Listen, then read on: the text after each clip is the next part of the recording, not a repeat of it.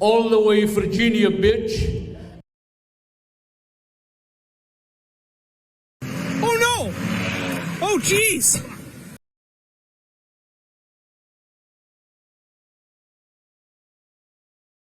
What is the major problem, do you think?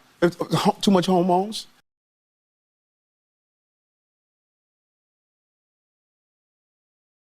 Well, why you do it then, baby Billy? Well, 'cause I'm selfless. And there will be gorilla shit all over down there.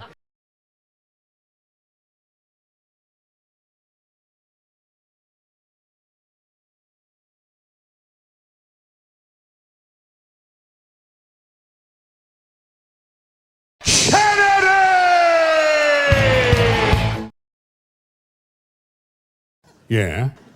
Didn't help. The Almighty says, don't change the subject, just answer the fucking question. 8 weeks from me, you're going to be ready for a commission in the Waffen SS. Who the fuck okayed that? You can't handle Big Diesel anyway. My meat would have you in the hospital. Oh, fart nigger. God-awful bunch of malcontents. I hope you all kill each other. Rest now, brother. We have the watch, and I'll see you in Valhalla.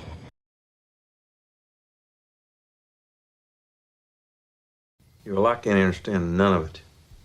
This one begat that one, and that one begat this one, and begat, and lo and behold, someone says some shit to someone or another. Just how retarded are you?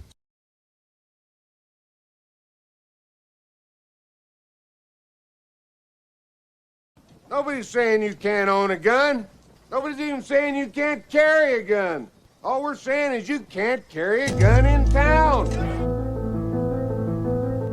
In certain extreme situations, the law is inadequate. In order to shame its inadequacy, it is necessary to act outside the law, to pursue natural justice. This is not vengeance. Revenge is not a valid motive, it's an emotional response. No, not vengeance. Punishment. Tonight we have a chance to say, yeah, you're right. We're too extreme, we're too wild, we're too out of control, we're too full of our own shit. Or we have a chance to say, hey, fuck you, you're wrong. Fuck you, we're right. Because you have all made it to the dance. Because believe me, this is the dance. Start the show.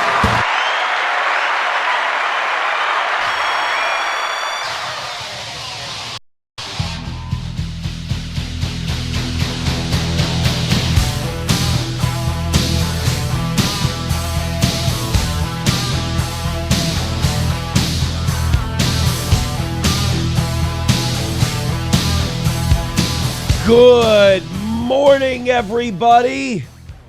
Do me a big favor. You ready? I want you to take one of those taps officially called that they use on maple trees. If I'm shouting, forgive me. My right ear's still plugged. Take one of those taps that they put in maple trees and then put one here and put one here, and take a rubber mallet and just smash those fuckers right into here, just right into these spots, and just watch all the goop and the mucus just pour out of it. Could you do that for me? Could you do that for me? I would appreciate it. It's been enough time. This is like day 7. I think Tuesday is when I start. Well, no, Monday is when I started to get the sneezes and the tickle in my throat.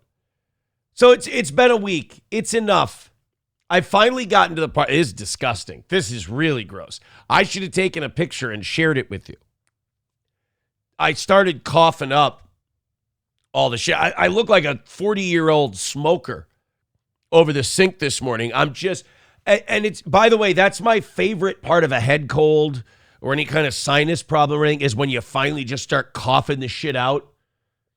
Always takes longer than you want it to, because you're like, there can't be that much left. Like, there just can't be. And it's that wet cough. But by the way, eat breakfast later. Don't worry about it right now. There's going to be some boners before 7.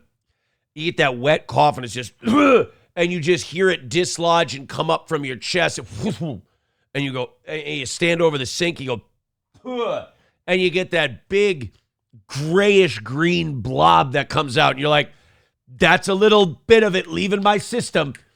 That's a little bit more just coming out, blowing your nose for a week. And there's still more of this shit. I did get out on the golf course this weekend. I can't say that was probably good for all of this, but what am I going to do? It was beautiful out. I had a great weekend. Friday was awesome. I think, I can't really talk about the main thing, but there's plenty of reports out here that Tiki person or whatever, I think, pretty much crushed it. They remembered shit I didn't know about. But there's all kinds of third-party. There was some guy reporting there, Mark Lindquist, Turnquist, something like that. And then Mama K was there. So you get plenty of people are out there talking about it. I'm not going to. I can talk about the other one. I can talk about one of the two, because one of the two hasn't started yet, and it probably won't start now.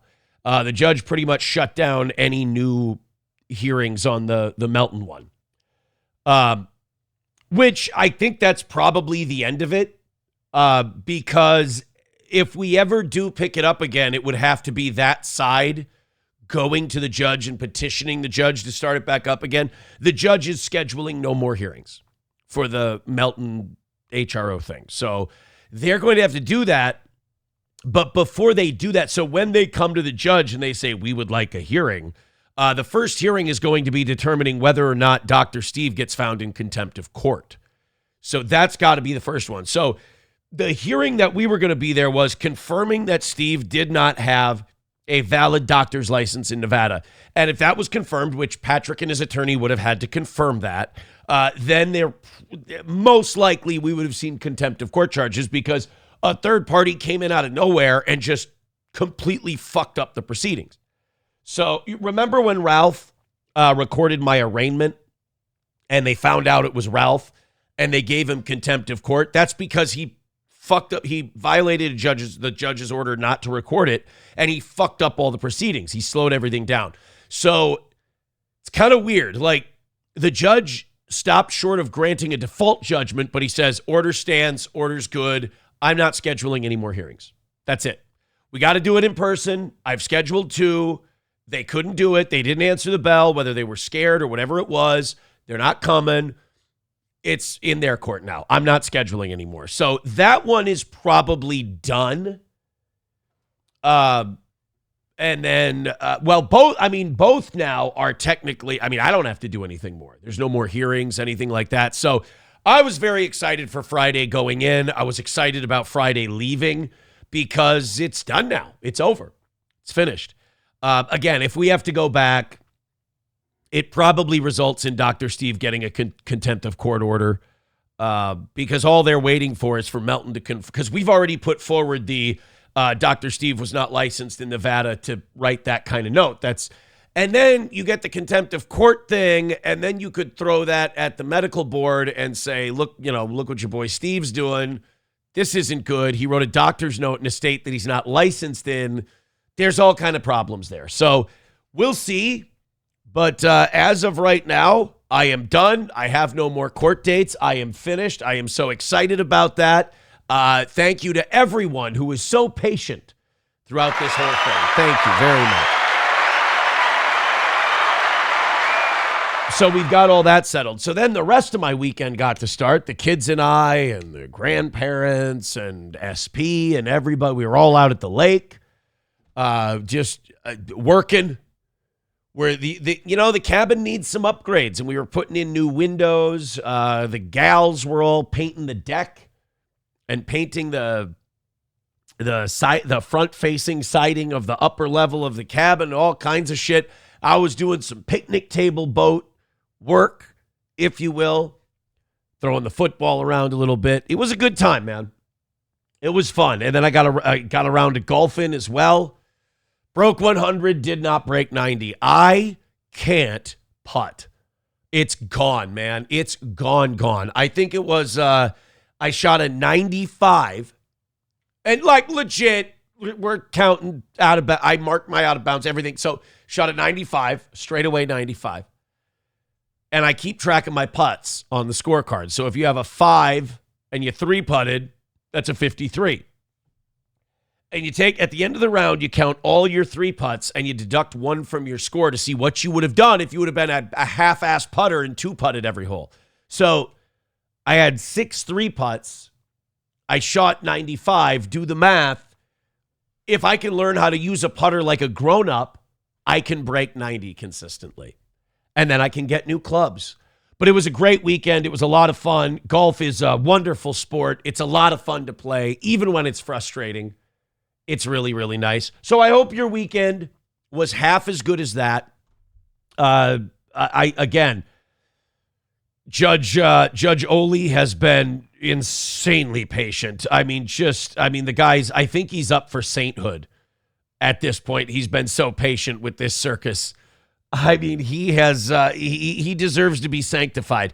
And then my attorney, Brian Johnson, Heller and Thien. Guys, if you need anything, civil, criminal, divorce, anything. Well, I love Casey Cobe too. He's crushed my 2 divorces. Just fucking terrible thing to have to say. But Casey Cobe's great for that. Brian Johnson. I'm telling you right now, if I would have known about Brian Johnson during that fucking criminal shit, I would have used him. And because Todd and I had an argument. I said, there's nothing to convict here if we go to trial. We're good. Let's just go beat this thing. Oh, it's just $50. It's just $50. I should have been more adamant. Gino can't keep his fucking mouth shut. Just $50. Just $50. I think if Brian was there, we would have gone. We would have beat it. But what do you do? I didn't know about him at the time. I'm glad he was here for this. He fucking crushed it. I mean, it was like Babe Ruth calling his shot and then doing exactly what he said he was going to do for this whole process. I'm not talking about Friday. I'm talking about just this whole thing. The guy's a pro's pro. And if you need an attorney for anything, write it down. H-E, is it 1L? I think Heller and Thien. Let's make sure we've got this right. It is 2 L's. H-E-L-L-E-R and Thien, T-H-Y-E-N. That's where you need to go, boys and girls. Heller and Thien in St. Cloud. Brian Johnson is your guy. There they are. Heller and Thien, attorneys at law. Local lawyers who make you feel like family. They're great. HellerThien.com. That guy is, again, another guy. Patience of a saint to put up with high-level mental retardation. So this weekend, fun. Your weekend, I hope even more fun. And honestly, let's get on with the show. We've got a lot of stuff to talk about. We're all very, very excited. Look at these memberships coming in already. Unbelievable. Joey Caravello with $2 says, Aaron, have you had recent unprotected anal sex or shared needles or had a bad blood transfusion or tattoo? What Joey Caravello is alluding to, if you're not picking up on it, is he's asking whether or not I have AIDS. Acquired immune deficiency syndrome. I do not. I do not have AIDS. I am, I haven't been tested for AIDS, but I'm pretty positive I don't have AIDS. Thank you. Miss Tay gifting a membership to Aaron's Dancing Porch Minky. Miss Tay gifting another membership, this one to McBuster. Miss Tay gifting another membership, this one to Los Federales. McBuster gifting a membership. Oh, we almost had a golden shower. And I had no idea. We were one away. Thank you, guys. And then we've got a 5 from Red Fox Mad. He says, Aaron, the rich send their kids to private schools. Trump does not know the American people. Kai Trump graduated from the Benjamin School, a private college preparatory school in Palm Beach Gardens, Florida. We are going to get to some Trump stuff today. And I thought it was so funny that Trump did an interview where he goes, oh, I'm in charge. All these people saying Israel's running thing. I'm in charge. I make all the decisions. And then like hours later, Israel starts attacking Iran and Iran starts attacking Israel. Ceasefire broken. And Trump's like, guys, come on. Stop attacking each other. It's just, it's time to posit a new theory that perhaps Iran and Israel are working together to just make Trump look like an asshole. Like maybe this is the largest international practical joke ever played. That Iran and Israel are like, look, I hate you. You hate me. We're a happy family. But wouldn't it be funny if we got Donald Trump to like every time we push him to peace and he's like, we got it, guys. We're good. And then we'll all start bombing each other. And then he'll look like a cunt. And then they'll say that Netanyahu, you control Trump. That Jews control the United States and Israel's in control of Trump. And then we'll stop bombing each other. And then Trump will go, that's a conspiracy theory. That's absolutely crazy. Knock it off. I'm in charge. And then we'll just start bombing the fuck out of each other again. And then he'll go, but Mom, I got to do this now. It's that level of hilarious at this point. It's just Trump will say some shit. Israel will act like they have us on mute and just do the opposite of what we said was going to happen. And this fucking pussy that we have in the White House is not going to do shit about it. Redbird with $1 said, oh no. Oh, that was funny. Oh, that got me. That dislodged one, you son of a bitch. Redbird said a good attorney is great, but a better option is not to have lunatic gay sex in the first place. I suppose it's not going to help anything for me to say I've never had gay sex. I mean, what's the point of saying something if nobody's going to believe it? But that was bad. That was really bad. Red Fox Mad with $5 says the tuition at the Benjamin School in Florida ranges from $19,991 to over $38,000 annually, depending on the grade level. Damn. Veldrain with $1 says, so Jackass International Diplomacy Edition. Yeah, exactly. Remember that scene in Jackass? I think it's the opening scene in the first movie. Where they put that spring-loaded, gas-powered boxing glove behind the wall, and then they look, and then boom, the boxing glove comes out and hits them. Iran and Israel are on the other side of the wall, and Trump is staring at it, just waiting, and then bam, right when he thinks he has a peace deal. That's perfect, Veldrain. Yes. Guys, great start. Thank you very much. Keep gifting those memberships. We're 16 away from 500. 16 memberships away from 500. Thanks again. Redbird with $1 says 11 minutes in and you're already ranting about Israel.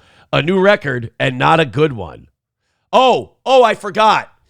Jews. We're not supposed to talk. This has never been a show where we talk about news.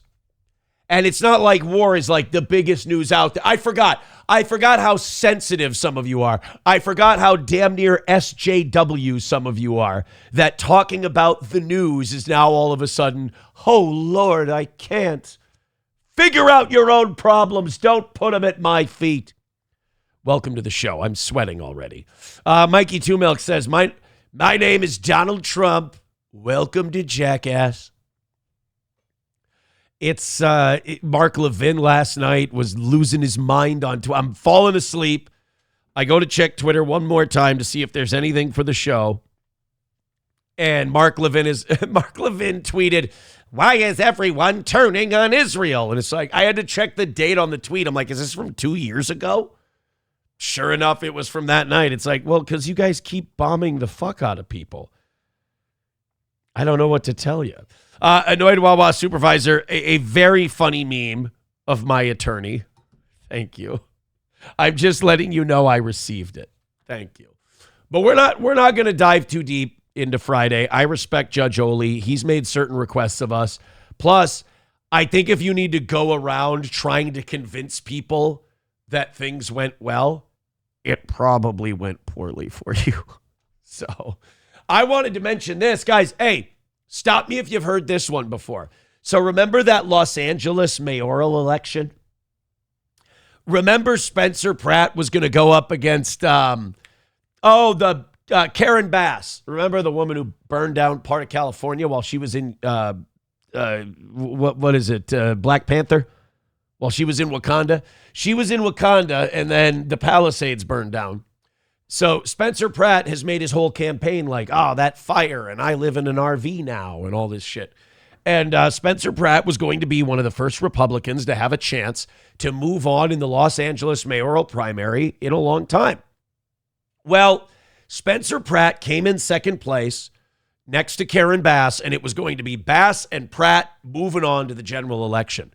You guys are not going to believe this. You know what they haven't counted yet in Los Angeles?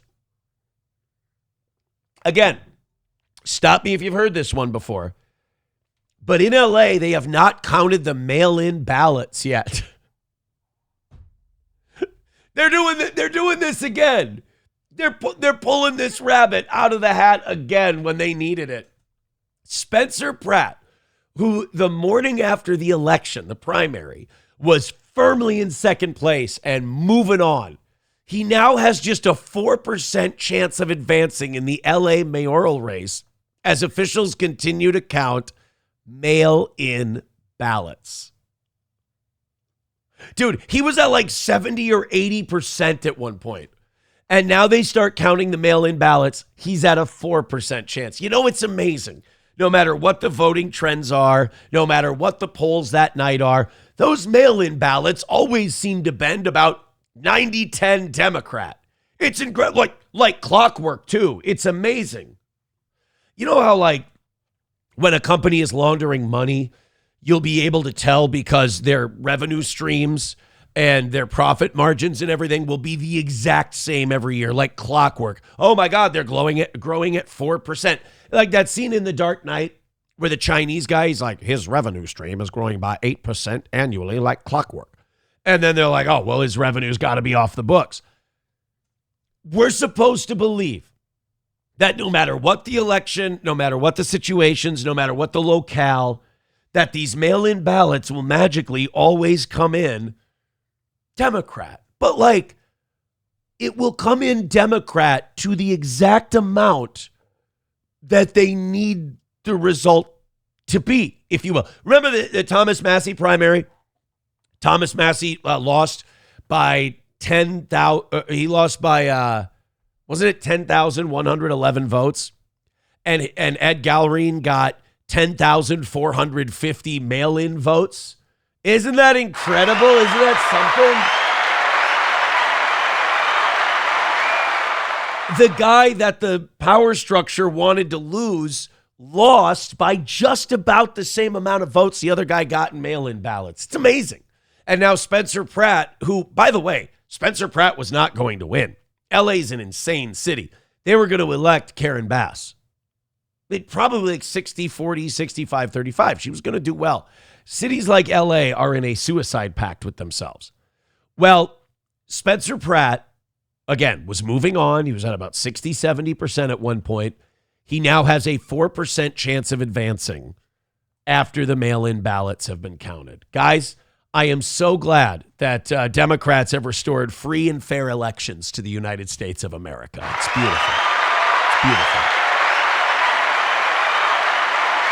All right, boys and girls, we're about 20 minutes in. The memberships are flying in. Let's say goodbye to YouTube, those worthless lout. And let's just, and holy shit, we're already flying over here on the old toe. Wait a minute, is it? Did we never go live on YouTube today?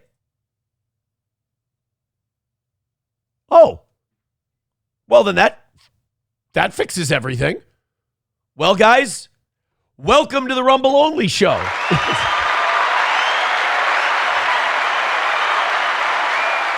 What do you say we just continue forgetting about YouTube every single day? Oh, let me give you a little something here. This is interesting.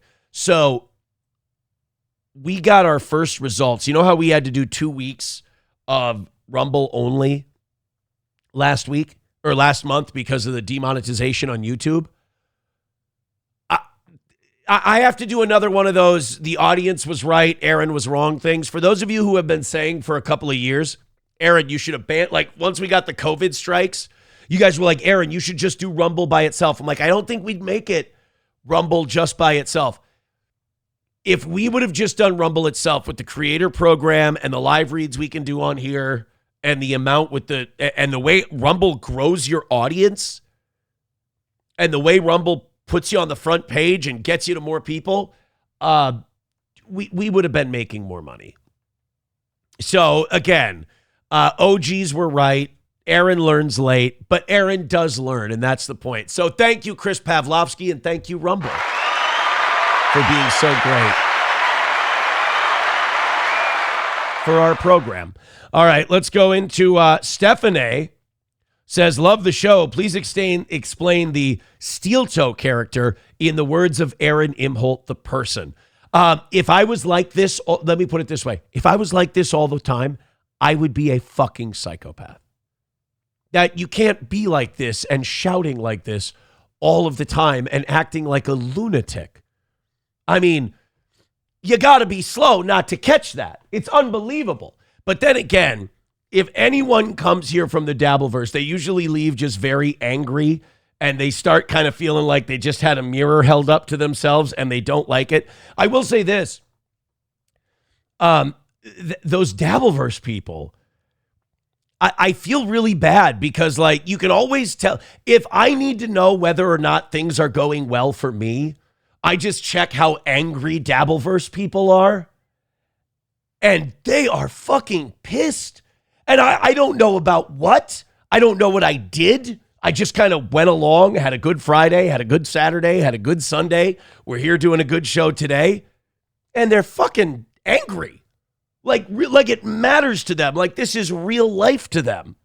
It's fantastic for a character study, but these people are broken. They are completely broken.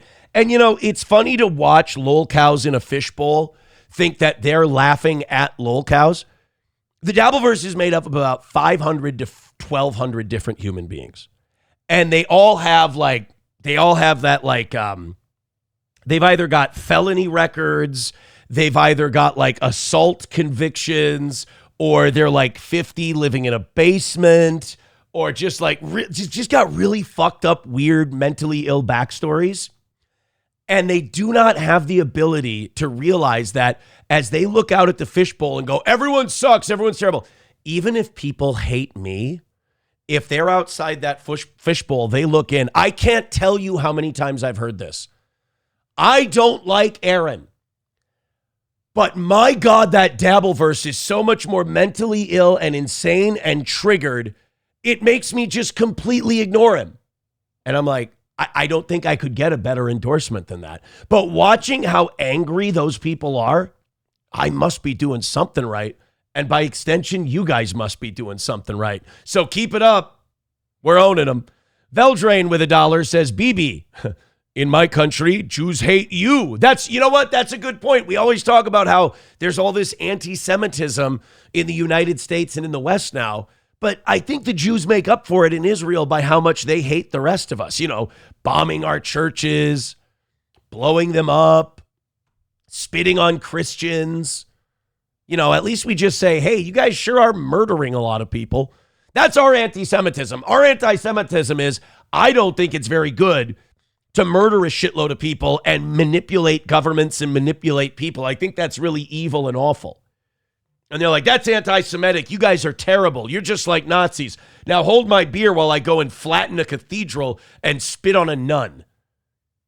It's like, you know, check me if I'm wrong, Sandy, but I think you guys might be far more evil than any of us.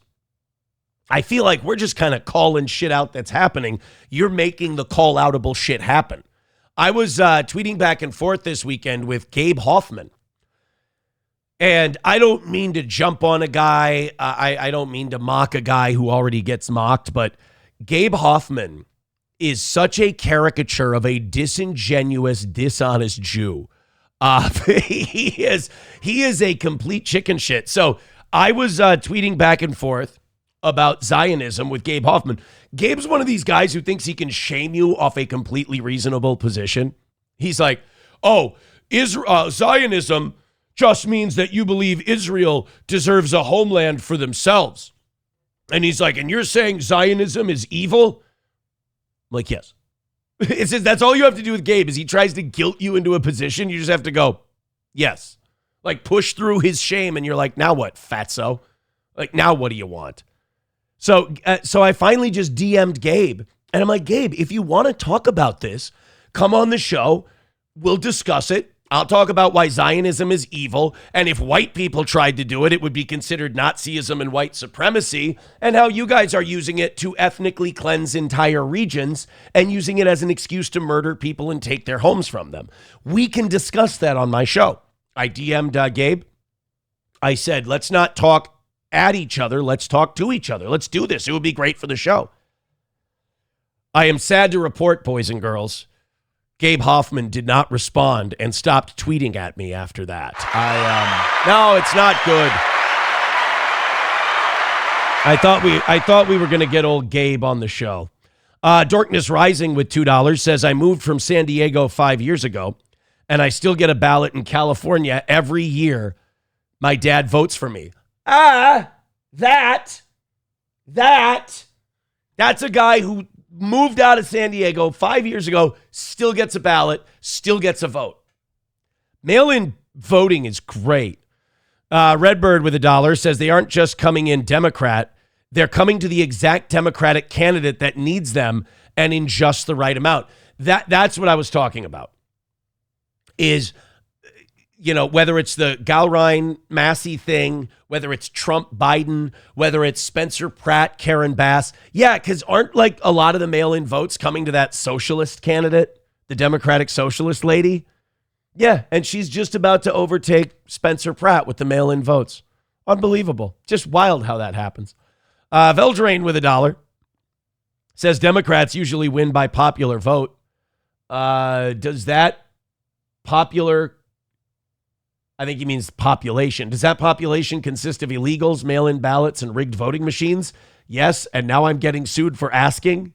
Yes. That's the other thing. Like, poor Mike Lindell, all he wanted to do was question why. Well, his was more the voting machines. He kind of fucked himself over with the whole voting machine thing. And so the problem with Mike Lindell is that he comes in, he's just a giant, he's swinging a big warhammer and knocking all this shit off the shelves and everything. He's not a very precise tool, shall we say. Los Federales with $1 says, hey, Aaron, can you show the pic I sent you on Friday that you refused to show because you stated, I don't like being humiliated for $1. It was the one where you're wearing your shirt, tie, and boy's vest. No, it was, I said I wasn't going to show it because it was Rumble Link Friday. And I always say I can't cheat the people throwing in $5 for a link by giving you special treatment for a buck. But yeah, we'll show it later today. We will. I don't think we need to stop the whole show for it, but I'll go find it a little bit later today. Guys, thank you very much. 16 memberships. Away from 500 and away from me doing an extra half hour on today's show. Let me just make sure I've got these counts right. Keep up the screens. Good. There we are. All right. So Spencer Pratt being fucked over by voting machines. Just like, again, Donald Trump, just like Thomas Massey. I think they're here to stay. I don't think we're ever shutting down the mail-in ballots.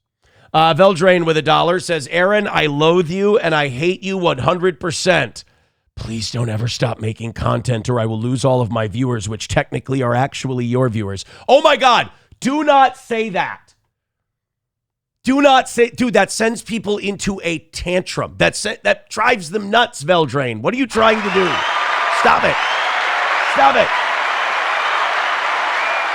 They don't like that we mock them on a regular basis. They're convinced that they're not massive failures who are watching a failed community. Don't point it out to them. Plus it's still fun for us because even if you point it out to them directly, they still produce milk for you. They're fantastic. Iran fires missile at Israel for first time since ceasefire. This is what I was talking about. So Israel wouldn't cut the shit in southern Lebanon. So with them not cutting the shit in southern Lebanon, Iran decided, all right, fuck you. We're just going to start bombing northern Israel now. If you won't stop going over the border, flattening towns, flattening villages, killing civilians, we're going to start bombing you again. So Trump says this weekend, we're close to a peace deal. Israel says, oh boy, we better drop some more bombs on Lebanon. And then Iran goes, hey, if your boy Israel doesn't stop fucking bombing Lebanon, we're going to bomb Israel. So like Trump's whole world is falling apart. Yesterday, he's doing all these interviews where once again, we've got a deal and the Iranians are on board with it and we're all set. And then Israel goes, oh, really? The war could end soon? Oh, we better try to bomb shit and conquer territory. And then Iran goes, we're protecting those people. They're like our ward. We're going to bomb you back.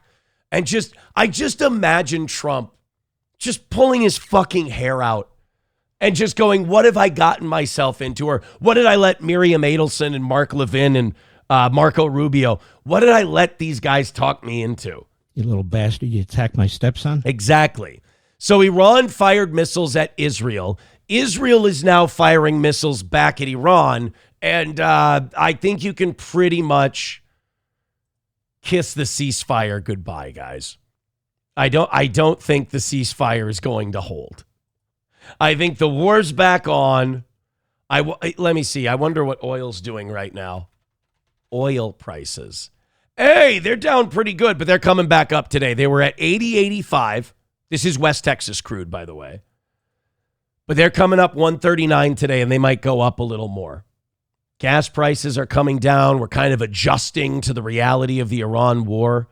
But honestly, Israel is just on this bend of every time this war's about to end. Because you have to remember what the Israelis wanted. Well, not necessarily the Israelis, but the government of Ben-Gvir, Smotrich, Benjamin Netanyahu. They want the Ayatollahs gone, and they want the son of the Shah reinstalled as the head of government because he'll sign the Abraham Accords, recognize Israel's right to exist, and we'll have another pro-Western, well, I mean, I don't think pro-Western, but pro-Israel government in Iran. And they'll continue to reshape the Middle East in their image. Like, if they can't have all the land they want in the Greater Israel Project right away, they'll try to basically create vassal states. But they can't do it by themselves. If Iran and Israel had it out one-on-one, Iran would fuck their shit up. So they want the United States to do it for them. They want to use goy blood in the sands of Tehran to overthrow a government. So we don't want to, I don't think. Well, the people certainly don't want to. The people didn't even want to start bombing Iran.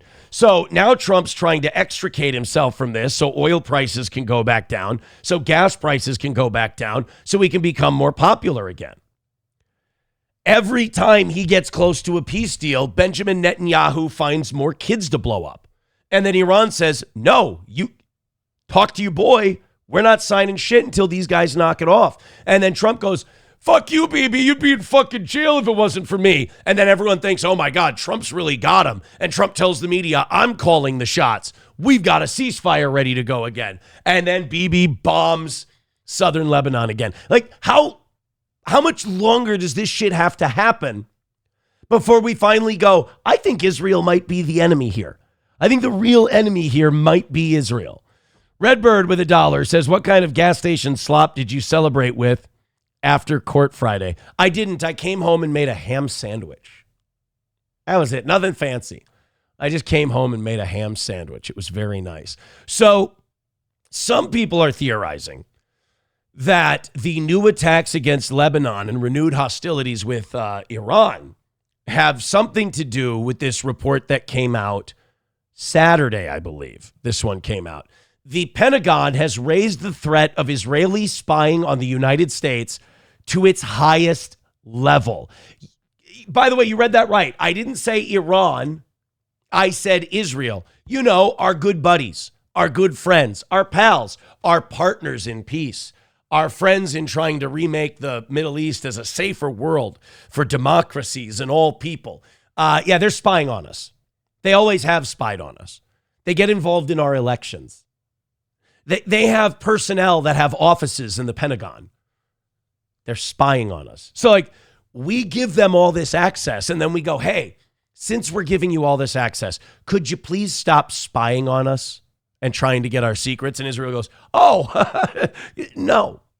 And then they keep spying on us more and more. So again, Iran's our enemy. Iran's these terrible guys. Meanwhile, the Pentagon has raised their threat level to its highest level of Israeli spying. The Pentagon is increasingly concerned about Israel ramping up its spying on the U.S. recently from the counterintelligence threat level from America's top ally in the Middle East to the highest level. Top ally in the Middle East. Oh, cut off funding, become neutral in all their wars, cut off the alliance. Let's see how long they last. The Pentagon's Defense Intelligence Agency in recent weeks issued the new counterintelligence threat assessment amid rising tensions between Israel and the U.S. over the way forward in the warpath with Iran. So basically, Israel wants to know what we're doing. What is our plan? What is our approach? What's our diplomatic and military approach to this thing with Iran? And instead of, like, you know, calling us, sitting down and talking to us, using Miriam Adelson to just tell Donald Trump what to do like they always do. Not only, imagine this. President Trump is your clown. President Trump is your guy. He does everything you want. He drags us into wars we shouldn't be involved in. Costs us tens of, if not hundreds of billions of dollars that we don't have. Jacks our gas prices up to $4 or $5 a gallon. Does all of this out in the open. And then you still spy on the guy. It's shitty behavior on top of shitty behavior on top of shitty behavior, and it never stops. And then you get gaslit into thinking you're some kind of anti-Semite by pointing out that I'd rather not have my country manipulated into wars and then spied on by our so-called ally for it. But we're the problem. The designation stems from concerns within the Pentagon that Israel is making a particular effort to surveil top U.S. officials to get information on the Trump administration's internal deliberations and decision-making on the conflicts in the Middle East. Don't you find it odd that every time we're about to end this thing, Netanyahu's got airplanes ready to go at a moment's notice to bomb the shit out of places? I mean, just like that, instantaneously. Missions that usually take hours or a day to put together. He's got them ready to go. Almost like he's listening to all of our conversations. But again, don't point it out.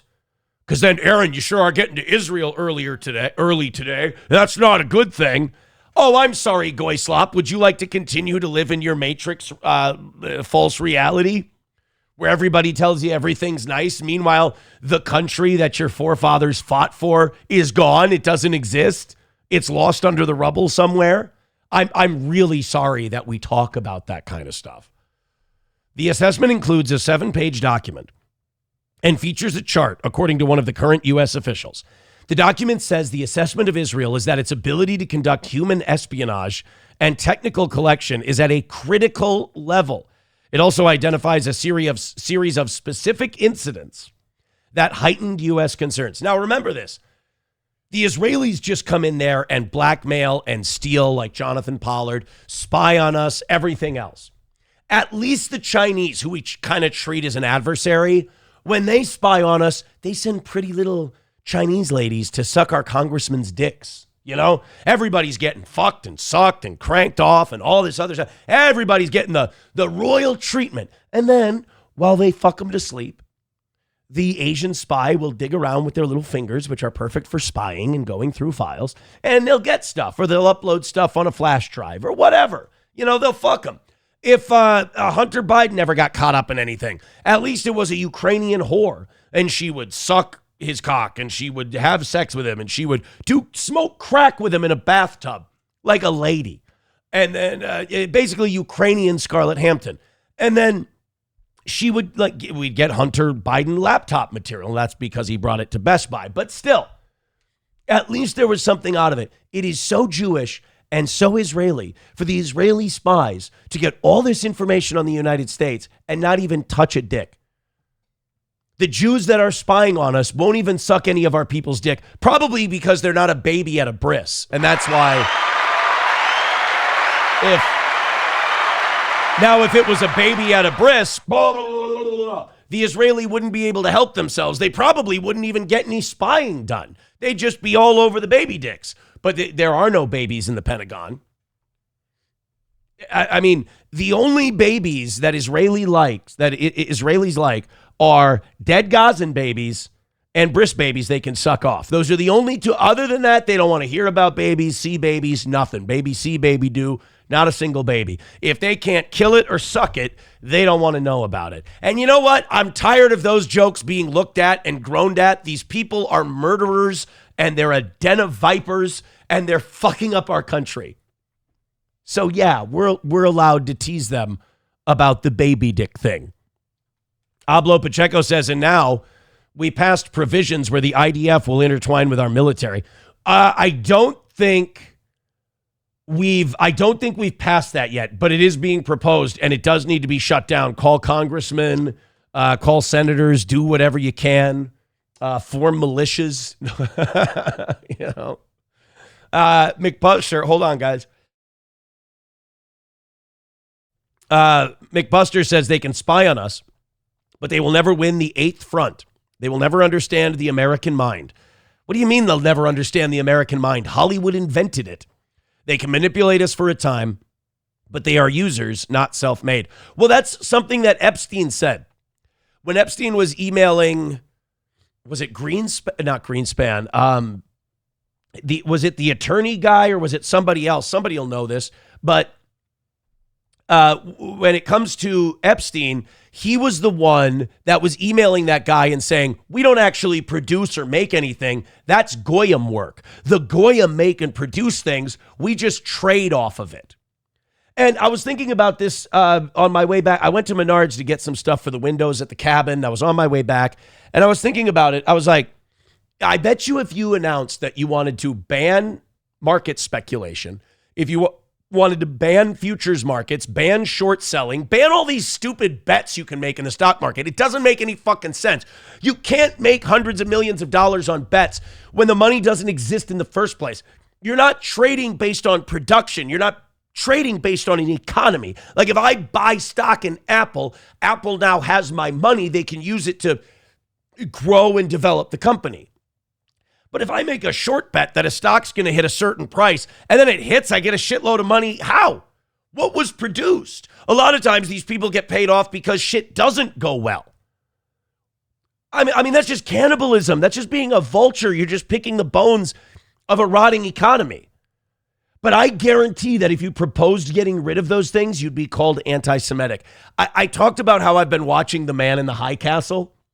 And I'm watching like the greater Nazi Reich on the East Coast is all run by Americans. And I'm like, you know, they did really evil shit to get here. They did really terrible, bad shit and killed a lot of people to get here. But I go, that society looks fantastic. It's clean. It's crime-free. And then I thought about it. I went a little deeper and I go, is America really that much different from the Nazis? I mean, we eradicated the Native Americans to build this, what was once a beautiful country, with the interstate highway system, you know, the 50s and the 60s. And we built this amazing country, but we committed genocide. We dropped 2 atomic bombs on Hiroshima and Nagasaki. We had the bombing of Dresden with the UK. That was a genocide. I mean, we did Nazi shit to get what we have. So I'm not going to go any further with that, but you understand what I mean. Like, I was going through Menards. I was going to pick up a window for the cabin. And as I drove through, I saw all this lumber, and I saw guys moving lumber, and I was loading the window and a couple of planks into the Tahoe. And as I'm loading it up, I'm like, this is an economy. I went, this is an economy. This was created by people. These are tangible things. Somebody cut down this wood. Somebody made these pallets. somebody, is working in the loading area here to transport all this stuff. This is a tangible economy based on goods and based on services. I'm driving through the lumber yard and I'm like, everything else is bullshit. Everything else tied to this, the futures markets, the speculation, the short sales, the hedge funds, all of that is bullshit and should be outlawed, and those people should be arrested. And I guarantee if you did that, people would go, is that anti-Semitic? No, because I'm not saying the Jews who are doing it should be arrested. But anyway, what I'm trying to say is, we could build a better economy, and it would be based on tangible assets, tangible goods, and real things, and labor and work, rather than gambling, manipulating numbers, and fucking over markets. Ethan Ralph in the chat, Killstream Live, says, this motherfucker goes wild on Rumble. It's what I do. Got to go to sleep now. Congrats on what sounded like a win. I won't say anything about win or lose. I'll just say I feel very good, and I don't feel the need to incessantly control a narrative. I feel pretty good. Balls Deep gifting a membership. Did Ralph get it? We want Ralph to get that membership. Gift those memberships so Ralph gets one. We're 15 memberships away from 500. Thank you guys very, very much. All right. I have to catch up in the chat here because I'm way behind. Mountain Jew says, Aaron said I have had enough room in the Tahoe for some 2x4s. I do. Cockdiff says, I want to see Aaron install a window. I installed 2 at the cabin last year.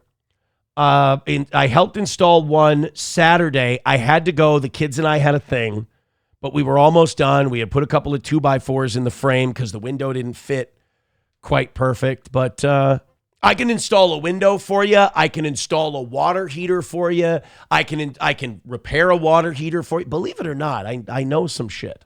Veldrain with $1 says, do the ends justify the means? Historically, yes. I mean, that's a great question, isn't it?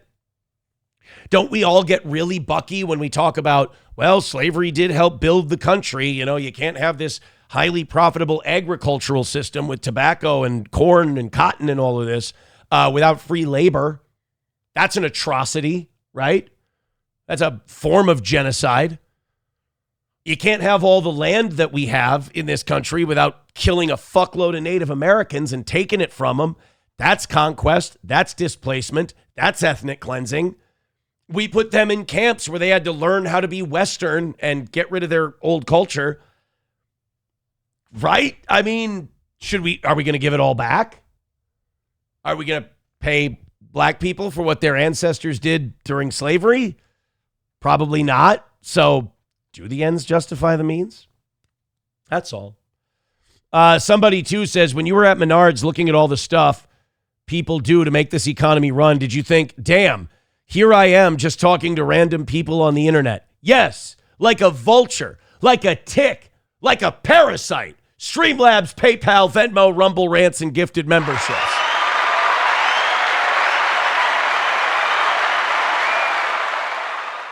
Balls Deep says USS Liberty. Yeah, what was today 59 years ago the USS Liberty, or was it yesterday? I thought it was the 7th. When was the USS? No, it was June 8th. Yeah, so during the 6-Day War, the Israelis slaughtered a bunch of naval servicemen of the United States of America, attacked one of our ships, and they said, oops, sorry, we thought you were Egyptian. Because, the American flag and the Egyptian flag, they look exactly the same. Here, let's do a side-by-side. U.S. flag, Egyptian flag. Let's take a look. Doesn't that look exactly the same? Look at those two flags right next to each other. I mean, if you saw that red, white, black, and yellow thing with bars on it, I mean, if you saw that flying from a ship, it would look just like the white, blue, and red striped in stars flag that's over here. I mean, they look exactly the same. So the Israelis thought that it was an Egyptian ship. So they bombed us, killed a bunch of our sailors, and then went, oopsie daisy, we still good? And of course, the United States of America went, we're fine. Just do us a favor. Try not to murder any more of our children. Try not to murder any more of our teenagers, our 18 and 19-year-old boys in the field when we come over. And also, when we come over and we give you the weapons and we give you the military backing that without us, you would have been driven back into the sea and Palestine would have been free. You would have been wiped out. You know, the country you stole your nukes from and everything else. While we're doing all of this for you, could we make a very small ask? The Israelis went, sure. Could you stop murdering our sailors and sinking our ships? And the Israelis went, oh, okay, fine. And like of the hundreds of people who were killed and wounded on that ship, did you know the Israelis paid out I think it was $10 million? Ooh, what's a life worth, huh? Special. Well, anyway, guys, 59 years ago, the USS Liberty was sank by the Israelis. Tim the Toolman Taylor says Israel should get the Japan treatment, 2 suns for a day. No idea what he means. Dan Bilzerian said if he's ever elected president, the first thing he does is go to war with Israel. Balls Deep with $5 says Israel needed our comms ship sank because we would have been able to prove they initiated that conflict. Fact. Yeah, it was an intelligence ship, the USS Liberty, and the allegation is that the USS Liberty had picked up comms chatter of the Israelis starting the war and committing atrocities. And they thought, well, we got to kill them for that. And they did. They certainly did. And if you bring it up with Thomas Massey or anyone like that, they're always like, yeah, it's fucked up. That's terrible. That's crazy.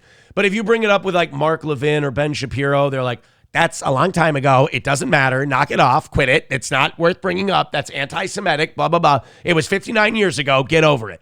Ben Shapiro will say the same thing about the Kennedy assassination. But talk to him about Israel not being a genocidal state, and he goes, me mom died in the Holly, which was 80 years ago. Wait, more than 80 years ago. That whole thing started. So that's not too long ago. But the USS Liberty, the assassination of JFK, all of that, come on. Why are you guys still whining about that? It's such a long time ago. Oh my gosh, my golly. And then, of course, in the chat, Brett McCart goes, Japan was never nuked. There's that too. You know, there's a lot of people who believe nukes don't exist. We should look into that. Why do people think nuclear weapons don't exist? Somebody, too, says, and nowadays Israel says it out loud when starting a war, their reason, well, they were being anti-Semitic. Yeah, I heard that, I heard this whole thing with Iran started because Ayatollah Khamenei said that dreidels ain't shit, and that hurt Netanyahu's feelings a lot, and he felt like he had to stand up for all the Jewish people. And then, the IRGC, they said that, potato pancakes are for, quote, faggots. And so they had to bomb southern Lebanon. It's a reaction to anti-Semitic aggression, really. Fluffy Eye says nuke testing videos are fake. Part of me wants to go down this rabbit hole today. We have those YouTubers who aborted their Down syndrome baby. We have that coming up. We're going to shit on Minneapolis a little bit later. We have some Hulk Hogan news. But now I kind of want to go with why do people think nukes are not real? Nuclear bombs don't exist. God, it's a 17-minute video, though. Let's do the 12. Here, this nuclear conspiracy theory is crazy. 12 minutes. Let's see if Johnny's ready to go. And then maybe we'll start this here in a second. Brett McCart says, let's do the Down syndrome baby thing. Oh, no. We're going to get to all of this. We're going to check all of it out. We're going to do the whole thing today. Right now, we're over. Holy hell. We haven't even been going for an hour today, and we're over 600 people. Guys, do me a big favor. Hit like, hit subscribe, hit follow. Rumble responds to that. We're kicking ass in the algorithm. Before we bring Johnny in, let's see where we're sitting at on podcasts. An hour in. The podcast category. Here we go. Oh my, we're in second place. We are just 48 people away from Bubba the Love Sponge. 48 away from Bubba for first place in podcast, guys. There it is. Take a look. Hit like, hit subscribe, hit follow. Let's go. And now, there he is. Johnny is here. Good morning. Good morning. So we have a Down syndrome baby? Nice. No, we would have. We would have had another Down syndrome baby, but 2 YouTubers decided to murder it and then brag about it on YouTube. And then when people went, holy shit, that's a horrific thing you just said, they went, everyone's being mean to us. This isn't fair. I don't know why they... Well, I kind of understand their point. I mean, you expect praise when you do God's work. Now, you understand, as a Catholic man myself, I do not believe that is God's work. I believe all abortions are, you're killing a human being. What's a Down syndrome baby? That's the devil. You ever hear them talk? They're the nicest, sweetest human beings who have ever lived. They're literally like you see the face of God in every Down syndrome child. Oh, dear Lord, if that's the face of God. It's a metaphor. I want to live as long as possible. It's innocence and happiness and everything else. And they killed it. By the way, who the fuck are you to say that we should be getting rid of people who are poorly formed? I'm not poorly formed. I just have a... Way to root against the squad, bro. I have a neurological disease. Don't lump me in What with the fuck is Down syndrome if not a neurological disease? Dude, you come out of the oven half-baked on that. When I was fully formed, it just was with defective if anything, product. with Down syndrome, you come out too baked. It's extra chromosomes, so you were left in the oven too long. How dare you put yourself over Down syndrome? But I don't mean that as like your Down syndrome, but like you understand the same people who would go, yeah, I understand aborting Down syndrome people, it's fine, would say the same thing about multiple sclerosis people. Yeah, except you're not born with multiple sclerosis. It happens later in life. So what? We should have a late term abortion for me. It should have kicked in when I was 20 when the MS took hold. I don't know. I'm not opposed to this idea either. Let's just. Oh, you just want to walk the dog on this a little bit. One thing euthanasia's all right if we could avoid this shit. Like, all right, I got it. One thing I would like you to do is turn up your mic a little bit. All right, how's that? Oh, that's beautiful. That's what you just did there. Perfect. Joey Caravello with $1. No, see, this is what Johnny tried to say. No, Aaron, so you're saying God is a retard. That's kind of is. No, I'm not saying God is a retard. I would never say God is one. He's saying he looks like one. The face of God, meaning the embodiment of innocence and goodness. That's what God only becomes cross-eyed when cross-eyed when he comes. We don't talk about God coming. God's not coming. I mean, he's coming, but he's not coming. He's coming. supposed to come at least once more. No, he's not, but he's not, he's not coming. He's coming.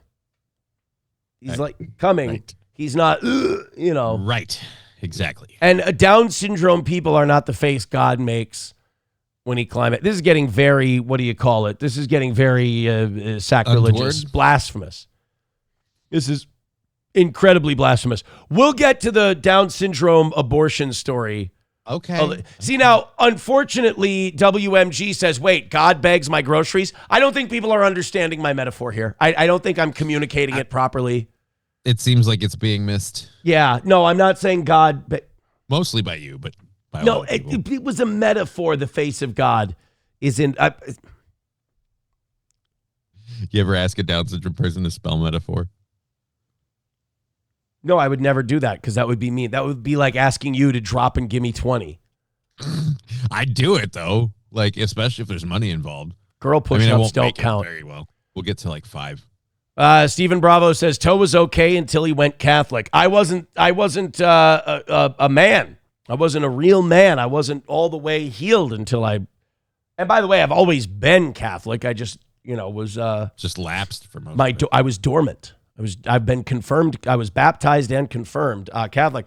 This past Sunday, bro, Mass it was my favorite Mass of the year. It was one of the readings was my favorite gospel passage in the whole book. The whole thing. It like lays out Catholicism perfectly for you. It was the celebration of the Holy Eucharist this Sunday, the body and blood of Christ. This is what sets us Catholics apart from all the other maniacs out there. You guys are cannibals. But he told us to be cannibals. Right. I'm not saying it's a good or a bad thing. You're taking it as like a negative criticism. I'm just saying what sets you apart is you guys are cannibals. So Jesus told us to eat his flesh and drink his blood. And like the Jews that were following him were like, you mean metaphorically, right? And he's like, listen, motherfucker, I said, eat my flesh. And they're like, you mean like in a spiritual, eat my flesh? And then a bunch of them left him. Like when he was teaching that, a bunch of Jews turned and went, all right, this is fucking crazy. I'm leaving. Or as we called it in the 1500s, the Protestant Reformation. Same thing. Bunch of people couldn't keep the faith and went, ooh, we need it to be easier than this. And they bailed. They said, it's not really his flesh and blood. You're like, eat my ass. Yes, it is. And then, or as I wonder how that one would have gone by. You know, there's more meat back there. Or as we call it, well, yeah, he's kind of literally saying it.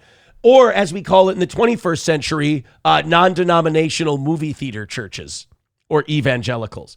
So the reading this Sunday, and by the way, blame Stephen Bravo for this. He brought up the Catholic thing.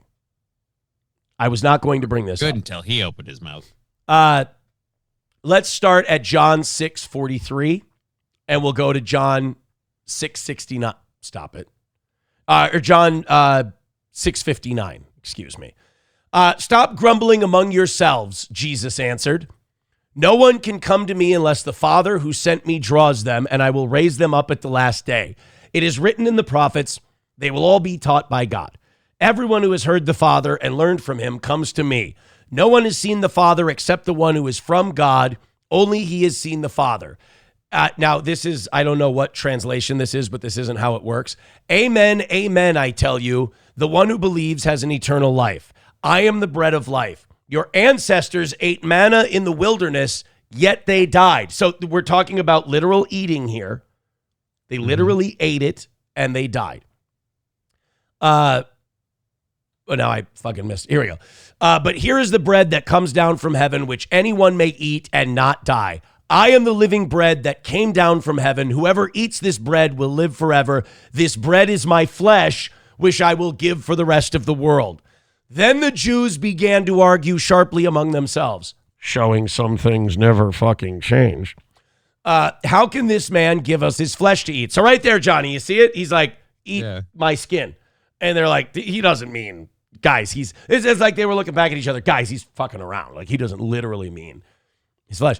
Jesus said to them, amen, I tell you, unless you eat the flesh of the Son of Man and drink his blood, you have no life in you. All right, so that would seem to like clear it up. Like he's saying, eat me. But just in case, for the people in the back who might be like, he's kidding, right?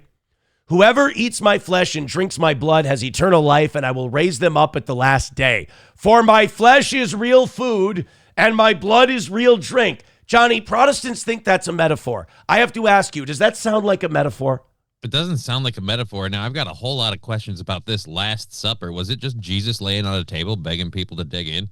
Well, the Last Supper is kind of like picking this conversation back up where they left it.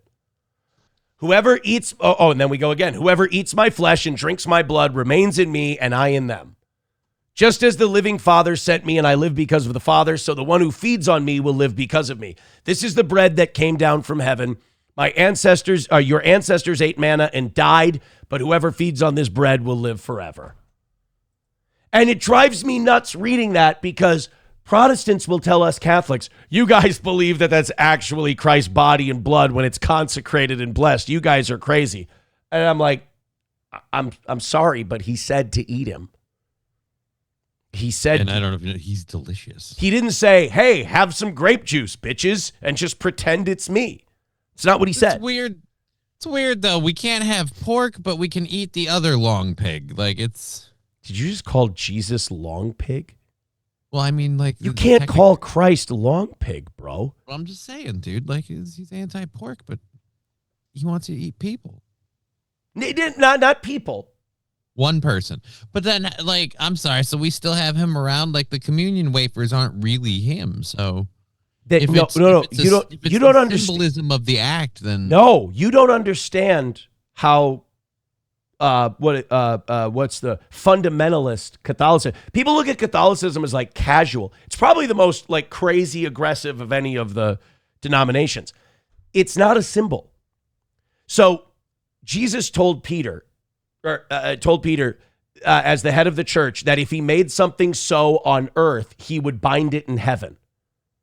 Right. So that gives priests who have been consecrated and blessed, the ability to ask Christ to be present in the Eucharist, to turn the bread and the wine into his body and blood. We believe in a thing called transubstantiation, that when that priest prays over the bread and wine, that it becomes the literal body and blood of Christ.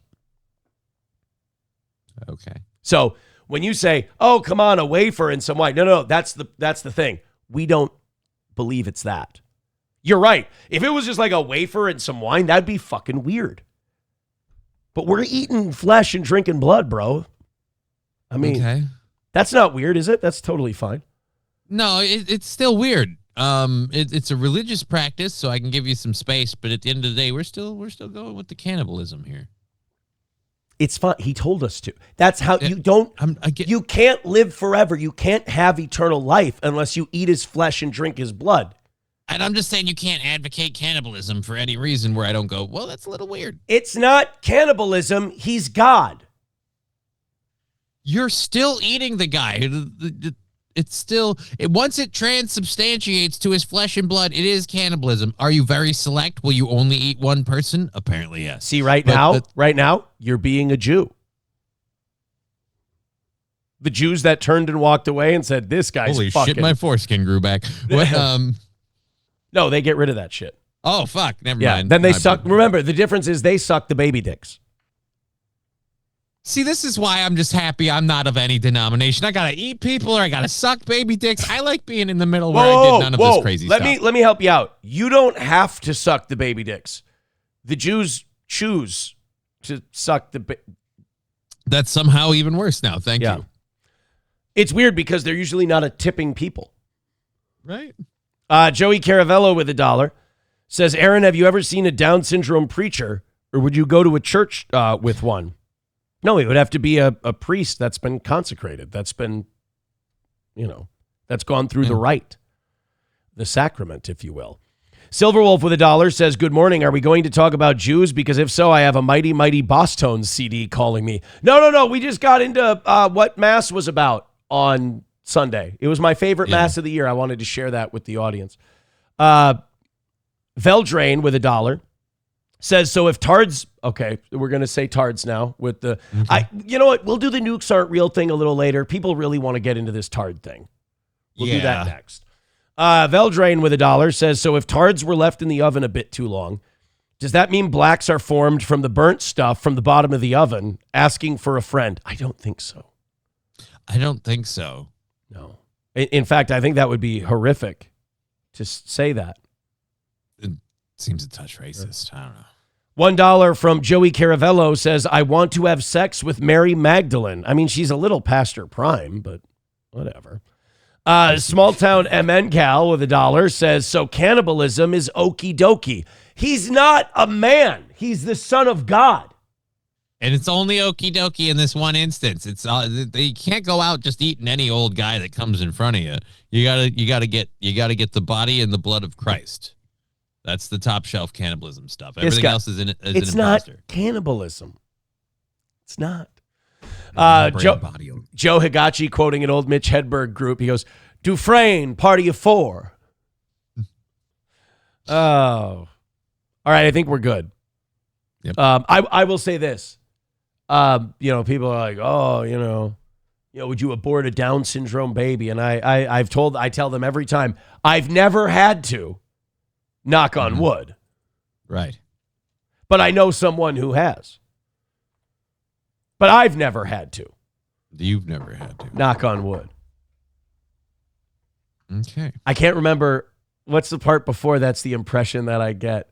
Oh, because I know it isn't good. Mm-hmm. That's the impression that I get. That's a great Mighty Mighty Boss Tone song. You know what song I was playing a lot this weekend because I haven't heard it in a long time? One of my favorites. REM, Man on the Moon. Oh, God, that's an old one. It's a good song. Love that song. Chevrolet JB with $1 says, have you confessed your sins yet? Forgive me, Father, for the gay twister. I did Thursday. I'm not going to say what. It's very private. But I will go again because I remembered some shit. I was telling people, like, I got a lot to confess. Like, it's been a long time. It's like, you know, I don't want to lay it all on the guy all at once and be like, forgive me, Father, for I have sinned. And then like 3 minutes in, he goes, whoa, whoa, whoa, whoa. We're going to have to handle this in 2 sessions. I feel like it might be more than 2. Are you one of the people that like you have to get like the priest has like a book and he has to pick the page marker out and you guys can just pick up where you left off? When the vestibule starts to smoke and start on fire, then I have to leave until next time. I just thought that happened when you entered it. Okay. It just, I have to, it's the level of sin heats it up and it ain't. And I know it isn't good. That's the impression that I get. MSO says, when are you going to confess for the gay sauna? I've never had a gay sauna. Ever. Unless you think all saunas are gay saunas. I mean, if you want to have one, now's the time to open one in Minnesota, apparently. Yeah. I think Ryobi figured it out. He goes, Aaron, what you should say is, forgive me, Father. Just Google me. That would shorten it just a little bit. Hold on. All right, Father, you're going to need to pull up the internet browser and do some homework, and then it'll really streamline this process. So I'll come back next Sunday. You get a free, 15, 20 minutes. Just jump on the net and Google me, and then you go ahead. Jump back in and we'll fix it. Or he'll die. See, this is all the bits and stuff. Now, this is divine intervention. He has to blow his nose. Get all of the evil out. My goodness. Someone saying you can't receive the Eucharist unless you've gone to confession. That's not true. You cannot receive the Eucharist and you will not be saved if you have not confessed to mortal sins. If you haven't gone to confession and confessed kind of venial sins or whatever, it's not going to take hold quite as much. So you should technically go to confession on Thursday, go to Mass on Sunday, and you'll be as clean as humanly possible. All right, let's go into the Downs. Everyone wants to talk about the Down syndrome kid? The Downs killers. Yeah, no, there is no Down syndrome kid, remember? Oh, that's right. This is a happy ending. The fucking Downsy baby killers ruined that. So I don't know anything about the Ridgways. Do you know about the Ridgway family? Mm-mm. They're a couple on YouTube, and they had a test done while the woman was pregnant, and it said that the baby was likely going to have an extra chromosome. It was going to have Down syndrome. So they aborted the baby. Now, I'm not here to tell people what they can and can't do, obviously. I would not do that. I think it's wrong. I think it's a sin. I don't think any baby should be aborted. However, I don't feel like it's my place to pass judgment on them if they just privately, they got their Down syndrome baby, they have an abortion, blah, blah, blah. But I think where this story becomes in the weeds, and I think these people become fair game for criticism and calling them, as I would, evil fucking cunts that are straight from hell. About it on the internet? Is where they go on the internet and they, first of all, anytime you cry on camera, it's at least 10% fake crying. Because a camera's there, like it's heightening the moment. Whether you know it or not, part of that crying is put on. Because you're in front of it. You're conscious of the camera. So it can't, in my opinion, it can't be a 100% real moment. It can be you can have a real moment on camera, but if you're going to talk about something that is going to make you upset and you're going to get upset on the camera, then yeah, that you're going to be getting performance of what would you call it, like support from that, performative support, because people are like, oh my god, they're so sad, thing. Yeah, you're putting it on. And also, if you broadcast that to people in a way where you're like, oh, poor us, oh, sympathy, oh, whatever, we're still alive. Yeah. Oh, god damn it. Kid got the lucky way out. You can't go on, invite a reaction, and then be mad that you got a reaction. So these are the Ridgways, Jesse Ridgway and his wife. So I'm not familiar with their content. Apparently they're popular. This is what, I've always called it the Ethan Klein phenomenon. Ethan Klein has millions of fans, but most people have no idea who the fuck he is. Yeah. The Ridgways, I don't know if his wife is part of the content creation or not, but she was for this video. Let's go ahead and check this out. Last Thursday night, I think, this lit the internet on fire. And then we have some reaction to it from the Ridgways a little bit later on. But here we go. Here we go. So we're going to see the result. I have to download the official report. Abnormal. First off, let's not do this live. Yeah, why are we on the floor, huddled in a corner, staring over our phone? This doesn't, like, I don't think people need live updates on your life this hardcore. Like, this is a little bit much. And also, why is she crying already? Well, she's crying because she's so upset about the abortion that she chose. Well, no. What I'm saying is, it looks like he's looking this up, like, on the spot. Like, we're looking up this test result now. Like, here, watch the beginning again. It sounds like he's saying, all right, here we go. Let's see the result. Here we go. So we're going to see the result. I have to download the official report. Abnormal insight result. Consistent with trisomy 21. No. What is it? Wait. Where are you seeing this? This is weird. See, this is what I mean. This feels like reality TV where they already know and they're reshooting it. Mm-hmm. Why is she crying already? She hasn't seen the results. Yeah, you're a little upset for scrolling. Let me see. I can't see it. Such a fake. It says abnormal insight result. Blah, blah, blah, showed 3 chromosome 21 signals consistent with trisomy 21 Down syndrome.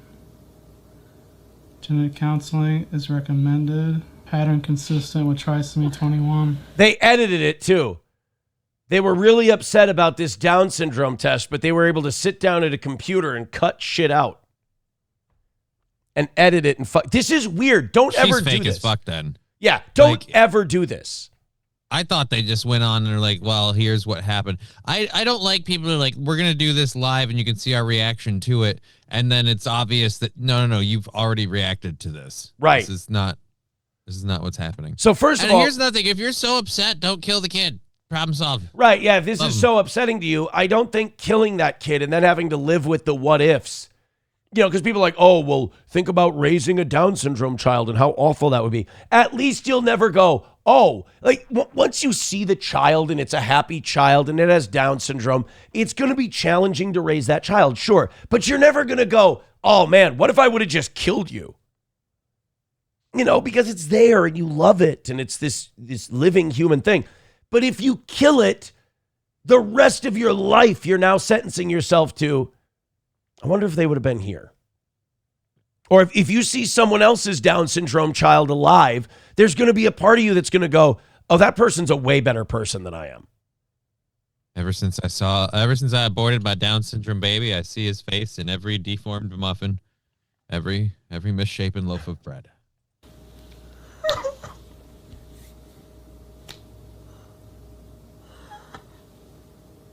Like, they know a camera's on them. You know what I mean?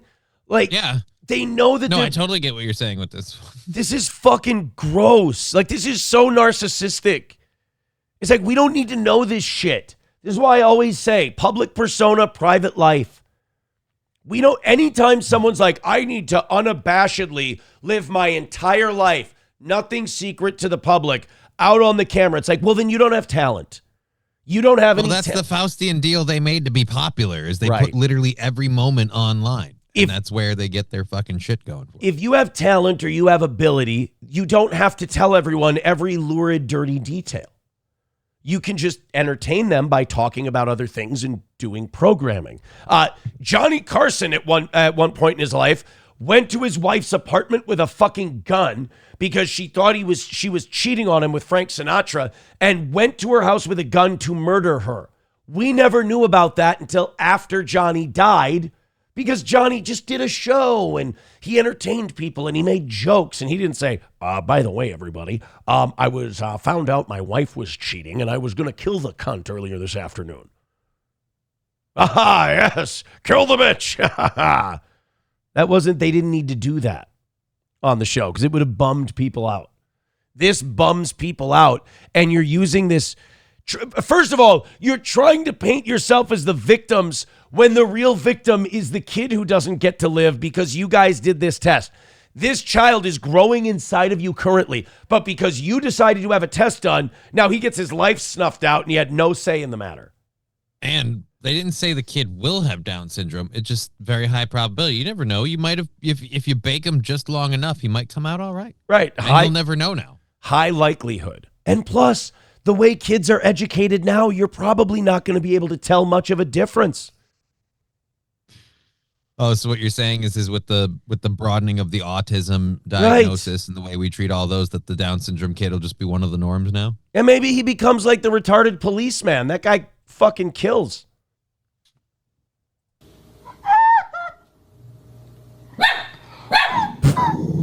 Hey. I love the dog. The dog's trying to tell you. Right idea. The dog's trying to speak dog and go, you look like cunts right now. You look like cunts right now. Stop looking like... The dog was trying to yell cut. I thought it was calling them cunts. And cunt or cut. One of the... Cut, you cunt. I think that's what the dog was saying.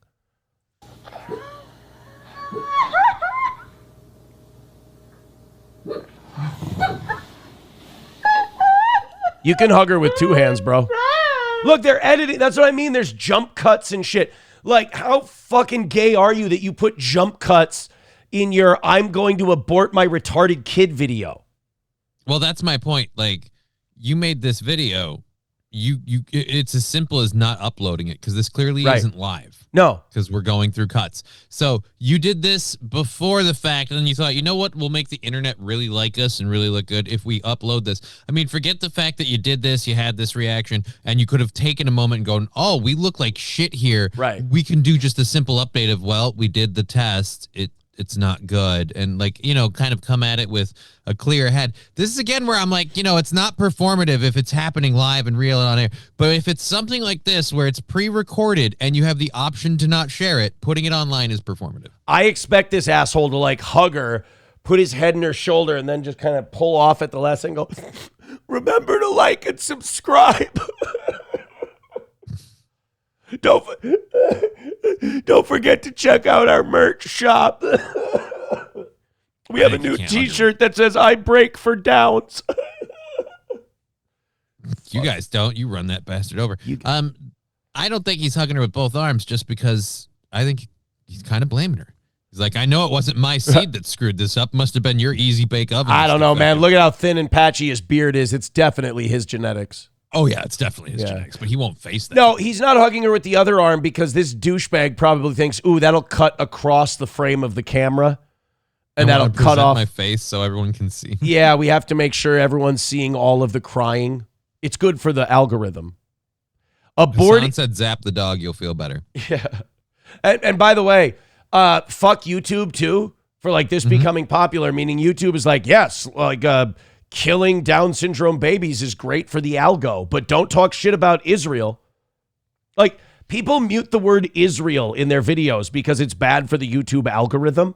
Right. But saying we're going to murder our Down syndrome baby, YouTube's like, well, we got to push this to the hilt. Calling out a country for its behavior, not good. Murdering a retarded kid, hey, like and subscribe. Aces. Not the result we wanted to see, guys. I started to get kind of a not good feeling just when the results were sitting here. That's why I didn't want to open them. I started to feel really uncomfortable. Stop the video. You started to get upset the minute you got results. Yeah. Just kind of in shock, like truly. We talked before this, guys, about what would we do if we confronted this scenario. No, see, this is where you cut the video and you don't tell us.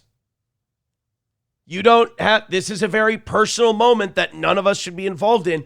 And if you're a talented entertainer, you don't need to broadcast this. But they're live streamers. We found out, hey, do we financially have the ability to support a child? Yes. But this one might be really difficult. So we figured, you know what? Let's just whack him.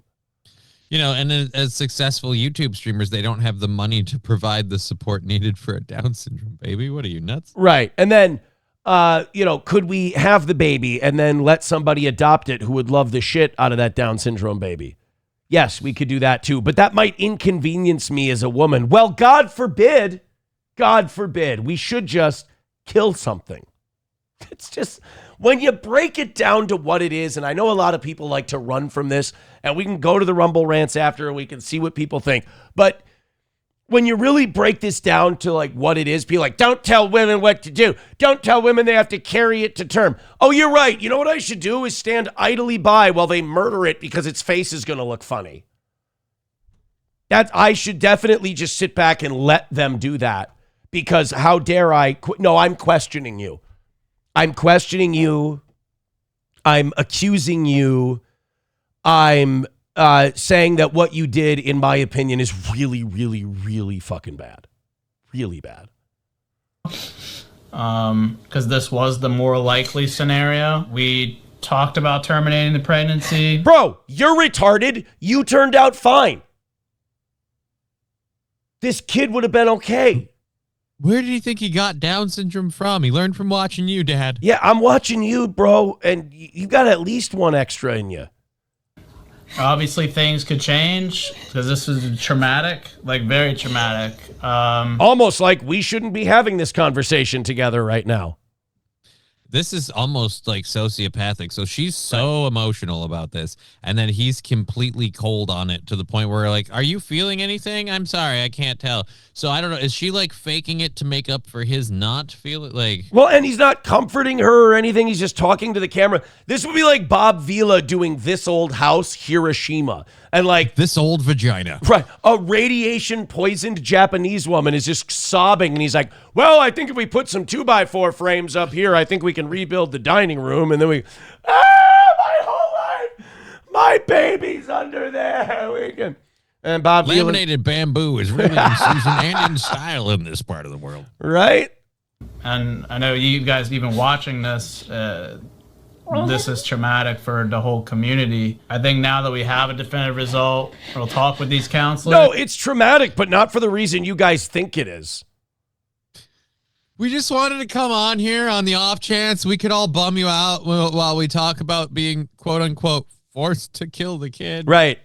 We just how unhappy we are about it, but thank you for all the super chats. I really appreciate it. And no matter what, you do a video like this, you're gonna come off shitty anyway. Because let's say the test is good news, and you're like, yes, all right, this is great. I'm so glad it's not Downsy. We would have had to kill it. You're like, what? Wait, what? Wait, what? There is no good end to this video.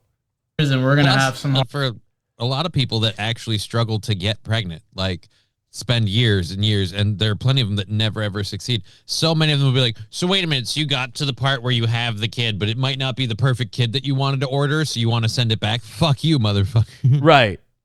hard conversations. Typically, if the initial FISH result shows trisomy 21, the final full karyotype or microarray analysis also confirms it in more than 99% of cases. It's just all very overwhelming and confusing to navigate. Ashley is almost halfway through this thing.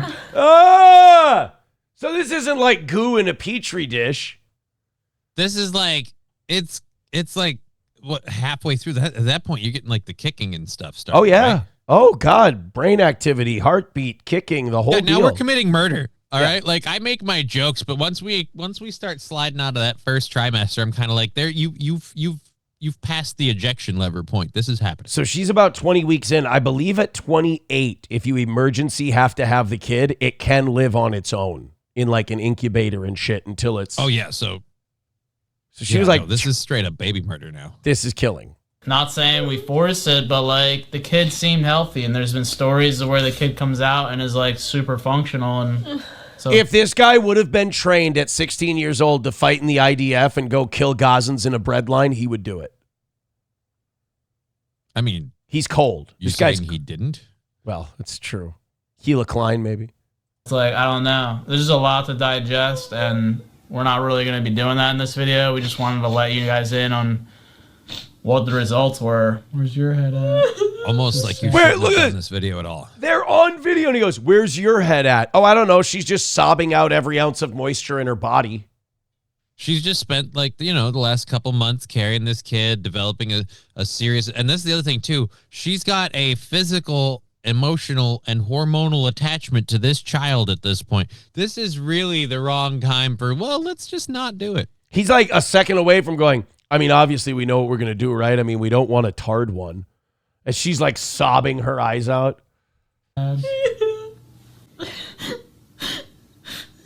Oh, now he's got to try and cry. He has to try to cry because he's on try camera. to cry. What a pig. Just things have been. This guy's a dirty. Fuck. This guy's a dirty pig fucker. Her, it's hard to tell because I mean she's carrying the thing. It's more. I give her a little she's more emotional. grace. But yeah, no, dude, he turned it on and then turned it off. Either they jump cut it and it made him look bad, or he just literally was like, well, it sucks. Like, whoa, dude. You know what I think happened? He tried to cry and he couldn't cry. Tug Speedman, he can't cry. He can't cry. And so he just cut that part out. Rum Tum Tugger Nuts. What's going on, bro? Rum Tum Tugger Nuts. It's the pecker. Pretty dark for a while for us. We got a Down syndrome baby from Cutesville, bro. We thought this was going to be a Wait, you're aborting it? That's like pistol whipping a blind kid. We don't do enough Tropic Thunder on this show. I don't think so. nice little ray of sunshine. I'm the dude aborting the dude who doesn't look like a normal dude. What do you mean, you retards? You know, I turned to my wife. I said, we got to have an abortion. She said, why? You never go full retard. Sean Penn, I Am Sam, 2002, went full retard, went home empty-handed. Hey, congratulations on aborting your Down syndrome baby, especially knowing the Academy ain't about that shit. What? You really don't know? You never abort a full retard. And it's not. Oh, hold on, it's God. Shut the fucking video off. Please don't abort me.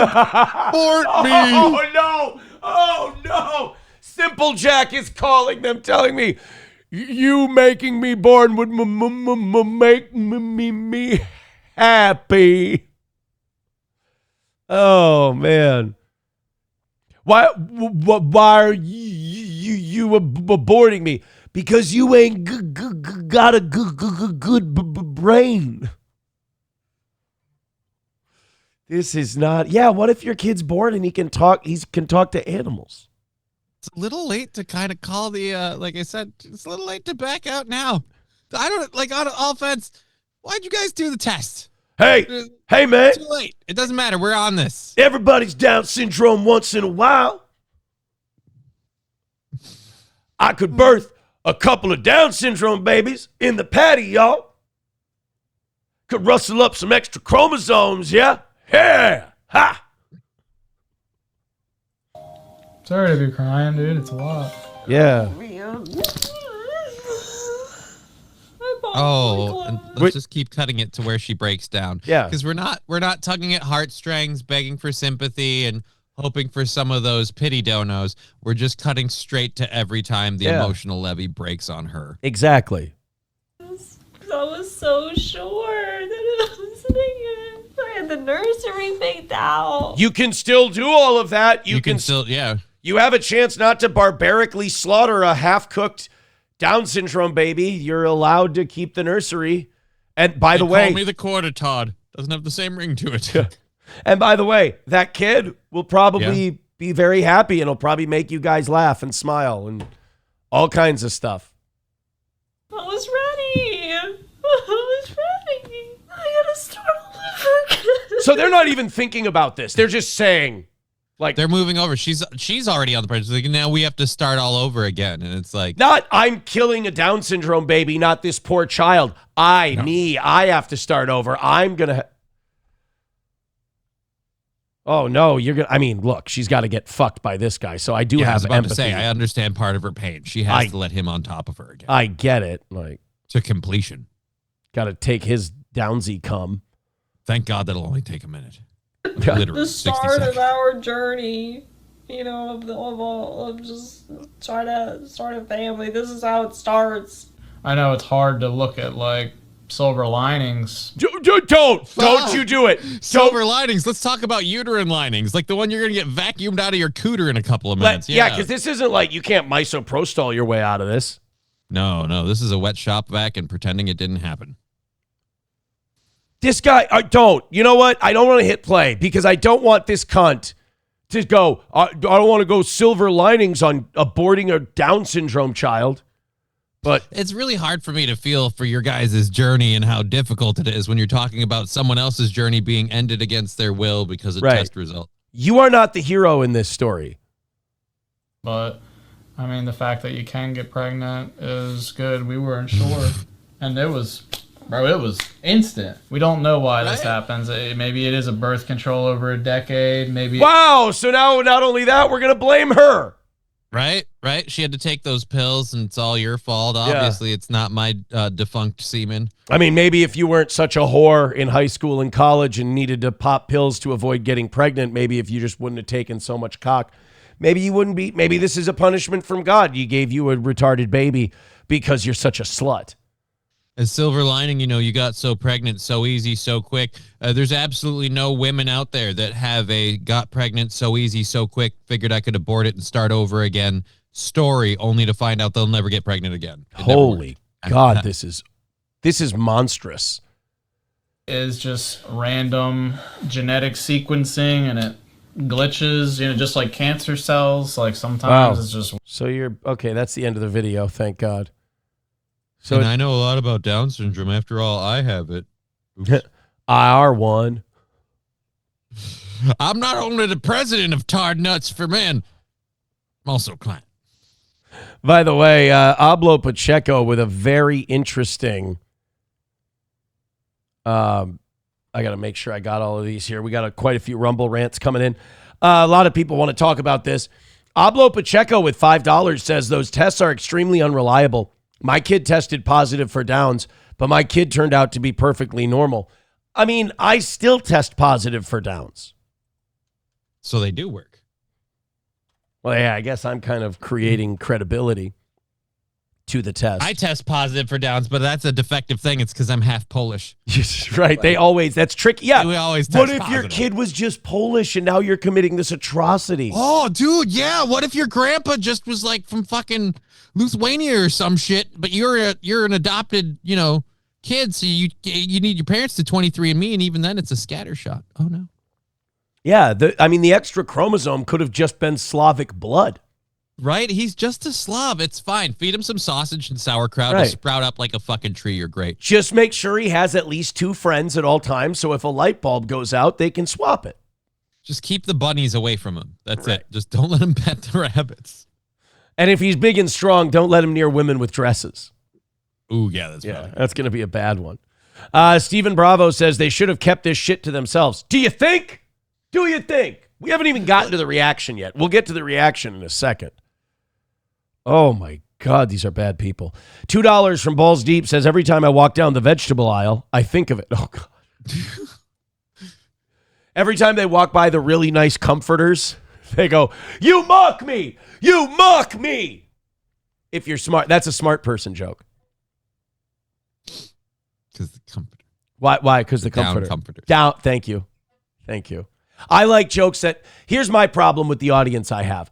I feel like I can make that joke because I feel like they can finish it for me, but I'm not sure about all of them, so I got to drop hints. It's like an in-between sort of a deal. I get you.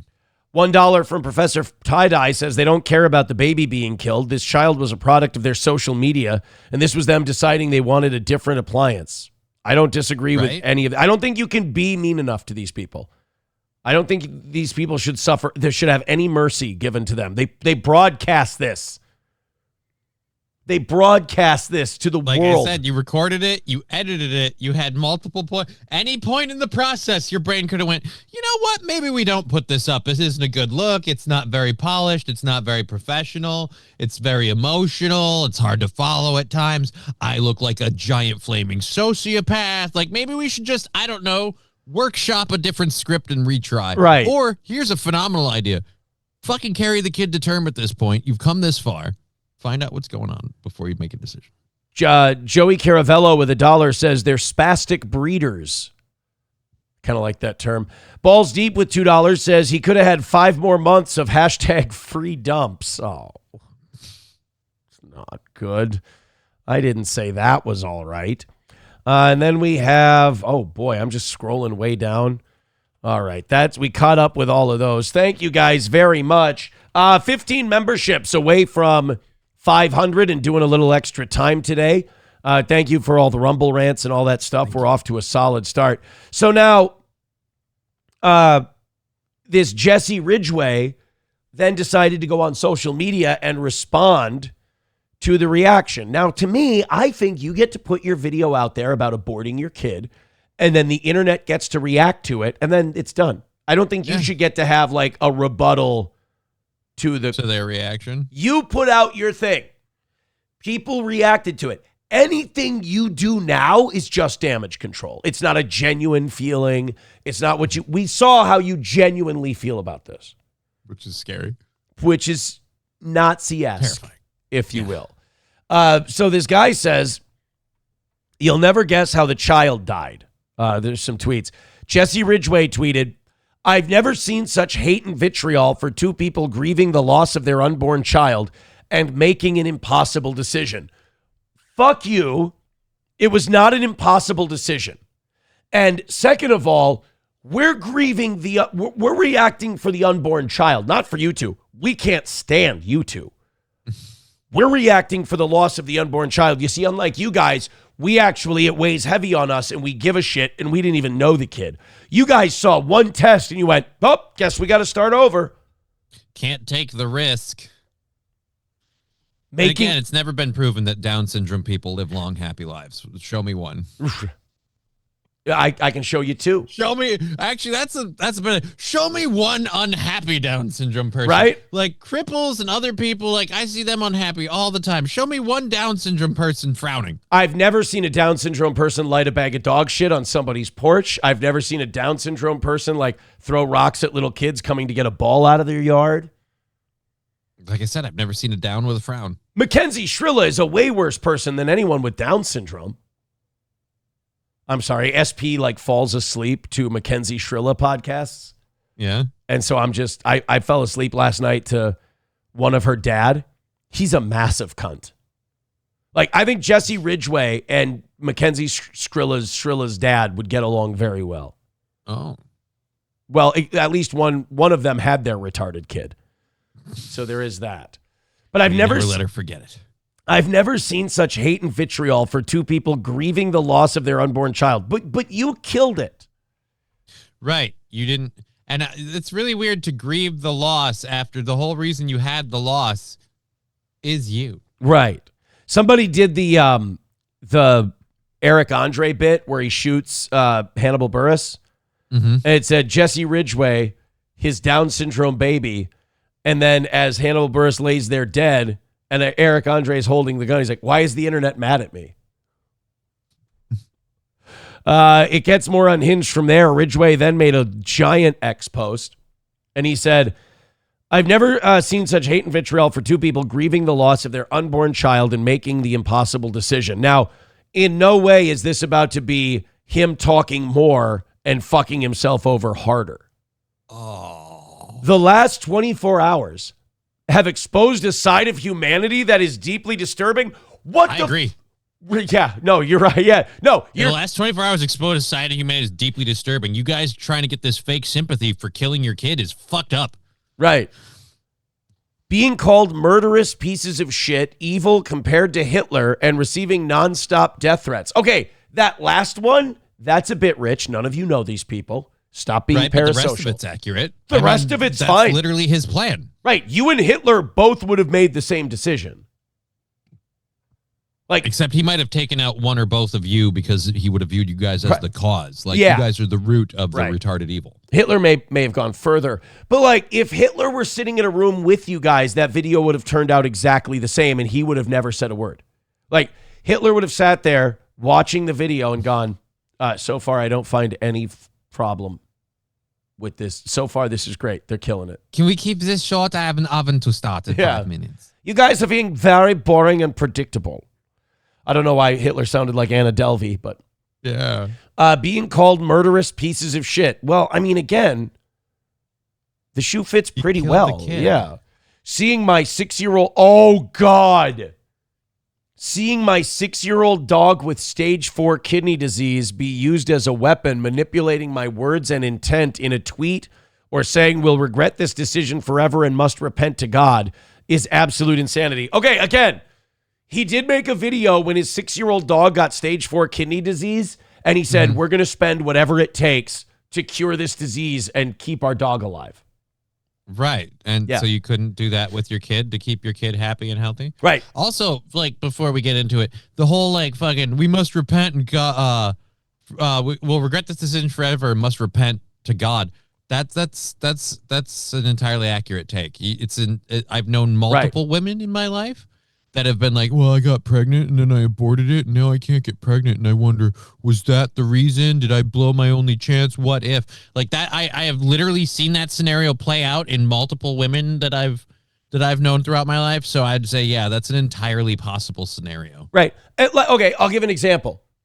I have to repent to God, and all I've done really is just, in my life, fuck a lot of women I wasn't supposed to fuck.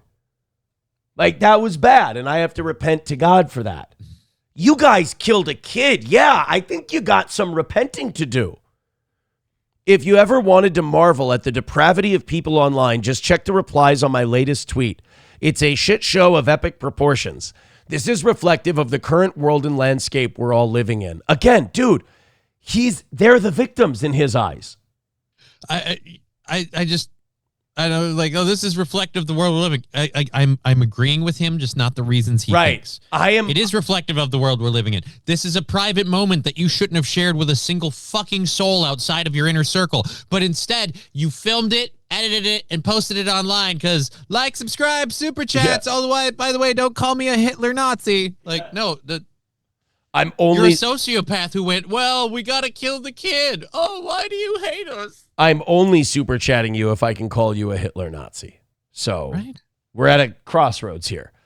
Like the crossroads you were at with your Down syndrome kid when you decided, oh, why don't we just shove forceps in its head? That'll be fine.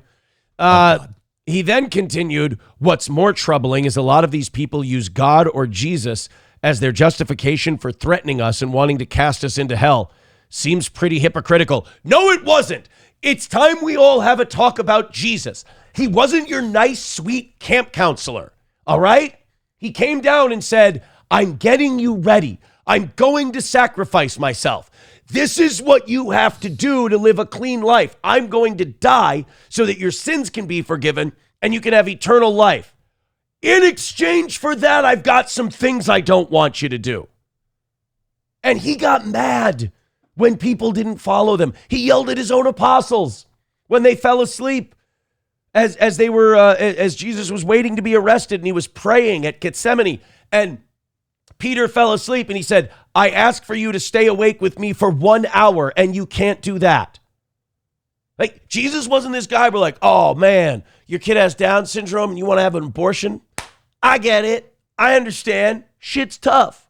No. And for religious people, like, you know, it's the whole let ye who has not committed any sin cast the first stone. Like, if you haven't gotten any abortions, you might feel kind of high and mighty confronting someone else about that. I have aborted especially 0 if Down any of those syndrome people children. carried a Down syndrome kid to term. Right. Yeah, if you carried a Down syndrome kid to term, you're allowed to yell whatever you want at these people. Just a picture of your tarred kid. My son's not a mistake. You're a fucking horrible person. I want a gathering of Down syndrome people, adults, not kids, on their front lawn just talking shit. The Million Tarred March must happen. So many saying we should have kept the child, put it up for adoption, or are suddenly ready to adopt a Down syndrome, child. That's a lot of people would adopt a Down syndrome child. A lot of people have adopted Down syndrome kids. You can do all those things. However, many of the people throwing stones don't even have children, let alone one with a condition, and most likely will never do the things they say they're going to do. All right, then the ones that do get to shit all over you. How's that? I can also raise you another caveat. Those people, you're right, didn't do any of those things. They also didn't make a video begging for sympathy and posted it on the internet. And that's just it. If you hadn't made that video, none of this would have happened. That means you lunatics made that video thinking people would be on your side. Yep. Fuck. There has been some heinous shit said about my wife and I on some extremely large accounts. It baffles me that there are such trashy-ass people who have significant followings. You can tell these people don't live anywhere but on the internet. Like, get away from this. Quit responding to this. You continue to fuel the fire. There's no solving this. The only way to fix a fuck up on the internet is to move on and go do something else. Yeah, no, the people that are pissed about this are not, you're not going to win them over to your side. You're not going to convince anyone. And honestly, the most damage being done right now is the existence of that video that makes you look like a total sociopath. Right. If you can't contribute anything meaningful to the conversation aside from insults, then just don't post. Meaning, unless you're going to tell us we did the right thing and it's awesome what we did, don't tell us, don't talk to us. Dear Lord. Wow. I'm just looking at all of this. Oh, my God. This is just crazy woman posting. So he says he's completely justified in killing his child because millions of people do it. Okay, but those people who quietly abort a Down syndrome child, I still think that's wrong. I think the way Iceland got rid of Down syndrome is heinous. I think it's really bad. But they don't make, like Johnny said, they don't make YouTube videos about it. Now, these are some of the people that were writing to him. How'd the baby die, Jesse? You were the one who killed him. You didn't lose him to miscarriage or health complications. You killed him because he wasn't perfect enough for you. There's the Hitler part. Stop playing victim and face the reality that you murdered your child. Based. Not the B.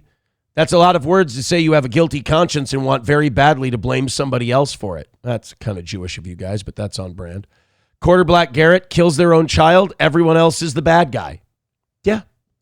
Sean Davis, you lost your baby in the same way O.J. Simpson lost his wife and her friend. I mean, yeah.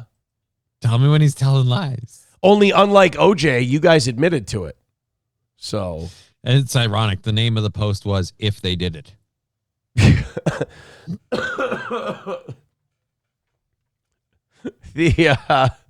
name of the post was If They Did It.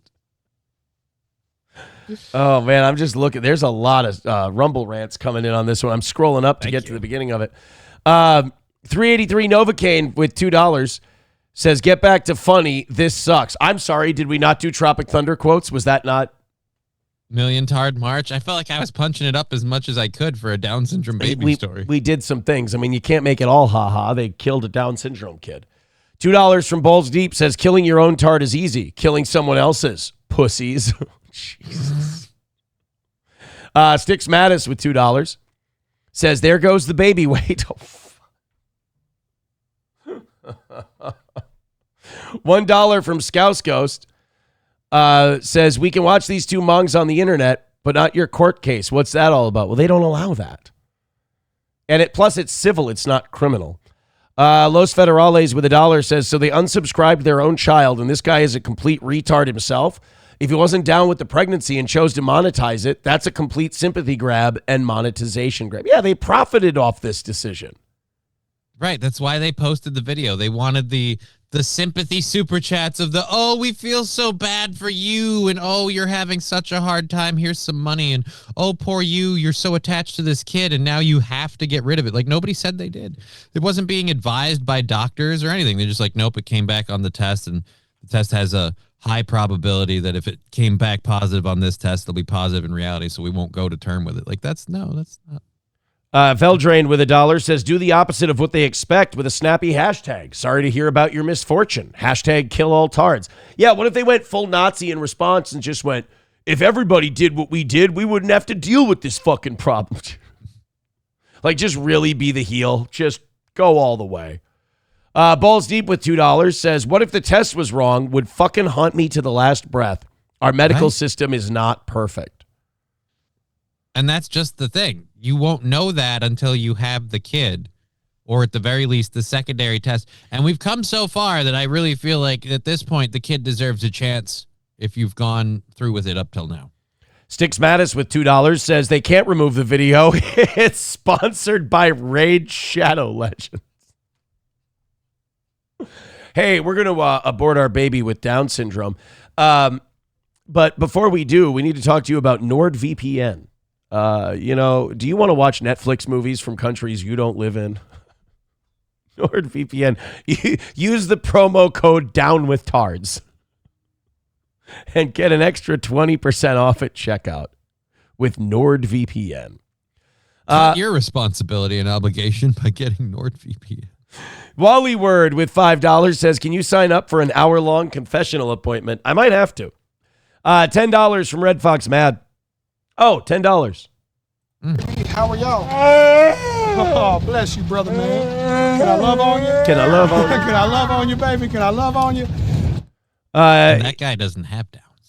Yeah, right. A consecrated Eucharist host transformed into heart tissue refers to Eucharistic miracles. The Catholic Church recognizes several historical and modern events. Google YouTube it, Aaron. I've seen that. I've seen those videos. All right, let's go down. We got one more, I think. And then we're all... No, I got more. Redbird with $1 says, if this is okay, how is it murder to take someone who's 15 with Down syndrome and put a bullet in their head? Yeah, it's just a late-term abortion.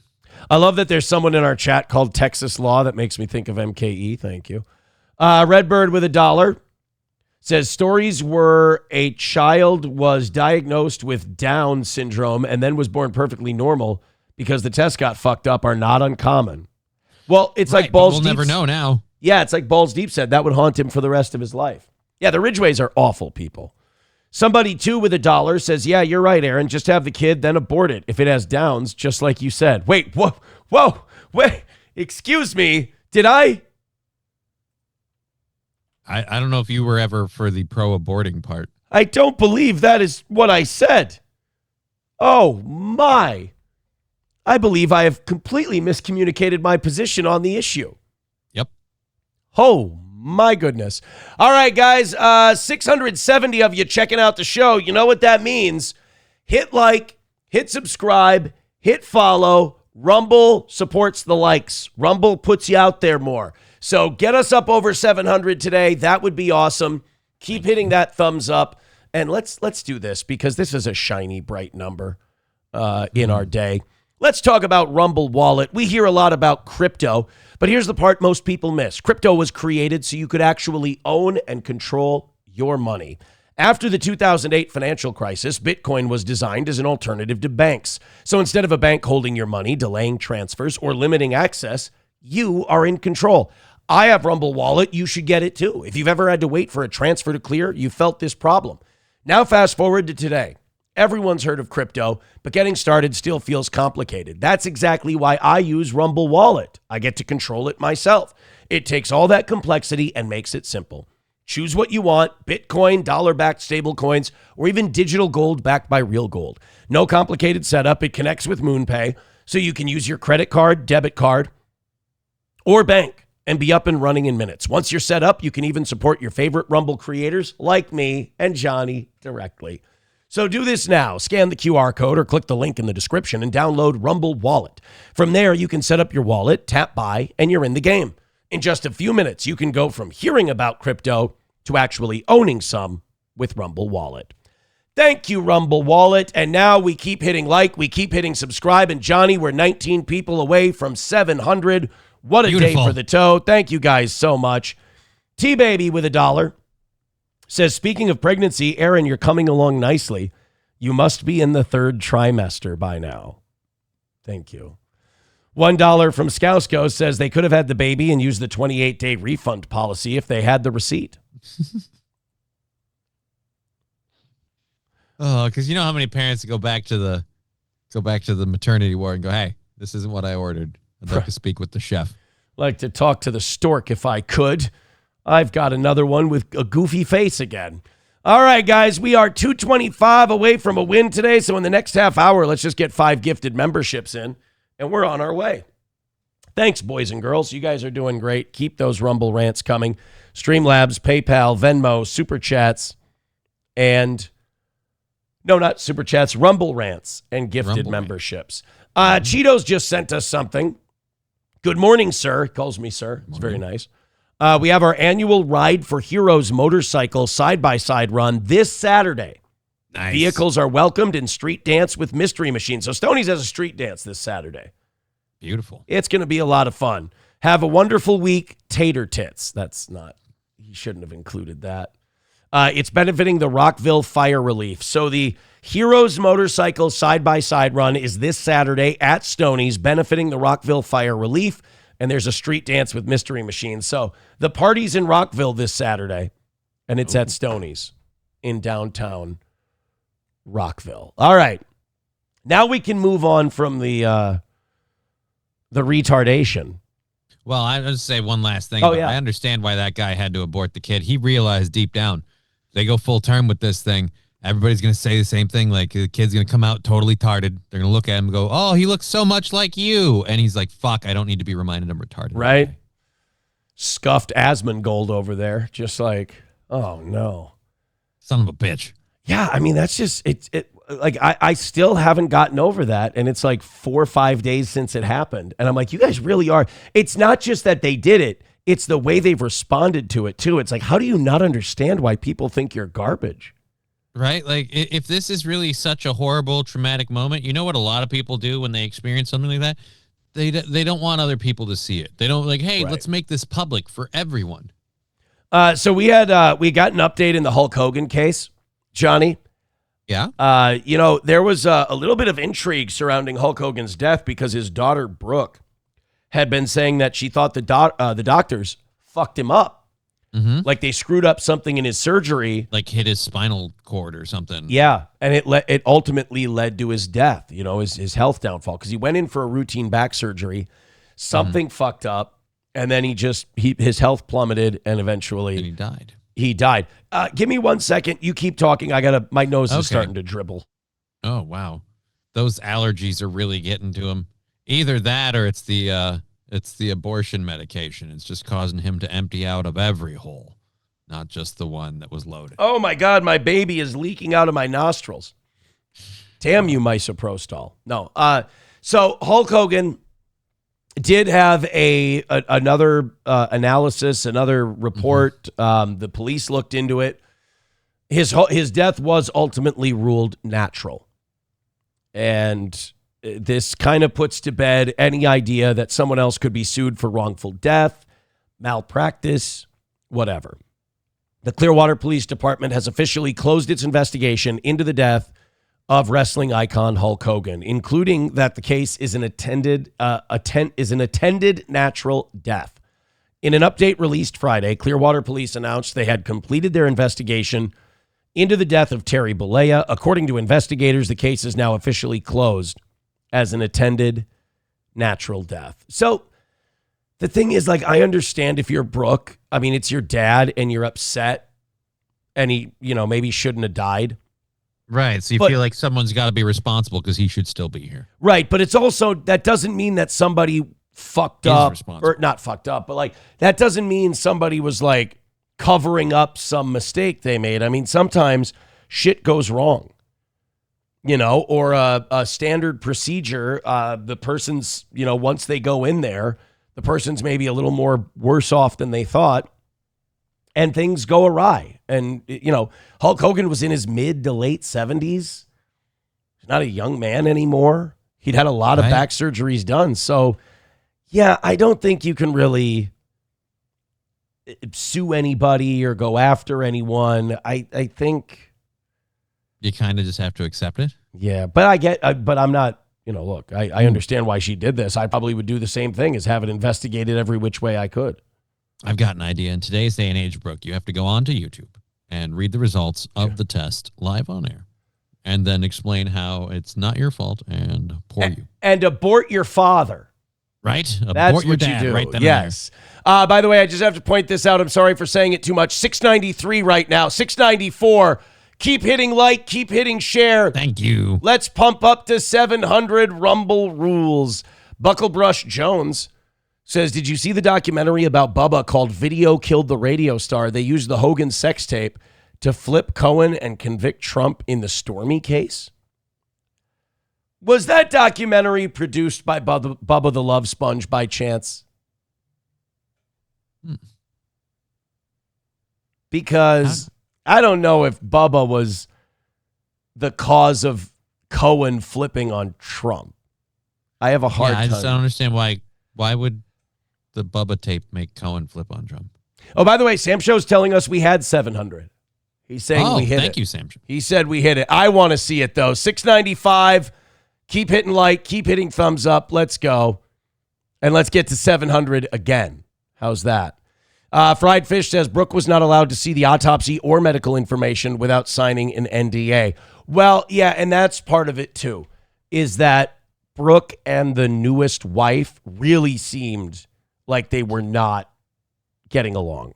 And that Brooke didn't need the money. She's self-made. Newest wife. And I think she didn't want anything to do with the new wife. And the new wife didn't want anything to do with the kids. So, yeah, that whole Hogan family, man, it's really unfortunate. If you watch the Hulk Hogan documentary on Netflix, the way his family fell apart was very, very sad. It was sad. Do you give the responsibility to Hulk with that? How does that go? Is it just kind of it fell apart around him and he couldn't do much about it? Dude, it happens so much in pro wrestling. You know, all the travel, being away, you know, all that stuff. I just think it's kind of, it's a hazard of the job. Then you have that reality show. You don't have any privacy. And then, like, imagine he's gone for like 20, 30 years. And then he comes back. Now you're hanging out together all the time. You might drive each other insane. So I didn't know I couldn't stand you until now. Exactly. By the way, Buckle Brush Jones is saying they used the Hogan blackmail to flip Cohen. Okay. Joey Caravello's mommy, I can attest, the Hogan documentary is very, very good. You'll like it a lot. $1 from Los Federales says, as a father of 2 girls, I can tell you this about these streamers. 1, they have a weak marriage. B, they are weak human beings and don't know how to deal with tough situations. Fuck them both in particular. Yeah, I just think doing that so performatively is not a good sign. Yeah, like I said, you had multiple avenues to turn left and go down the street of let's not post this, and you didn't take it, so fuck you. Labglass says the Hulk doc is a fluff piece. You know, as a guy, I think it depends. If you were a massive Hulk Hogan fan like I was, it's easy to think it's a fluff piece because you know so much about Hulk Hogan. So when you watch a documentary about Hulk Hogan, you're like, I'm going to learn so much more stuff. And then 3/4 of the way through, you're like, I think I pretty much knew everything there was to know about the Hulkster. I think I was maybe a little more obsessed with Hulk Hogan than I thought. Started watching the Hulk Hogan documentary. By the end of it, when I was correcting it, I was like, shit, that restraining order made sense. Yeah, Baba Shab with a good point. Nick Hogan is a great example of how you can carry a retarded baby to term, and it can have a full life. I think so. Hey, I have to go. You what? No, do you have to go? No. I have to confront Scouse Ghost for a moment. Okay. Scouse Ghost knows what he did. And I want to give him a chance to address in the chat what he tried to do to today's show via Twitter yesterday. Oh. Because he had me going for, I would say all told, 19 seconds. Until I pulled up a Google tab, looked it up, and made sure. But he had a link. He had everything. Like Scouse Ghost had it all. Like he was all prepared for me to look like a complete fucking dickhead today.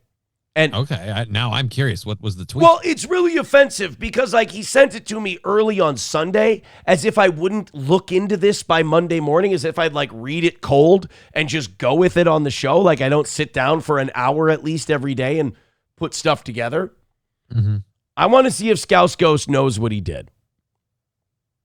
I don't think he even remembers. I'll throw it out there. What Scouse Ghost did was tweet it at me.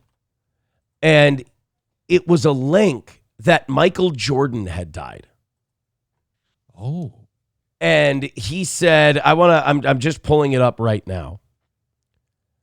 Scouse Ghost sent me a thing that, here it is. Aaron, breaking news for tomorrow morning. NBA star who won 3 titles with Michael Jordan and the Chicago Bulls dies at 59. I was about to shit all over Scouse Ghost and say what an asshole he is. Turns out I'm the asshole. Right. What's the name of the dude who died then? Number 21 for the Bulls. Stacey King. Oh, no. You were shitting on him, and he was right. Do you feel bad now? Yeah. I was really about to, serve Scouse Ghost a real public shit sandwich, but turns out I misread his tweet. I thought he was trying to get me to think that Michael Jordan died.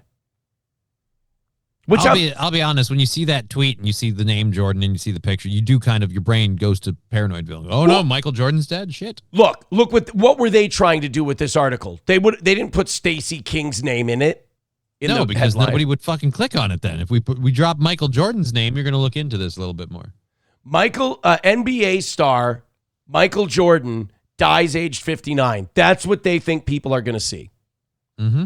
Stacey King, by the way, in his own right, he was a really, really good college player. He was like a top 10 pick in the NBA draft. Oh, he was also a Timberwolf for a little bit too. He just had the unfortunate luck of being next to those great players, so he doesn't shine as much. Right. Now I feel bad. I really thought that was going to be an own. You should. Ever since Friday, I've been running all these on all these wins for the toe, and you're just you're getting over your skis, my friend. I fucked myself right in the mouth on that one. Scouse Ghost with $1, Winky Face with a tongue out. Thank you very much. Yeah, you deserve that. Take your victory lap. Yeah, that's another win for the showed you Down syndrome retard. Yep. See, but look, Ridgways, we can bounce back. Helgi in the chat is pointing something out, Johnny. Do you know what that was on my part? It was a cell phone? That was a cell phone. That was 100% a cell phone. Just like this one. Just like this cell phone. That was a cell phone. All right, guys, let's put $25 in the old kitty in the next 20 minutes, and let's make this Monday happen. Again, I will take Sam Show's word for it. We did hit 700 today. It just went down because we stopped talking about retards. Okay, right. Let's. Apparently, talking about retards is not helpful for the show today, which is unfortunate because the next story we have up is about the city of Minneapolis. Oh, shit. So it's just a community of tards. I just totally misread the audience today. And I thought they were going to be, being tard heavy today would be nice. Because then we're not Israel heavy. We're not Iran heavy or anything. I got that out of the way in the beginning. And I thought we'll be tard heavy today. The city of Minneapolis is, people think that it's just like all these liberals, all these progressives, they just get together, they make shitty decisions, and they fuck up the city. It's apparently way worse and more complicated than that. Apparently, the progressive liberal mayor of Minneapolis is not progressive liberal enough for the socialist lunatic city council, and now they're all fighting about how far to the left the city of Minneapolis should be. To the point, and you would not believe this if it was about any other city but Minneapolis, the mayor and city council are going to spend millions of the taxpayers' dollars on couples counseling. The fuck? Yeah. Mayor Jacob Fry and the Minneapolis City Council are going to couples counseling. I'm not being hyperbolic. I'm not being like, oh, you're just overselling it. They're literally having to go to counseling because of their unhealthy relationship with one another. Oh, dear Lord. Go ahead, do that. Take it out of your fucking paycheck. Don't make the people of the city pay for this. Bro, Somalis, they'll embarrass us every day. True. Absolutely. I agree.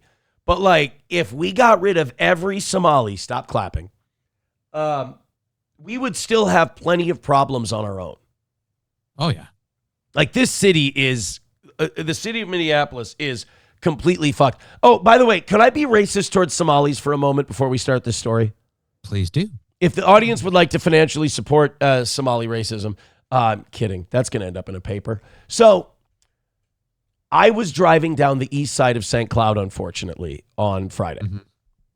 And as I'm driving down the east side of St. Cloud, I thought, you know what? I looked at all the old buildings that have Somali grocery stores in them and Somali restaurants and fake daycares and shit like that. And I'm looking around, and one of them had recently slapped a white coat of paint on the upper level of the brick building that they're in. And if you've been down the east side, if you've been down St. Germain lately, they've torn down a couple of brick buildings. Yeah. So I'm looking, and I went, oh my God, Somalis, and I'm not even saying this as to be insulting or mean. This was just an analysis I had. I was looking around at the buildings and I formulated an analysis. And the analysis I made was Somalis do not add anything to the civilizations they move to. They don't build on anything that they inhabit. They literally move into the husks of a past civilization and just live off the remnants of it. I mean, and I'm not talking about just Minneapolis or St. Cloud. I'm talking about Somalia itself. On the world as a whole? Look at the buildings that are in Somalia and all this. They're not building those. Those are left over from when the Italians colonized Somalia. Yeah, when the first world came to the third world, started building shit. But then remember, they were horrible colonizers and shit had to go. And how are we doing now? Did Somalia then go, oh, we need to build on this technology. We have all of this stuff here. We'll reverse engineer it and we'll build our own civilization. They literally are nomadic people who move into the leftover husks of once great infrastructure. And they're like, this is good enough for me. This is fine. Let's keep it this way. I think of all the white people in St. Cloud who have had to upgrade their buildings, update their heating, their cooling, because there was some kind of city code that if you're going to have a business, it's got to be this the way or that way. This may be cynical. I don't believe Somalis are forced to do that. Oh, no, I guarantee you they're not in this state. I don't think that they get like inspected the way, say, white or black people do. Like, oh, they don't. And they're like, well, you guys have to update this. Because some of the buildings they have shit in are literally falling apart. Bricks are falling off. Right. The building. And somehow that one cleared city code. They're shitholes. And they're fine with the shitholes because it's better than the shithole they came from. So our standards get shittier. My grandmother and my mother grew up near St. Germain on Wilson Avenue. They grew up on the east side of St. Cloud. When we would go visit my grandma, we'd go walk up and down St. Germain, man. There were bakeries, there were convenience stores, there were dentistry buildings, restaurants like Ace Bar, Val's is down the road, just all kinds of shit to go to. And I've had to, over the last 20, 30 years, watch it deteriorate, watch it crumble, like literally watch it fall apart, watch buildings be torn down, businesses be closed, and just abject dog shit move into it and contribute nothing to the culture, contribute nothing to the city. Just move into old husks and go, this standard is good enough for us. Fuck it. While meanwhile, we watch what we grew up on fall apart. We watch our society get tarnished and start to decay a little bit when they go, hey, isn't this great? We have 3/4 of a roof over our head finally. And it's like, that's kind of the problem, asshole. Right. Supposed to be a full roof. So, like, to me, nobody can really ever explain to me, or nobody has properly explained to me yet, what exactly it is they do here. Oh, they contribute votes to the DFL. That's the only thing I figured out. And and the other thing is, that's just going to be portrayed as mean-spirited or racist. It's not. It's a challenge. I'm asking you, tell me what they've improved upon. Tell me what they've built on that's productive to society. Oh, I didn't until you added that last part. I was going to say they discovered a brilliant and bold new way to defraud the federal government, but that's not productive. Hostile Soldier says, this is the beginning of your midlife crisis. Really? We don't think 3 years ago was well, anyway. I did see something very funny on Twitter this weekend. It was a thing that said, there are 4 stages of life. Born, what the fuck, it's the Jews, death. So you're on stage 3? I'm on stage 3. Uh-oh. You know what comes next? Uh-oh. That's not good. Joey Caravello's mommy says, you hit the nail right on the head. People like that who have low standards negatively affect the areas they live in because, like you said, that now becomes the standard. Exactly. Right, but it's all, the other problem is the standard's not enforced unilaterally. We've let the standard slip for one group of people, but we'll hold that other group of people accountable to all the proper building codes and all that shit. Right. We'll take the white lady in and we'll prosecute her for 40 years for the Somali fraud stuff, but we won't go to the people above her or the people below her, especially those people, because the ones doing it, are Somalian. We don't want to be racist. Shit, we'll let them escape the country before their trial even starts. Right? We'll let them keep their passport and their right to travel. It's beautiful. It's a beautiful thing. All right. While that's happening, again, to make my point, we could clear all the Somalis out of Minnesota. We'd have plenty of our own problems. Ladies and gentlemen, I give you the couples counseling between the City Council of Minneapolis and its mayor. 0 days since Minnesota has been a national embarrassment. Our top story, it is no secret Minneapolis Mayor Jacob Fry and some members of City Council have butted heads on various issues, and sometimes those battles have gone public and gotten very nasty. Well, now the mayor and council are taking steps to mend their relationship. Some might see it as family therapy. Fox 9's Leon Purvis joins us live now with more. And Leon, this comes with a pretty hefty price tag. Karen, don't worry, the taxpayers will pick it up. Hey, you know those voters you elected and you pay their salary and their insurance and benefits? Yeah, now we need you to pay for their therapy.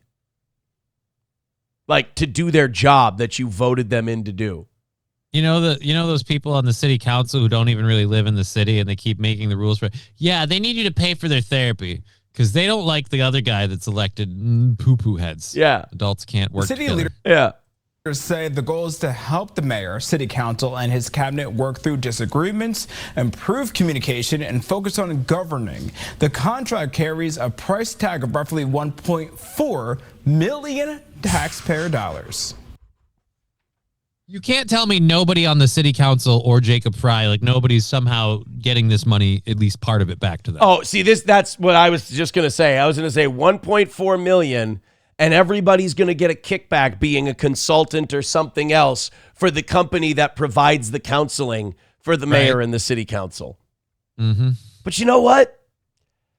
You don't feel bad for the taxpayers of Minneapolis. I mean, they put these fucking nut bars in there. And now you reap what you sow. The only reason I feel bad is because I'm so close to Minneapolis. Like I get brought down by its bullshit. I think the city would be willing to pay any amount if we're actually able to work together. Ladies and gentlemen, the problem. I was going to say, someone tell the Ridgways, see, Down syndrome people can contribute to society just fine. This guy's lived a full life. On this body. That's the thinking behind a multi-year contract designed to help the city council, mayor, and city leaders work through their issues. The council has frequently clashed with Mayor Jacob Fry on many issues, including public safety to eviction extensions to cabinet nominations. What this contract is executive coaching and an opportunity for workplace mediation. Something that So basically, we elected a bunch of women into government, so now we have to have an HR department. And a bunch of gossiping hens can't stop fucking fighting amongst each other and, like, I don't know, put their heads together and solve problems. So we need to, again, send them on a corporate retreat. On your dime, by the way. It's the your dime part that bothers me. You want to meet with your therapist and you want to talk about how you and Jacob Fry can't get along because he's a bigger bitch than you. That's your problem, but don't fucking make me pay for it. Well, and then not only that, but also the idea that you guys can't just talk to each other, and the idea that we want to criticize Jacob Fry, but the minute he comes back at us with something, well, now it's harassing or now it's a toxic environment. Can't you guys just yell at each other and criticize each other until you figure something out? Like, do we, I mean, I'm pretty sure they're going to get the fake tan hands in a hoop. Fake tan hands in a hoop. They're going to get those people. They're going to get the HR department, which, what was it that 4chan call it? Jewish daycare. Jewish welfare for white women. Jewish daycare so white women don't have kids. Oh. Yeah. Yeah. is really valuable for leaders in a governing body. The contract runs until 2028 and adds up to nearly $1.4 million and includes orientation for newly elected officials, strategic planning sessions, leadership development, and executive coaching. But those norms that we kind of agreed to, one was no personal attacks, whether that's in public or in private. Bro, it's fucking politics, you babies. Oh, I can't handle the fact that they keep calling me gay, because you're not fooling anyone, Jacob. Just come out of it. That's going to be the whole thing. I'll be like, all right, so what do you think brought us here? I think we're here because Jacob Fry won't admit he's part of our LGBTQ group. Like, we see how much you love cock. Like, we see, Jacob. Oh, why are you guys always such fags? That's harassment. That is harassment. Pick up the phone before you pick up your mic, and then a shared level of accountability. This isn't the first time city leaders have turned to outside facilitators to improve working relationships. Guys, a shared level of accountability. Like how we held, everybody accountable for the whole George Floyd thing except George Floyd. You just stepped all over George Carlin. Oh, I'm sorry. Yeah. Didn't help. You got anything you want to say to George Carlin? Sorry. I saw an opportunity. I just leapt at it, and I apologize. Yeah. Didn't help. He doesn't accept your apology. Members we spoke with say they're optimistic this time around this effort will produce better results with a newer city council in place. We spent time in this session talking a lot about the different, what do we call it? The different elephants in the room, the different things that might be the barriers to our success as a team. Do you fucking self-obsessed assholes, postmodern cunts, ever talk about the issues that are facing, I don't know, the citizens of the city of Minneapolis, the problems that they're facing, the issues that they elected you to fix? Oh my God, all these self-obsession. This is a Seinfeld episode. Right? These people are so soft, they shouldn't be allowed to be in charge. We're just really talking about a lot of the elephants in the room. No. You should be talking about the potholes in the street. Well, we're just talking about our feelings and a lot of how we feel when others talk about us. Bitch, it ain't about you. This is a job. You're in service. You're in public service, not public validate my feelings.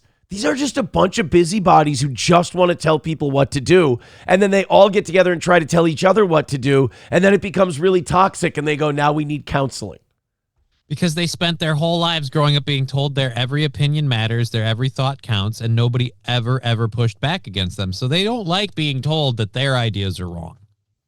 George Floyd Square is never getting reopened to emergency vehicles and shit. Never.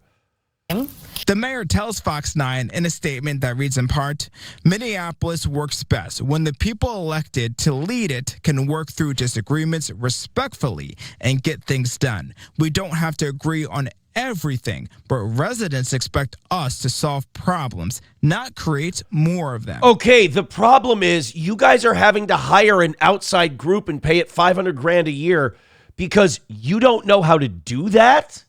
Yep. Again, this is just a giant argument for you shouldn't have your job. This should be your resignation, Jacob Fry. Look, we can't talk without getting mad at each other, so we need the therapy. All right, so you're not in charge. You're too much of a baby. I do have a mission statement from the counseling group that's coming in. This might help your confidence. You might feel better. Okay. 8 weeks from me, you're going to be ready for a commission in the Waffen SS. Don't sell me on a good time. I don't think that Chowdhury lady's going to like that one. Again, that counseling is being paid for by the taxpayers. Members of the city council, Mayor Fry and his cabinet are expected to meet quarterly for 2-day sessions through 2028. Wait, you're giving them $1.4 million over 3 years, and you're meeting once every 3 months? For 2 days? 2, 4, 6, 8, 6, 24 days of sessions throughout this contract. Hold on a second. What did they say? 1.4 million. 1.4 million. $1.4 million divided by 24 dates. They're paying this group $58,333 a session. Per session. So they can figure out how to talk to each other without calling the one lady a jeet, without calling the other guy a half-breed, without calling Mayor Fry a kike. They need a How about we just let each other call each other that, and then we can save the taxpayers a whole bunch of money? Again, this feels like a giant argument for none of you guys should have your jobs. $1.4 million for 24 dates. Minneapolis. Oh, dear Lord. They're not going to be okay. No. There's nothing, you can't, I look at so many, and this is probably either I'm getting old or the country really isn't as bad a shape as it is. I look at so many cities and so many things, and I'm like, I can't envision a situation where the nose of this plane comes up. No, we're completely boned. These are the people we have and the world we're in. Yeah. By the way, Wanhead Rex says Aaron half is optimistic. Quad breed is realistic. Oh, sorry. Apologize. Rabbi, I didn't know it was quad breed. That's nice. Rabbi Smoothie says that sounds cheaper than the goal. I don't know. The goal's pretty cheap today. We haven't made any money. We made a nice little run and then fucking shit the bed. 225. I'll say the number for the first time today. 225 is the number. We've officially fallen behind. It's 8:30. We did 2.5 hours of goal-free talk, of just doing a show for everybody. And here we are in a familiar spot, unfortunately. Hit like, hit subscribe, hit follow. But more importantly, throw a couple of bucks at the old toe. We'll try to earn it. We'll try to do a show that you would like and be proud of. All right, let's let the audience decide. And Johnny will get a vote too. Nukes aren't real. We dive into the nukes aren't real thing. Okay. Or we open up the 7 o'clock hour stories where we've got Jimmy Dore and Tucker. We've got a woman suing Outback Steakhouse because she slipped on mashed potatoes. All right, that sounds very good. We've got, Trump, where he stormed out of that Meet the Press interview, and a bunch more. We've got a lot of stuff in there. Or we could do that second and nukes. Nukes don't exist first.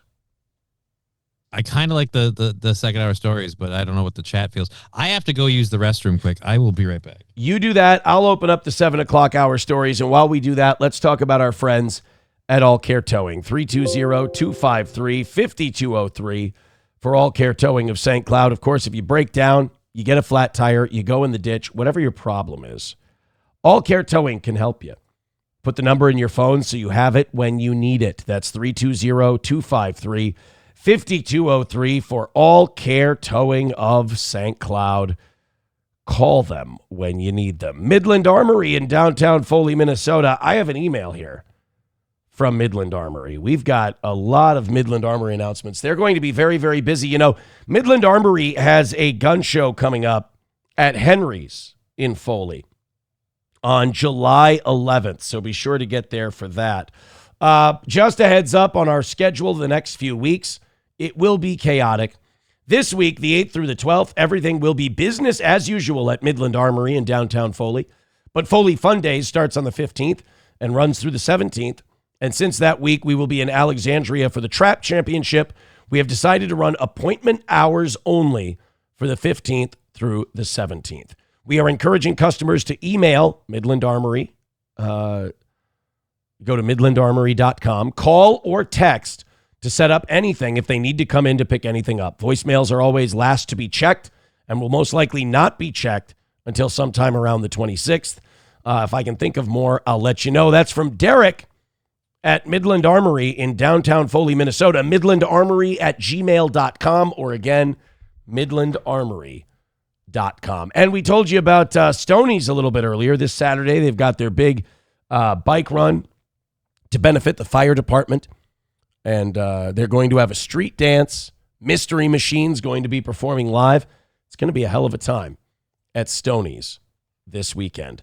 All right, we need to make some noise when it comes to the monetary side of this show, or we're just keep slipping further and further into failure. Come on, guys, let's go on a little rally. Chip in, especially if you don't usually do it. Show your support for a listener-supported show that runs on listener contributions. All right, let's just start with the Jimmy Dore, Tucker Carlson stuff, seeing as I think we've thrown a lot of stuff at you today that you don't really care about. Jimmy Dore and Tucker Carlson did a show together. I thought it was fantastic. You know, and by the way, for those of you who like to go, who was it who sent $1 in today and said, "Yeah, you're talking about the Jews and Israel already"? Well, fuck you, dude. Throw something else in. Show us what you like. We talked, you know what we made our most money on today? The Israel-Iran stuff. So I see no reason not to keep doing fucking more of it going forward. Just do the only thing that brings in money for the show. Again, you direct where this show goes with your contributions. So Jimmy Dore was on Tucker Carlson's show, and I love these two because the more they talk to each other, the more we kind of break down that fake right-left shit that any of that matters. Like, there will be a day where maybe this country can get back to conservative versus liberal, right wing versus left wing. But first, you have to get your country unoccupied. Right now, there is no left, there is no right. It doesn't exist. It's billionaires, it's oligarchs. They don't have a political bend. They just want more money, more control in the easiest way possible. They'd like to take it from you through controlling the politicians, because creating products, growing businesses, doing tangible things, that's really, really hard. And you usually don't make as much money that way. You know, you can become 100 millionaires that way, but it's hard to become a billionaire. In order to become a billionaire, you have to be able to steal from taxpayers, whether it's through welfare laws that basically subsidize the wages of companies like Walmart and Target, or Amazon workers. If 33% of Amazon workers are on some form of welfare, that means we taxpayers are subsidizing the wages that Amazon, that's money that goes right into Amazon's pocket. Because if we didn't give welfare to those people, Amazon would have to pay them more, or prices of goods would have to come down. So we subsidize all of these corporations through welfare. So there's taxpayer money that these big corporations get. Then you have the tax code, which is, I mean, if you have billions of dollars, they're not even looking at you. You can steal whatever you want. Then you have things like COVID, where you're allowed to stay open, but the little guy isn't. That's a transfer of wealth from the bottom of the top. We print these big checks. We give them to poor people. We shut down their jobs, but those poor people still have to buy food, and they go to Target and Amazon to do it. Makes them a shitload of money. Or you have the 2008 financial crisis, and we bail out the banks, but people still lose their house. They don't get their houses back. But the banks get paid off for the house, and they get to resell the house again. So that's another transfer of wealth that goes from working people to rich people. Meanwhile, those billionaires running the government get to tell you that you should be scared of poor black people in the streets committing crimes, or you should be scared of all these Somalis committing fraud. And look, one day we'll be able to get to them. But you understand that all of these billionaires and politicians look at you. They don't see a white person and a conservative. You're an N-word to them.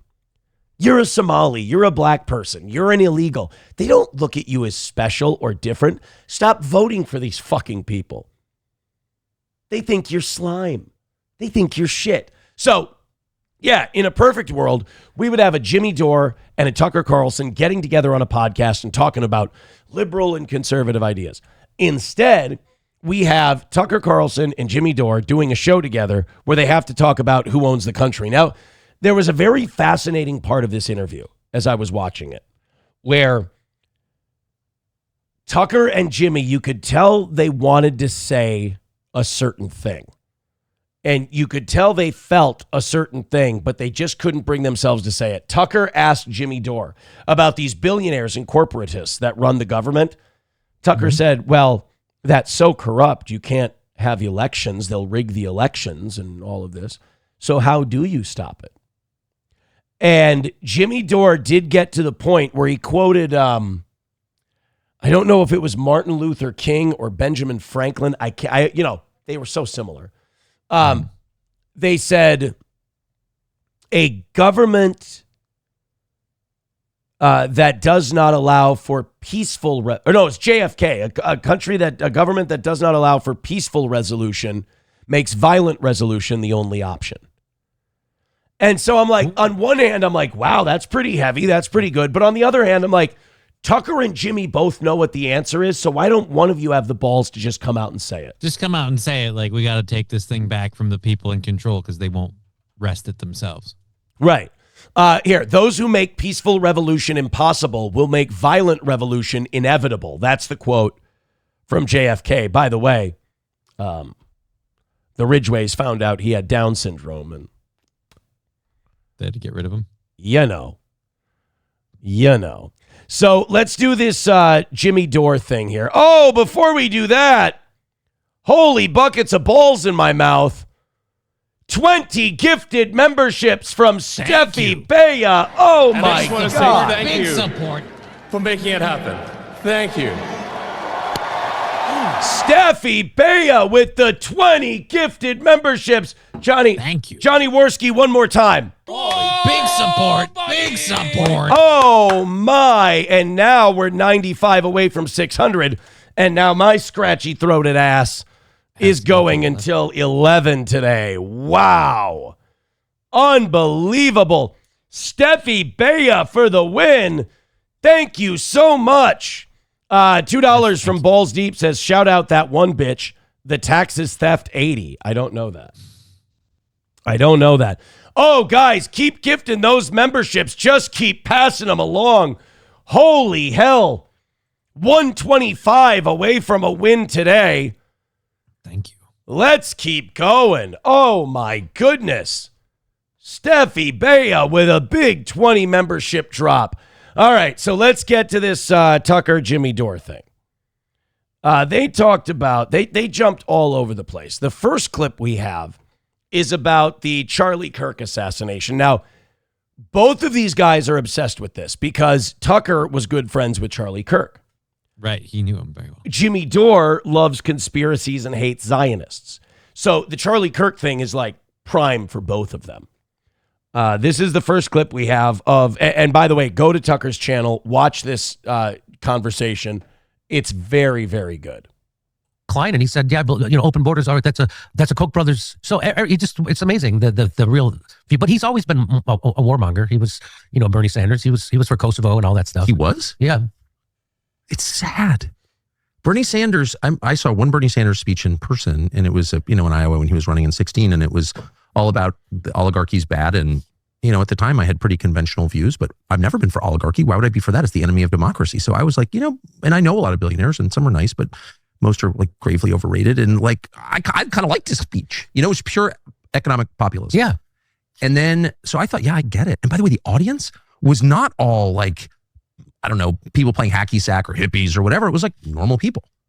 And that really kind of... When he was on the anti-oligarch tour? Totally. Isn't it amazing that he didn't do any of those anti-oligarch tours when Joe Biden was president? I know. Kind of amazing. All of a sudden, oligarchy's a problem now. And that, you know what, though? That Jimmy stumbled upon the perfect point, is that you don't have any of these guys who are big crusaders when their side's in charge. So, like, it becomes this synthetic rebellion. Bernie Sanders is this synthetic rebellion where his party has paid him off. We've seen that now. In 2016, they paid off Bernie Sanders. Oh, more than that. Yeah. So Bernie is going to be the attack dog of Trump. And he's not going to be wrong. Trump created oligarchy. Trump kept the oligarchy going. Trump has enriched himself to the tune of billions of dollars in this second term. But the problem is the Democrats do too. There is no difference between the two of them. They both serve the same master, and they both collect the checks when they're in power. That's why they try so hard to get back into power. But you need a Bernie Sanders. This is why I think Thomas Massie is so important. Because you need a Bernie Sanders who's just a thorn in the side of his own side as much as he is the other one, and goes, no, you guys don't understand. I'm against Mossad agents doing a child trafficking ring to blackmail our billionaire pedophiles who run the government. I'm against that. I was against it when Joe Biden was president. I'm against it when Donald Trump's president, and I'm not going to shut the fuck up about it. To the point where they go, well, then we're going to throw $30 million of Jew gold at kicking you out of the government. Right. Well, that's at this point, the only thing the system does efficiently is weed these people out and keep them from staying in power. Exactly. I mean, you have Bernie Sanders, though, who will do it all day when Trump's president. But like they said, when Biden's president, you gotta cut the phonies, the synthetic rebellion out from the actual like insurgents. The only problem is Marjorie Taylor Greene was an insurgent. Joe Kent was an insurgent. Thomas Massie was an insurgent. What happened? They got cut out. They're gone. Right. Bernie Sanders, he gets a pat on the head from his side because he's quiet when they're racking up their money. Bernie Sanders is quiet when he's racking up his lake houses from Hillary Clinton and the DNC. But then when they need him to be an attack dog to Trump, he is. I mean, Bernie Sanders is almost worse than the oligarchs himself. He's their Steven. He's their house Negro. He'll be the guy who the young people will follow and go, yeah, this guy's anti-oligarchy. And then he'll bring those kids into that party, not realizing that Bernie's not going to light the way when the oligarchy is on his side. Right. So you just make these people complicit. in the whole That's system. why they like having people like Bernie, though, Right. or like AOC that scream, "Make the rich pay their fair share." But all the while, when they're expected to pay theirs, they don't want to. Again, these hypocrites are doing performative art. So And you know, the worst part is, the younger and more ideological they are, it seems like the cheaper they are to buy off. Yep. You know, like because they have less because we spent so much time depreciating inherited wealth. But AOC is given like committee chairmanships and TV spots, and they should probably show her how to do all the insider trading and everything, and she's fine. They bought her off with probably a 6 to low 7-figure number. Bernie was a little older. He knew how the game worked. He got real estate. He got a lot. Bernie got paid off real nice. It's these guys who can't be bought that are the real problem, and they kind of have a way of neutralizing them. So again, if you become the person who causes all the problems and calls it all out and is an upstart, but then if you get to a certain point, they'll just throw enough money at you to trick the people into thinking you're the bad guy and kick you out, then when we use the democratic system to redress these grievances and you rig the game, what are we left with? Again, the non-peaceful option. What do you want us to do? Those who make peaceful revolution impossible make violent revolution inevitable. What have I said for years? The only thing these billionaires fear is losing their money or their lives. Notice it stopped being fun and games, and we stopped having little speeches about is the left more violent or is the right more violent when a United Healthcare CEO got his fucking head blown off in the middle of the street. Yeah, we stopped talking about all this horrible rhetoric, and then it was, whoa, they're killing us now. They're killing. I mean, granted, Brian Thompson was more a cog in the machine than actually one of the guys, but It was getting really close. It was getting really fucking close. Like, if you think Luigi Mangione's getting a fair trial with an impartial jury, you're out of your mind. I really want to see him get released. Right? Like, what's his name in Shooter? Like Bob Lee Swagger. Yeah, give him the speech. I was watching Dave Rubin's Surrounded, his Jubilee thing, where he was like, and some of you guys, I mean, you guys on the left even say things like, you can understand why Luigi Mangione did what he did. I'm like, I'm not on the left, bro, and I 1,000% understand. What's wrong with, aren't you supposed to be able to understand why people do bad things? Right, you're supposed to understand how they could have been driven to this. Right. Joe Biden had more billionaire donors than Trump did, but somehow now it's a problem. And what else they didn't show you was that there were pro-Palestinian protesters that they had kicked out of those rallies. Actually? Yeah. So I missed so much of the detail because that's not my world, and I didn't expect to feel that way about it. Anyway. What I don't understand. Also, when you start learning about it, you do feel crazy. Yeah. But you look it up and you're like, okay, this does make me feel crazy, but I also can't ignore that it's true. So you're in this weird crossroads where you're like, this is going to make me insane, but I'm going to know what's going on. I'm nuts, but my story's backed up by the facts. Right. What the fuck? Sanders. So I went to the 2016. I was a big Bernie Sanders fan. Yeah. And just for the record, I'm pretty sure he did oppose the Iraq War. So I don't want people going, he was a good, but he played into the propaganda for the Ukraine war, and anyway, he won't call it a genocide anyway. So in Gaza, but the difference is the Iraq War was before Hillary bought him off in 2016. All this stuff is after Hillary bought him off. Right. So now he's okay with it. But I was a big Bernie guy, and I believed in him, right? And which is a hard lesson. Don't believe in politicians. Amen. Oh, I've learned that lesson. Yes. Oh, boy. Well, we've learned it. I learned it twice. People my age learned it twice. Obama and Trump. We've learned it from both parties. Tough one. And so I went to the Democratic convention in Philadelphia, right? Liberty Bell. And it was great. You walked into the convention and half the place was filled with Bernie supporters who wanted to overthrow the establishment, get money out of politics, overthrow the corporatists inside the party, and give it back to the people. It was amazing. It was a real ruckus. It was a real ruckus. I was there. I remember. And they turned the lights out on people. They used sound cannon, all kinds of stuff, right? I was there. You were there? Yeah. Oh, it was invigorating. I'm like, this is it.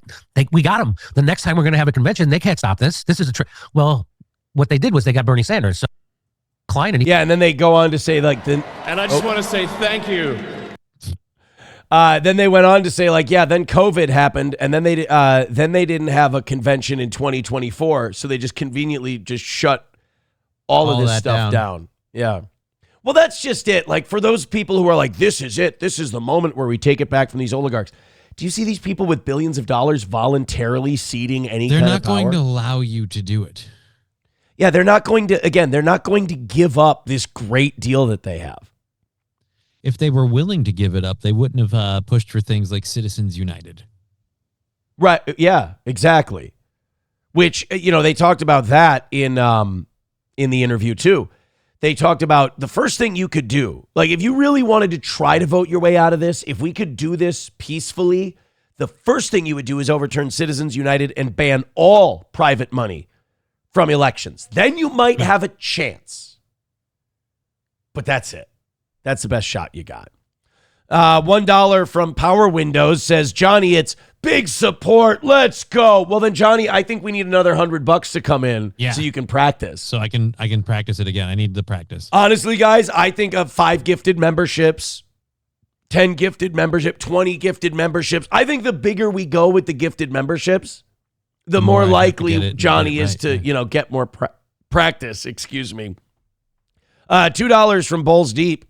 Says 9/12/2001 is when I figured out the Jays fucking sucked. There was I saw a meme on Twitter again yesterday, scrolling before bed, and SP's got a Lifetime movie on. We're about to listen to a Shrilla podcast, and I'm looking on Twitter for stuff for the show last minute, and there was a Who Wants to Be a Millionaire. And it was a Jewish-looking guy with a kippah on. And the 4 answers, it was, what things do Jews find sinful and unacceptable? Or no, it wasn't even Jews. It just says, what is sinful and unacceptable? And the contestant was a Jewish guy. And it was sucking off babies, doing 9/11, committing genocide, or driving a car on Saturday. And the answer was driving a car on Saturday.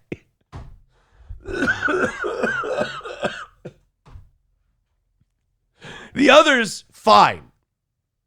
No, those are okay. Don't drive a car on Saturday. Doing a 9/11. Well, that's the Lord's Day. You don't do anything on Saturday. Sucking baby dicks. Committing genocide. Those are all okay. Driving a car on Saturday. Right? Damn. We keep the phone off the ringer just for that. Oh, the only thing that would have made that meme better is if they just put Mark Levin in the chair. I think that would have been better.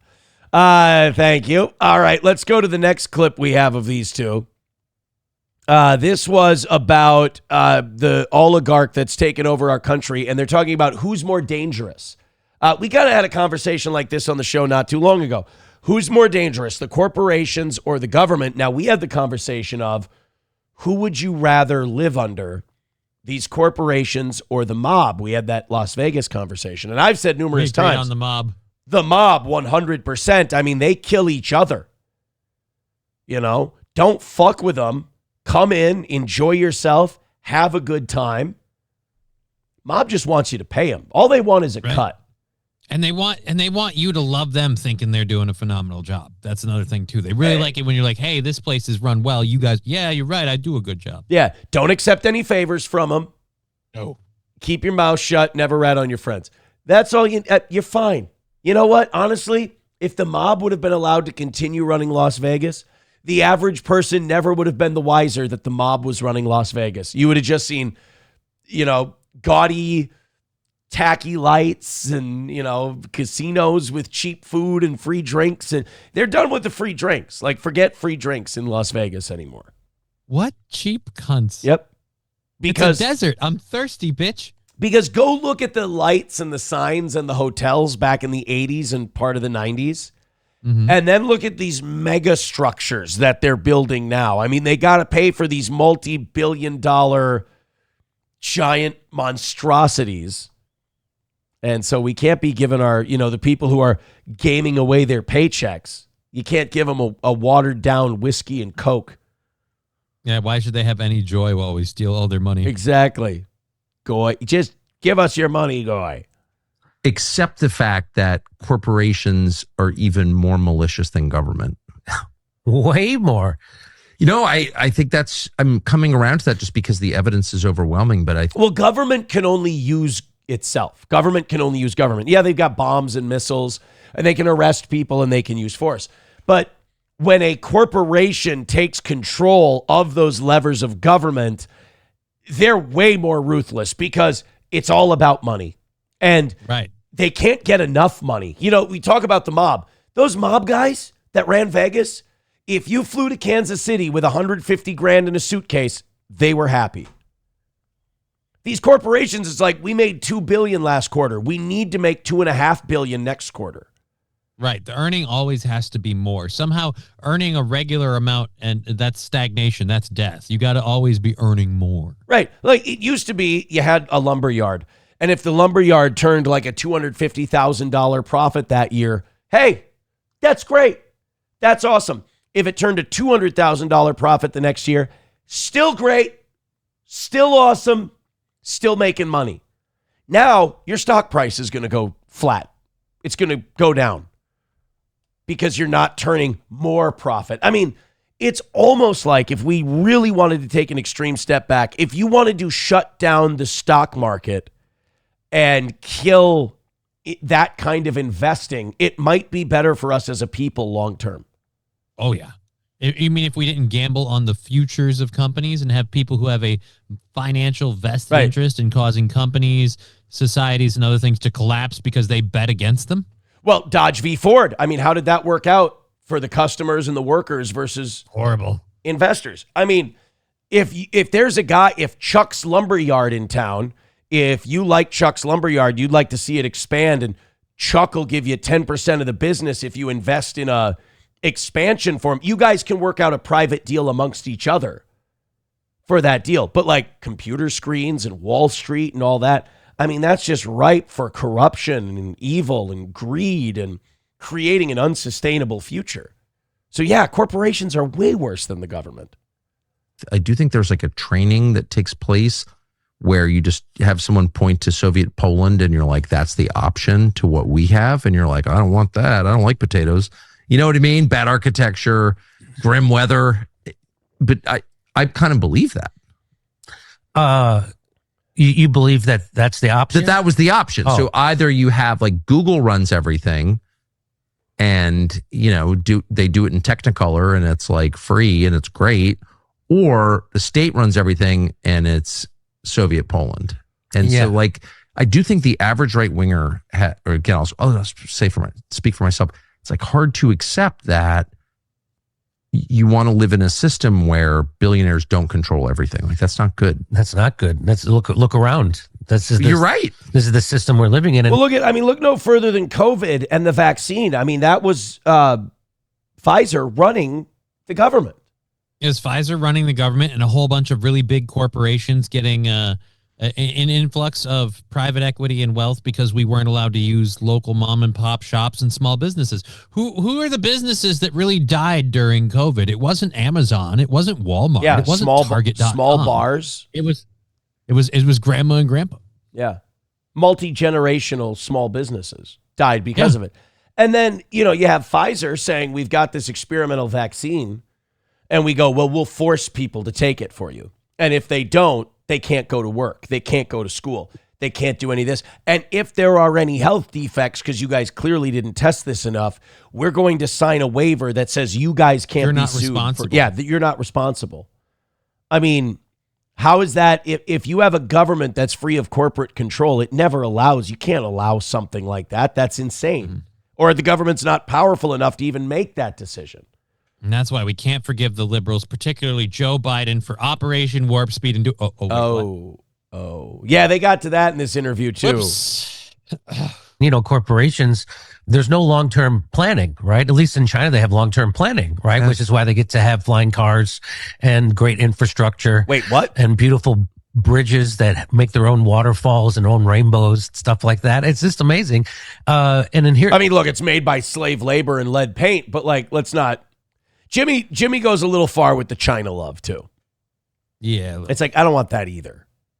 Because they don't, corporations only care about quarterly profits. So they don't care if the whole company crashes as long as they can show a profit in the quarter. I think that's right. And that's the problem. There's no long-term planning in America. And that's why Enron never had a bad quarter before it collapsed.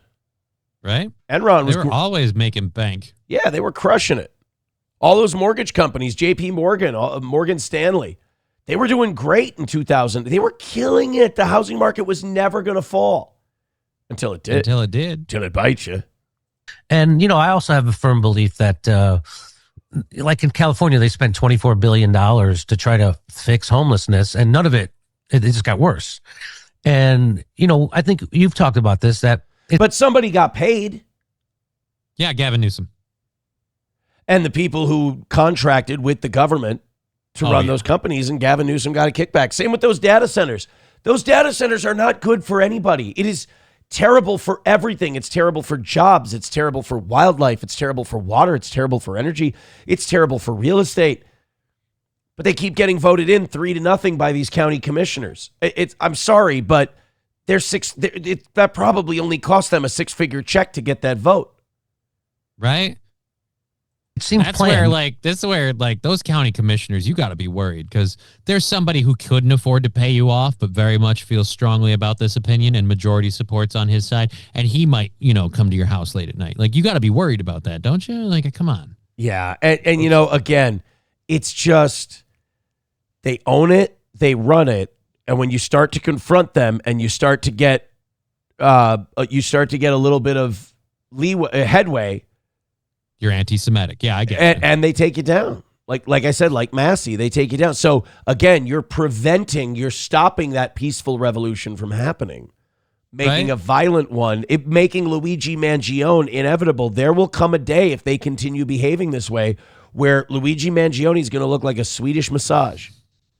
Well, that's the funny part with the Thomas Massey thing. You brought it up. That's one of the biggest, all of a sudden he wants the Epstein list called out, and he's not a big fan of the war in Iran. That happens, and this becomes one of the most financially funded campaigns to bury an opponent. Yeah. And yet we don't have the Democrats that are all like, get money out of politics, and the rich need to pay their, where's the rich need to pay their fair share, people? Because this is entirely a whole bunch of rich people. Oh, but wait, the guy that they put in is on your side of the aisle, so you won't scream money bad with him. Nevada Psycho letting us know we still have free drinks in Reno. There you go. Fuck it, let's go to Reno. I'll see you in hell before I see you in Reno. Isn't that what you said? I don't remember. Yeah, I don't. People saying Vegas sucks. Why do people go to Vegas now? I don't know, man. It's just not. It's not what it was. It's not what it was. They're trying to appeal to because Zoomers don't gamble and they don't drink. So now they have to completely change what Las Vegas is. And they have to go, but the boomers who have all the money, they still gamble and they still drink. So you have to still extract their money.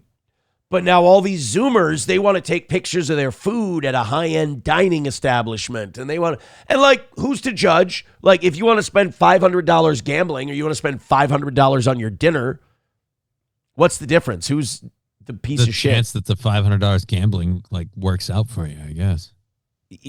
Either way, you're both pissing away your money. Both pieces of shit. Yeah. So they're trying to change now to that. And that's going to be really interesting to watch. I think in the next 20 years, Las Vegas is going to undergo a complete transformation. It's going to become Disneyland for adults. More so than it already was, I think. Hulkamash, a baby with $1 says, people go to Vegas to get married to pick-me hoes. Who's he talking about? I've never seen that trend happen, not even once. I don't know who he's talking about. No. Brett McCart says, Aaron spends $500 at Chili's. Again, that's not true.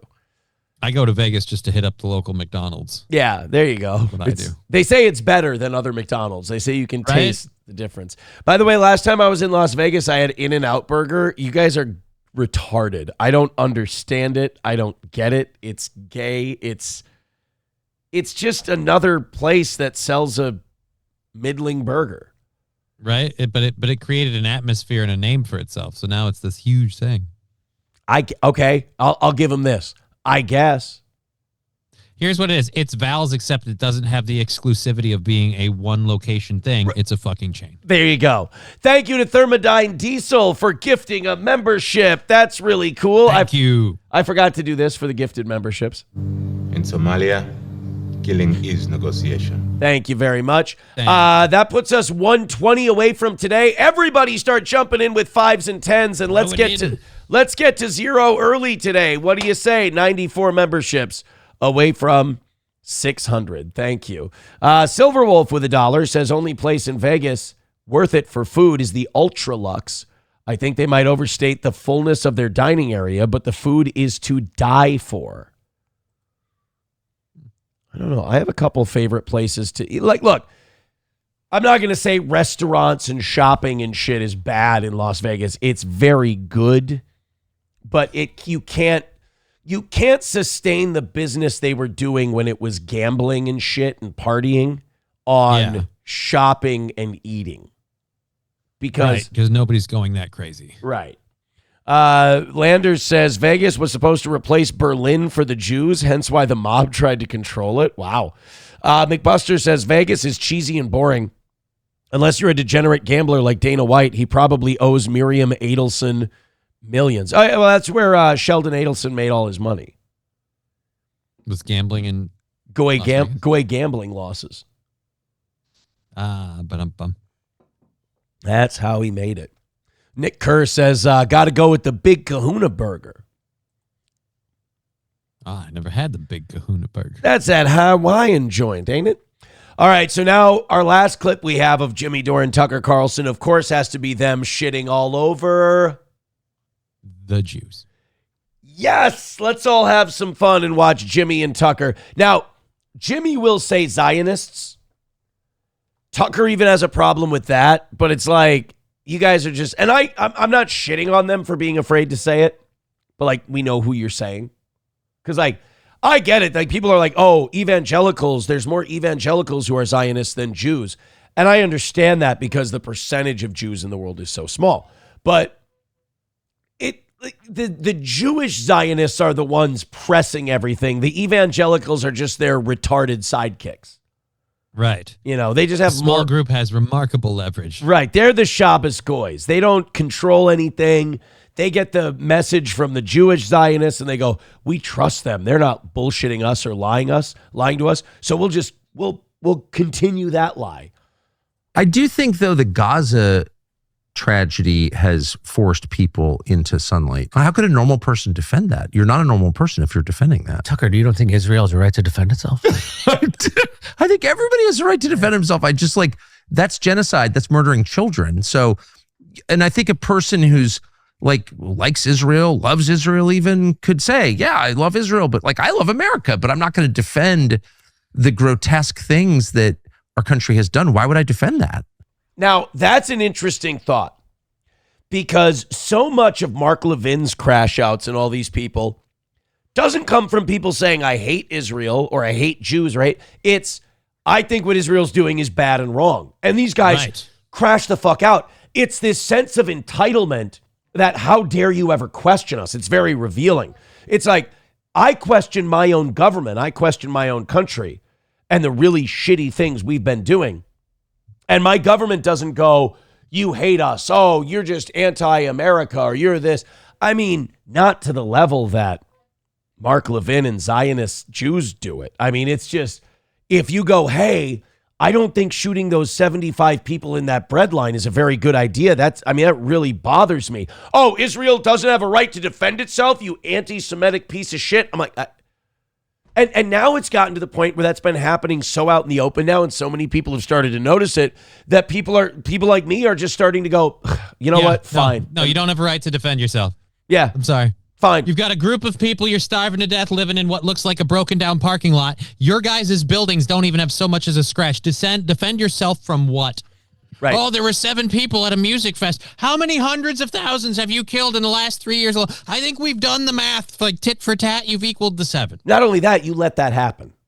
Yeah. Well, some would say funded it. But the point is, like, I was tweeting with Gabe Hoffman over the weekend, and he's like, you know, people who criticize Israel and say that it's about genocide or whatever, they won't admit it. They won't just say they hate Zionism. And so I just retweeted it and wrote, I hate Zionism, ... Like, I have no problem saying that. It's an evil ideology. It's fucking responsible for killing so many people.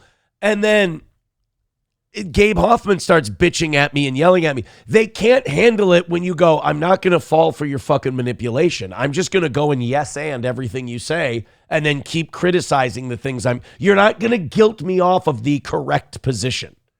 Right. Keep pushing people to hate you guys as a whole as opposed to hate the bad actors and watch how that goes. 1920. Yeah. And then Gabe Hoffman kept like whining at me on Twitter. So I finally just took it. So I finally took it to DMs. I go, I got an idea. Why don't you come on my show? Why don't we talk about all these things? I'll talk about my problem I have with your beliefs. You can tell me I'm anti-Semitic. You can do all these things. Never heard back from him. Never got another tweet. Well, because he doesn't want to have a fair conversation. Let's put it out there. Gabe Hoffman is a chicken shit Zionist who would never debate me. Ever. Right. Not once. Exactly. I degrade myself and I lie when I do that. So why couldn't you say, yeah, I really love Israel, you know?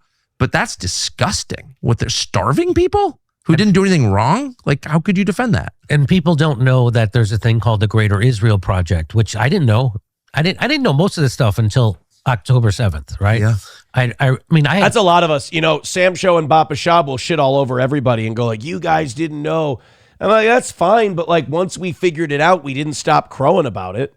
Right, and the information may have been out there, but it wasn't circulating publicly. So there's plenty of people whose little spheres didn't let them encounter it. It's the same as the internet thing. Like, you can have 1 million followers, but if nobody knows who you are, nobody knows who you are. Like, it's the same issue with this kind of stuff with the Greater Israel. Like, that can be out there, and the proof is there. Right, but did the proof present itself to you, or were you ever in a place where you were looking for the proof? No, then you didn't know it happened. Once they tore the mask off completely, it was like, oh my God, this is insane. This is a death cult. Covered when Israel would go in and mow the lawn, you know, I would cover how horrible that was, but I didn't really understand the genesis of it, and I didn't understand what was going on. And but after October 7th, I did. Now I understand. I understand that, you know, Israel was founded by terrorists organizations, and there was a thing called the Nakba, and that the Nakba was the first genocide, the first ethnic cleansing. We're on like the third by now. They say it was invented because of the Holocaust, and that's not why, because Zionism has been around since the early 1800s. Yes. That's why it has nothing to do with that. That was always and they couldn't get, people to move to the middle of that, and nobody wanted to go. The Jews didn't want to go there, so they had to make a deal with Hitler to get people to go. So I know all that stuff now, and I know that it's why a two-state solution isn't the solution. And that's the end of the clip. Can I ask you a question? And the chat, I want the chat to participate in this as well, because they're going to start going, oh, Aaron, what are you trying to say? Let me ask you something. Do you believe the official story of 9/11? Oh, God, no. But they needed that story to what? They needed that story to work so we could go to war with Iraq. Okay. So we had a predetermined outcome that we wanted to make happen. So we used a tragedy and a terror and death and human destruction so that we could repeat it on a loop whenever we wanted to justify something. Mm-hmm.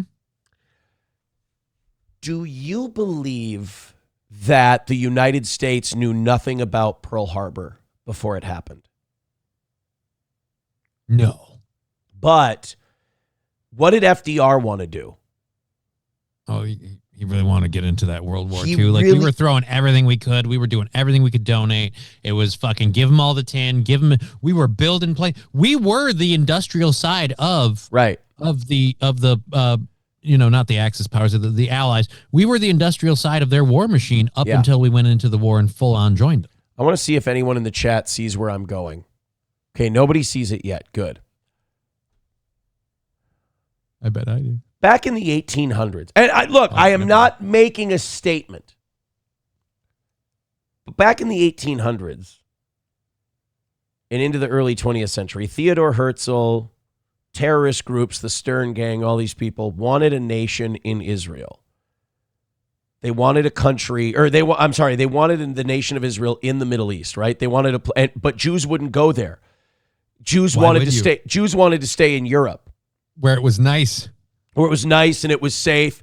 And unless Europe became unsafe for whatever reason, none of these Jews were ever just going to up and move to the desert to find a new place to live so they could get the number of Jews into the Middle East so that they can make a difference, acquire land, and build a country.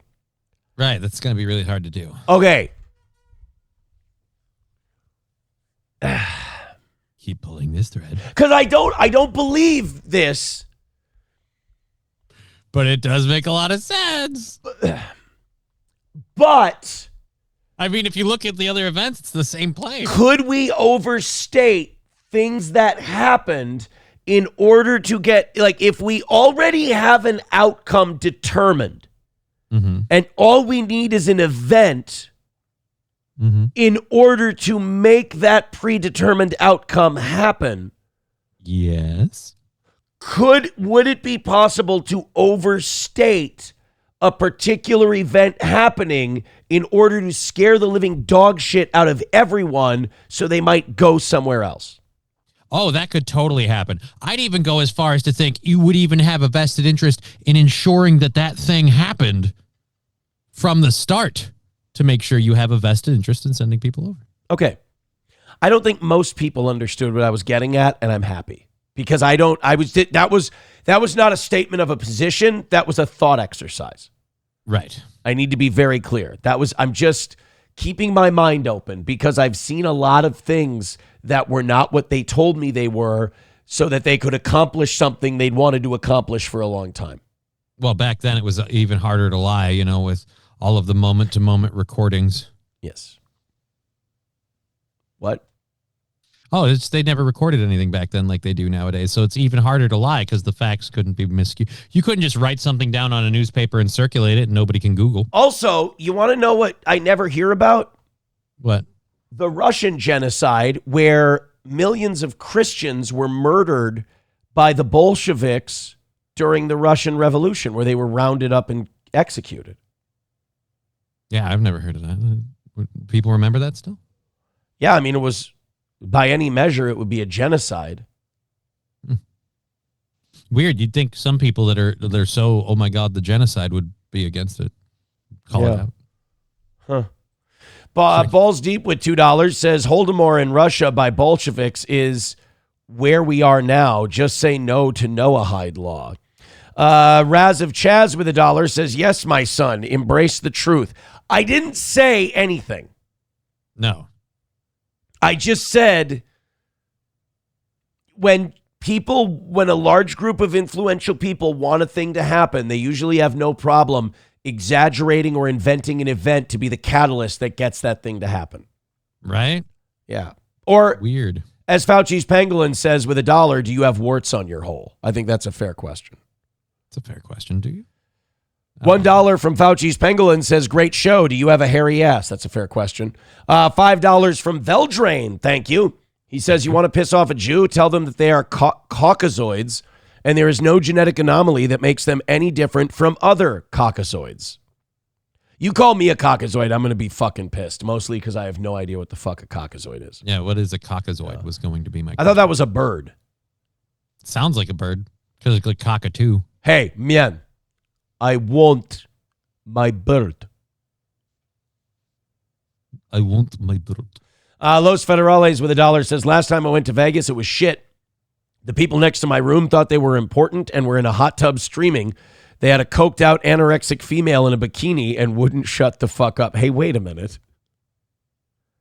What? Sounds like a weird Vegas trip. That happened to a lot of people? I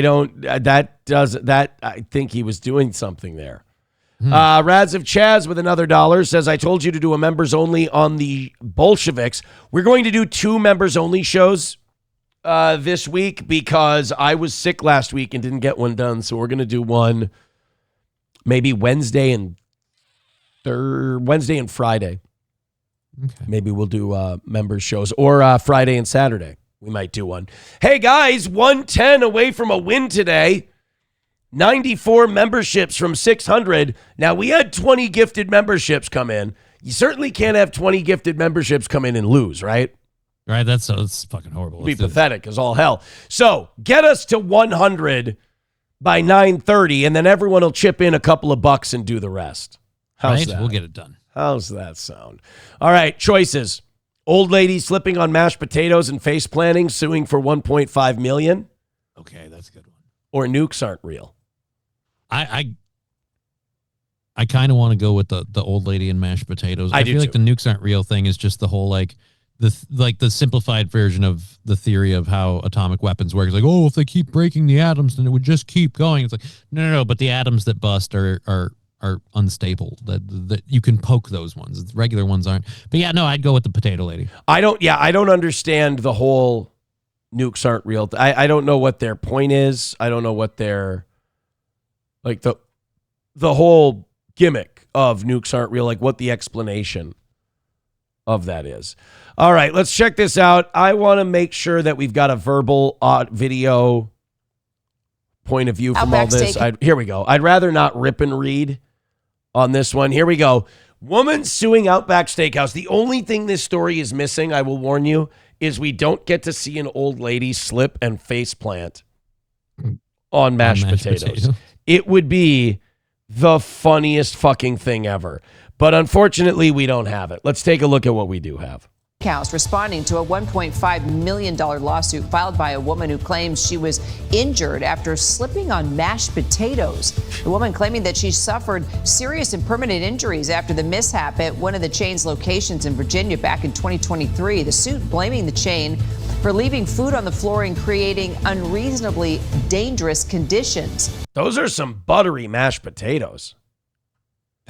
No offense, does nobody look where the fuck they're going anymore? Right. What did she do? I mean, I'm seeing like a cartoon situation where like there's a big dog poo looking pile of mashed potatoes and this woman's just walking eyes forward and her foot lands right on that point of the mashed potato, the little pile, and then steps right in. Right out. And the mashed potatoes split on either side and her foot just runs through it.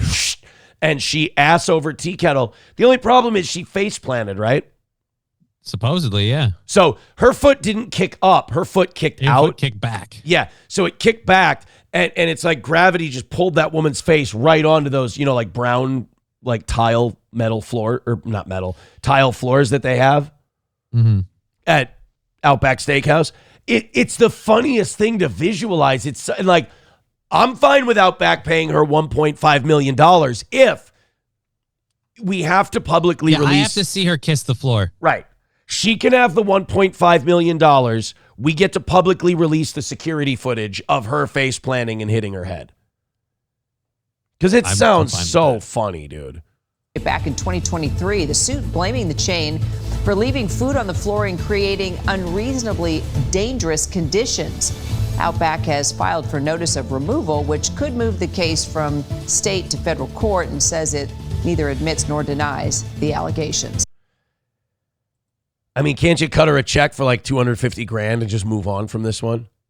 Yeah, I feel like we could settle out of court. I don't think you really need to fight. I mean, it's not going to look good either way. I mean, what, are you going to drown some old lady in legal fees? Plus, whoever she has as a lawyer, if you're suing Outback, they're taking that on contingency. Right, because they want that percentage off the back end. Right. I slipped on mashed potatoes and fell on my face. Do you have pictures of the injuries? Yes, I do. All right, we're taking this one on contingency. We'll take 60% of what you make. We got you here. Because they know that Outback Steakhouse is going to eventually want to settle this thing. Yeah, eventually they're going to pay out. Settled for $600,000. You take $400,000. She takes $200,000. Everybody's happy. That just seems rude. You didn't fall on your face. Who, me? Oh, the lawyer? I feel like she should get the bigger piece of the pie. Oh, or what? The potatoes at this point. Bigger piece of the potatoes. Absolutely. By the way, people are also asking what I would do in this situation. I'd still eat the potatoes. I mean, my God, we're not going to waste food. 5-second rule. People are saying this woman is Jewish. Her name's Tracy Renshaw. She's from Virginia. Oh, wait. She's from Loudoun County. What a fucking disaster that place is. Oh, boy. You can say whatever you want about Minneapolis, dude, but like Loudoun County, Virginia is just a vortex of dog shit things happening to dog shit people. She was enjoying a meal with her family. I can't remember the last time I was at an Outback Steakhouse, but I will say this. There's nothing wrong with an Outback Steakhouse. I think the last thing I went to was a Texas Roadhouse, which is like the same thing, but not. Right. I wouldn't go out of my way to like go to another Outback Steakhouse. But if someone said, hey, man, we're going out to eat, and I'd be like, oh, that sounds nice. I'm really hungry. We're going to Outback. I'm not going to complain. You can still get a steak. Yeah. I'll get something at Outback. It's fine. And some mashed potatoes. And then I drop them on the ground, see if I can get an old lady to trip on them. There you go. Why not? Yeah, how about that? Some prick leaves mashed potatoes on the ground. Your restaurant gets stuck with the tab. Some Down syndrome kid can't land the spoon in his mouth, and a poor lady had to pay the price. Yeah, and then the Ridgways went, see, we told you. Nothing but trouble. Nothing but trouble. $1 from Veldrain says Outback Steakhouse has said multiple times that the mashed potatoes came from the pockets of a morning podcast host, not the restaurant. I never once have put mashed potatoes in my pockets. This is a disgusting lie that's been carried about for however many years by this disgusting audience. Got starch stains in his pants from all the potatoes he's smuggling. Boy, here's something. You want to talk about fucking balls. I just saw breaking news 1 minute ago. FTX founder Sam Bankman-Fried, remember the crypto fraudster? Yeah, the guy who's totally not guilty of anything. Yeah, He's formally applied for a presidential pardon from President for Trump. Fuck's sake. God damn, he's going to get it too. Yeah, he's going to get. Not only is he going to get it, but he's also more than likely, I'm going to say, he's going to be involved in Trump's crypto company Lord. that he started. He's going to pardon Sam Bankman-Fried, and he's going to end up. Yeah, dude. Of all the people to not associate with, you think that would be probably chief among them. Like, oh, this will look totally legit. We're gonna get Sam Bankman-Fried on our crypto coin bullshit, dude. You can't tell me he's not a government plant that was set up to crush crypto. Like, he did it the first time, and it didn't really work out as well as they hoped. So now we're gonna pardon him, and like you said, bring him back in on Trump's thing. He'll crush it again. Check this out. You're gonna love this. Uh-oh. Sam Bankman-Fried and Jared Kushner crossed paths in the Middle East in late 2022, just weeks before the FTX collapse. Kushner and Bankman-Fried attended a dinner in Saudi Arabia while Bankman-Fried was raising $1 billion in emergency funding. He's getting pardoned, dude. He's getting fucking pardoned. Sam Bankman-Fried has been in tight in crypto in the Middle East with Jared Kushner. He's getting pardoned, dude. I'm starting to think this whole Sam Bankman-Fried fucking up his crypto fund thing was intentional. Just really starting to think. $2 from Bowls Deep says, Aaron's loaded potato with $5 says, no, no, stop it. Stop it right now. 110 away from a win. In the next 3 minutes, can we drop $10 on the toe and get to 100 by 9:30? That would make me feel so good. Please and thank you. Mike Go with $1 says, you're saying your nickname is not the mashed potato kid. What am I, being cross-examined? First of all, I crush in that. Second of all, no, my name is not the mashed potato kid. It's the mother sputter. Let me ask you a question. And I want you to be honest with me, 100%. Mm-hmm. How is that helpful?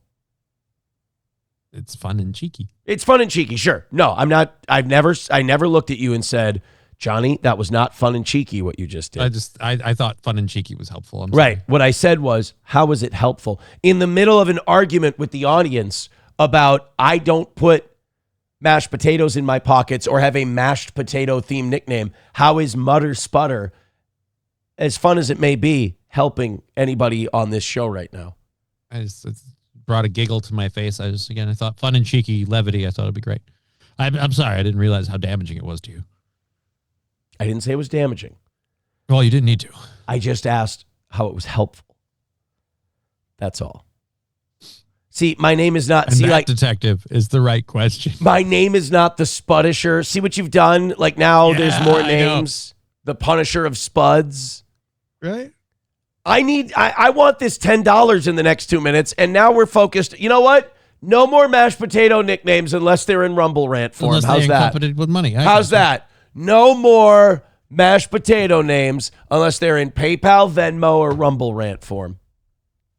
I agree with that. That's the right way to go. Or gifted memberships. That's what I say. You guys are fucking mean. All right, let's do the Donald Trump thing.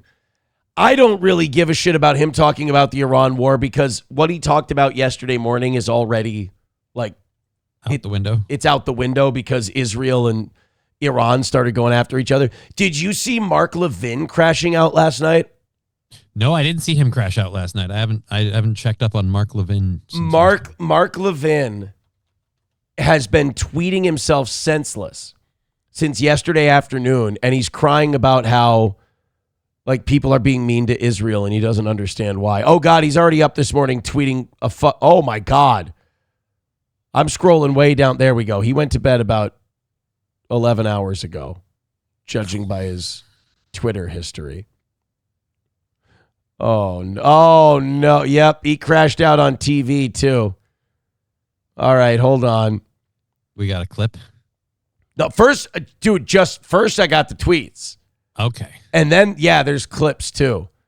Oh my God. And it was nothing but Israel. It was nothing but Iran. None of it like how any of this is good for the American people. Nothing. Well, all because right. That's not who it's about. Here we go.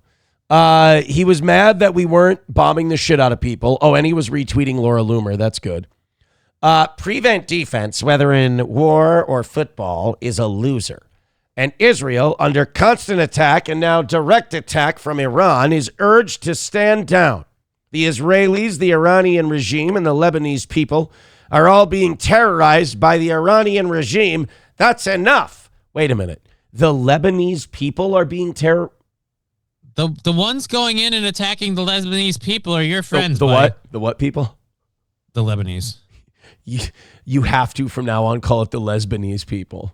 The Lebanese people? You said the Lebanese people. Look, they were having a clam jam jubilee until you guys jumped in and started blowing up their shit. So I really feel like you can. Poor Lebanese. Those poor Lebanese. I feel bad for him. So in Mark Levin's mind, dude, Mark Levin is like a pro wrestling bad guy come to life. You know the bad guy who just openly lies and goes like, "We won last night. We took him down." Blah blah blah. Mark Levin is that, except when it comes to murdering helpless Muslims. He then wrote, "We greenlighted Israel's attack against Hezbollah today." I don't like when Mark Levin says "we" in reference to the United States. And by the way, the Trump administration did not greenlight that attack. In fact, we asked Israel to stop and not do that because it could destroy the peace process that we were trying to reach a peace deal on. Mark Levin says, actually, so someone called him on this and said, actually, earlier reports said it was backed by us. Well, yeah, I would believe that too if I were you and only read. You said you're the one who sent out the report saying it was backed by us. So, of course, you. So then look at this epic one. Why are we turning on Israel and Netanyahu tonight? Wow. I don't know, because it's fucking awesome and it's great. President Trump tells me I'm going to call Netanyahu right now and tell him not to strike back. So that pissed Mark Levin the fuck off. He was again, like the funny part of this, we were in here earlier while you're scrolling there. Laura Loomer even said something to the effect of like, Israel has the right to defend itself and Muslims don't believe in ceasefires. I'm like, the one violating it this time has not been the Muslims. Like at every turn, it's been one specific group of Jews doing it. So it's always right after this one. It's always right after Trump says we've got a peace deal. Yeah, they attack en masse and they unload. So and all of a sudden, it's like, oh, these guys don't believe in ceasefires. Like, right, because you keep shooting them when you have a ceasefire. He then says, victory is the best politics. I think what the United States ought to do, and I've said this for months now, we ought to negotiate our own separate peace with Iran and the Gulf states, and then Israel doesn't have to be a part of it. And Iran says, wait, so what does this have to do with Israel? And we can be like, it has fucking nothing to do with Israel. Do what you want. This is about us squaring the house with you, homie.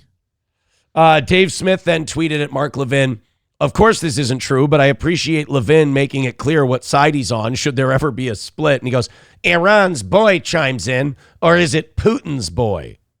Right, because Dave Smith has never just advocated for what's in America's best interest over another country.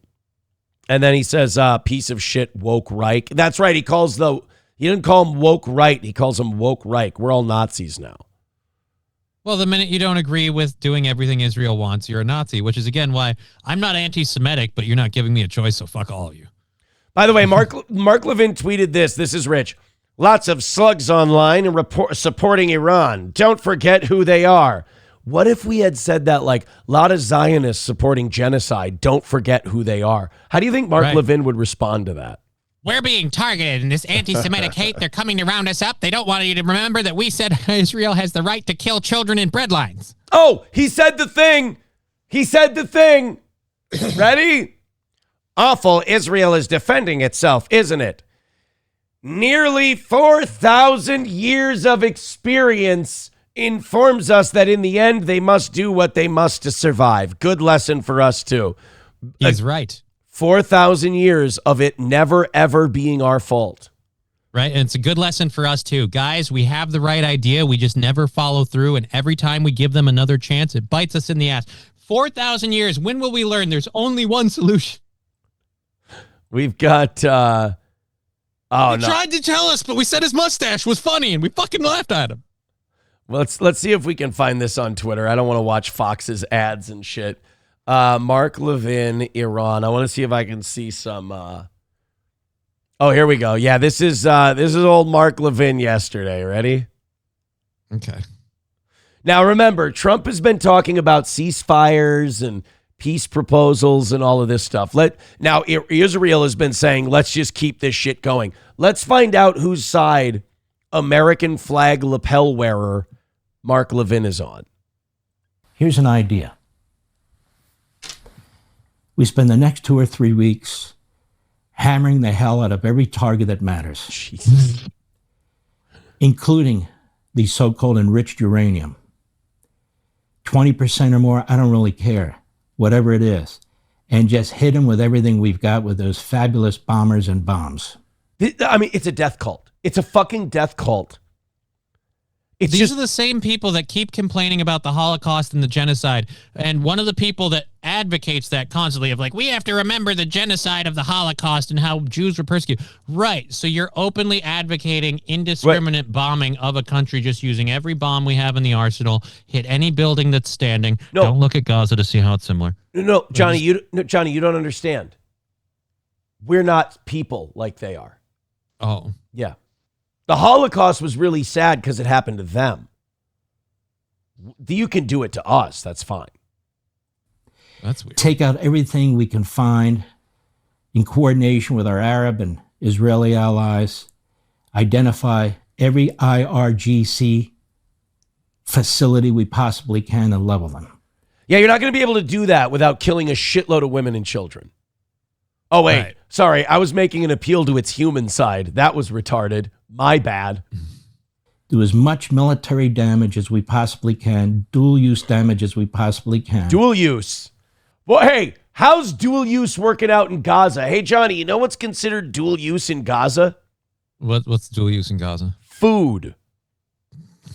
Flour is dual use. Flour is dual use in Gaza. And then leave.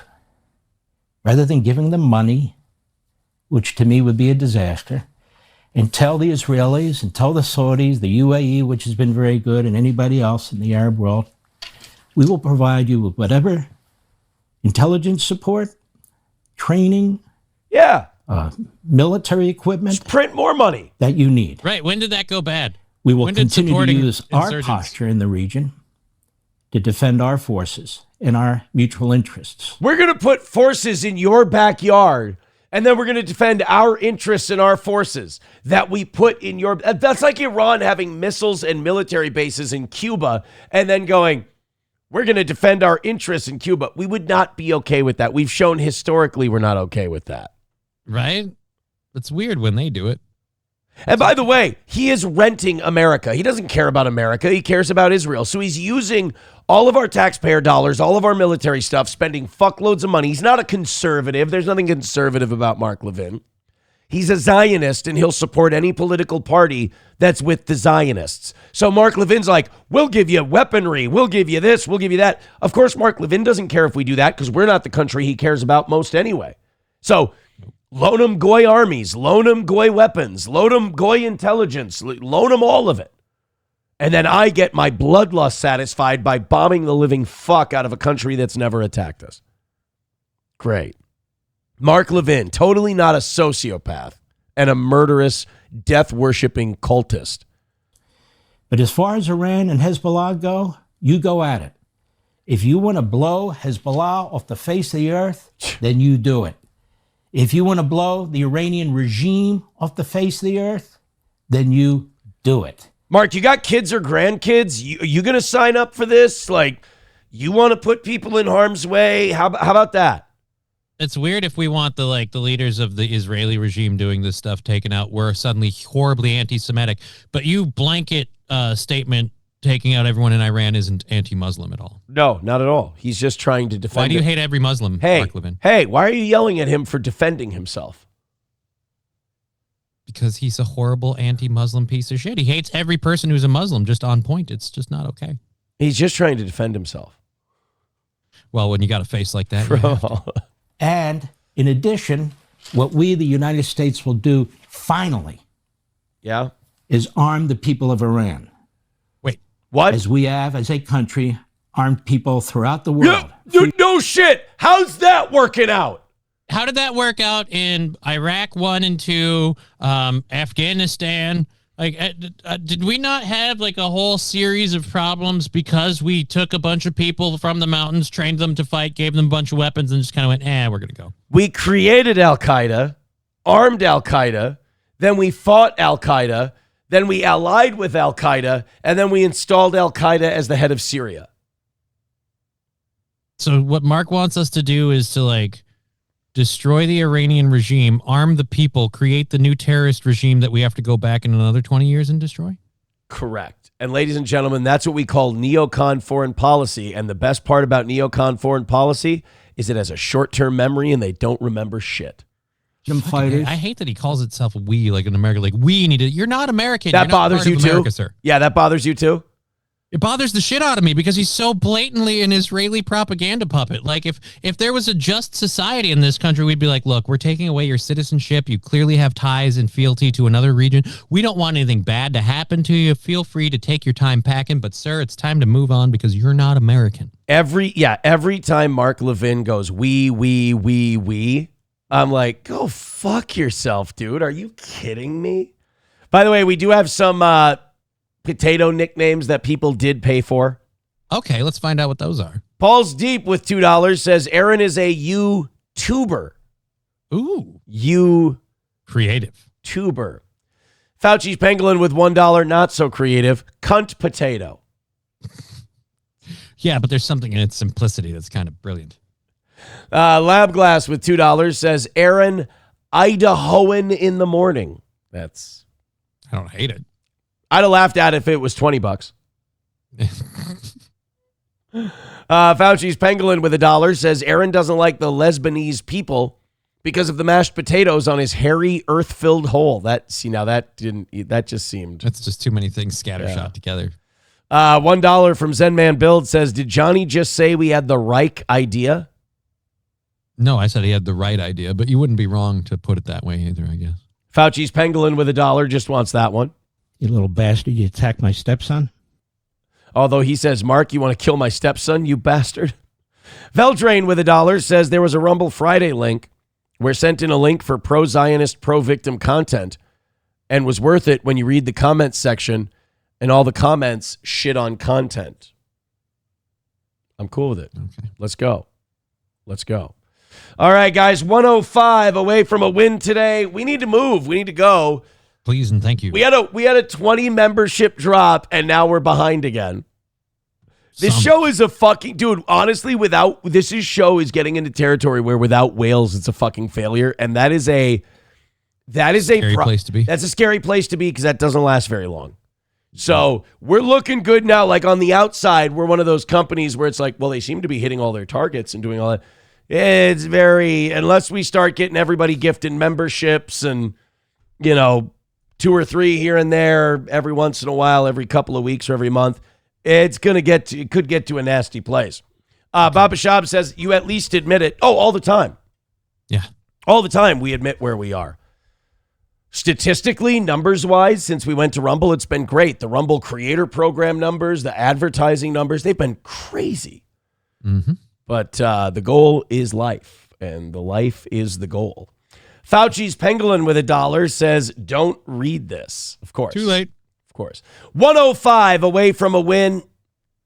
Let's go nuts. See, even those series of 1s and 2s dropped us by $5. Yeah. It can be done.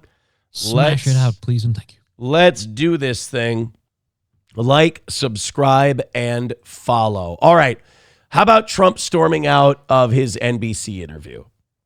I'd love to see that. Why'd he storm out? Well, she was busting his balls on his broken promises. Fair. Okay. She was talking to him about his credibility. And she called him out. Like, she's like, look, you said you were going to show us that the 2020 election was rigged and that it was crooked and everything else. You still haven't given us the information and the evidence on that. That's fair. He hasn't.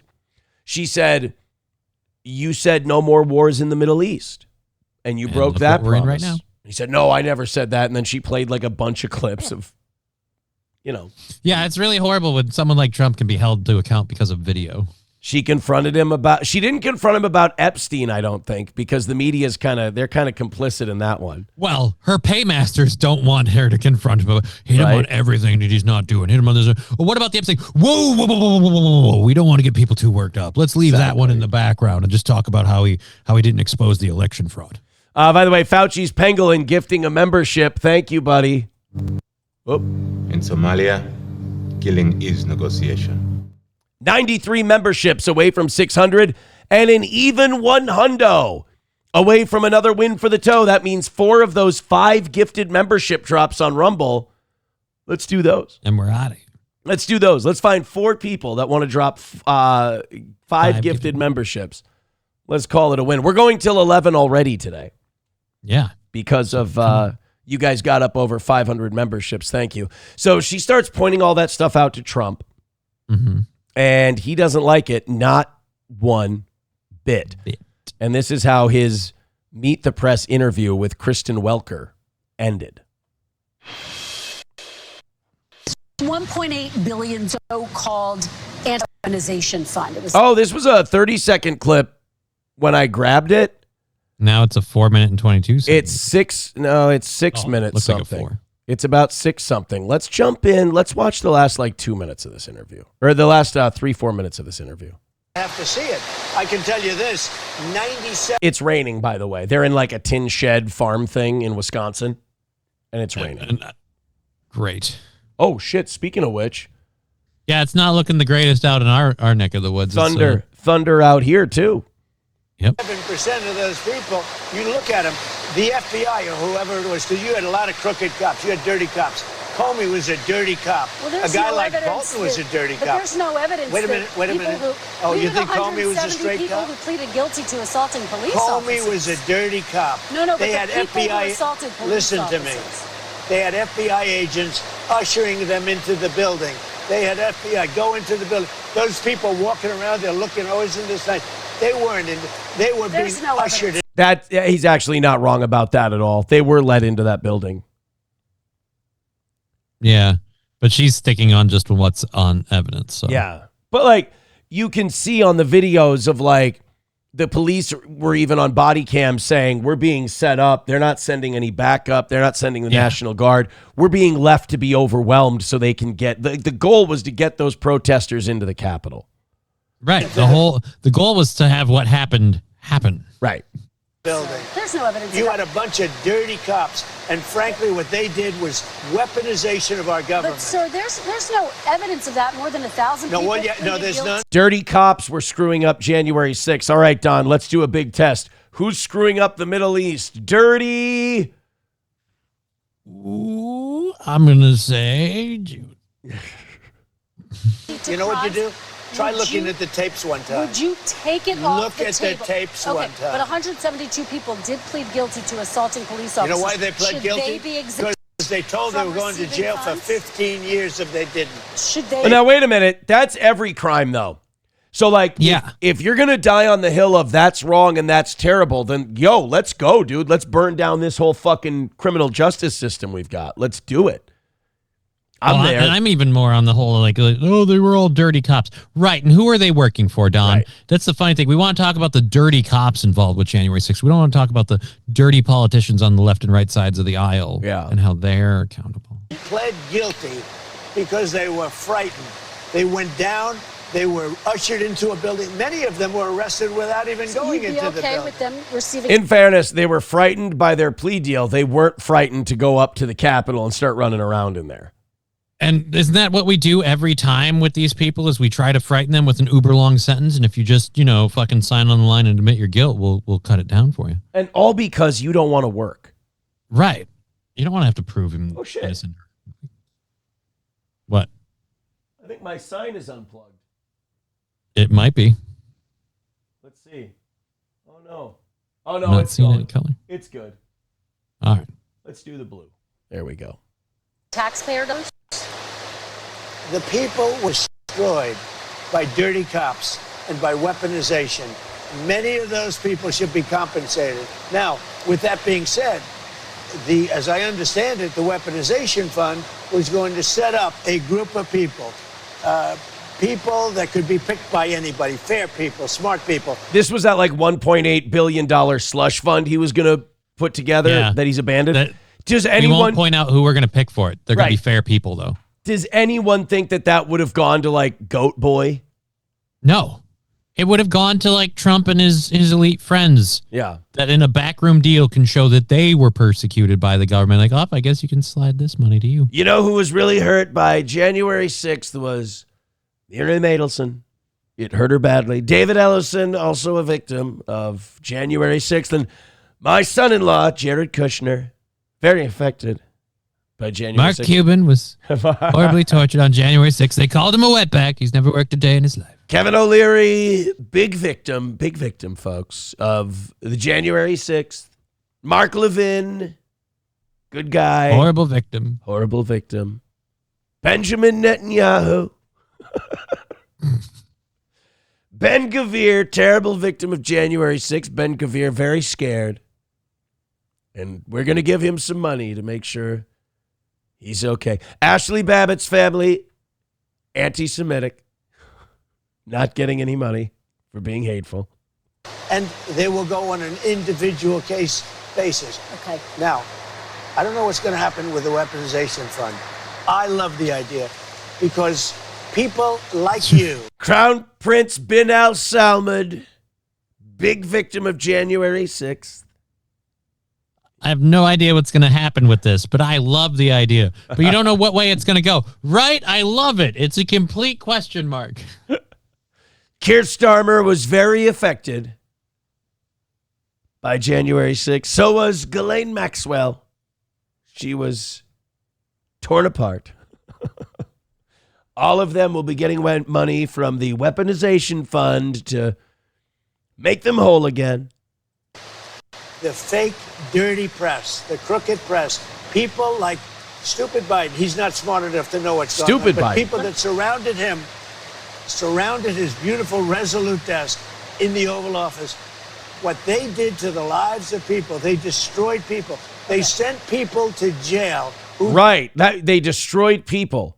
Like, that would be horrible. Like, let's say you did something that caused 13 American service people to die. Right? You'd be a horrible person. You destroyed lives. That would be really horrible. Or like if you bombed a school and killed like 200 little girls. That'd be a horrible thing to do. We're not giving any weaponization fund money to the Iranian little girl's family. Did nothing All wrong. right, just to be very clear, there's no evidence of what you're saying, but There's let me a ask That is kind of a cunty retort, though. You got to admit, like, all right, just to say, there's no evidence of what you're saying. Anyway, moving on.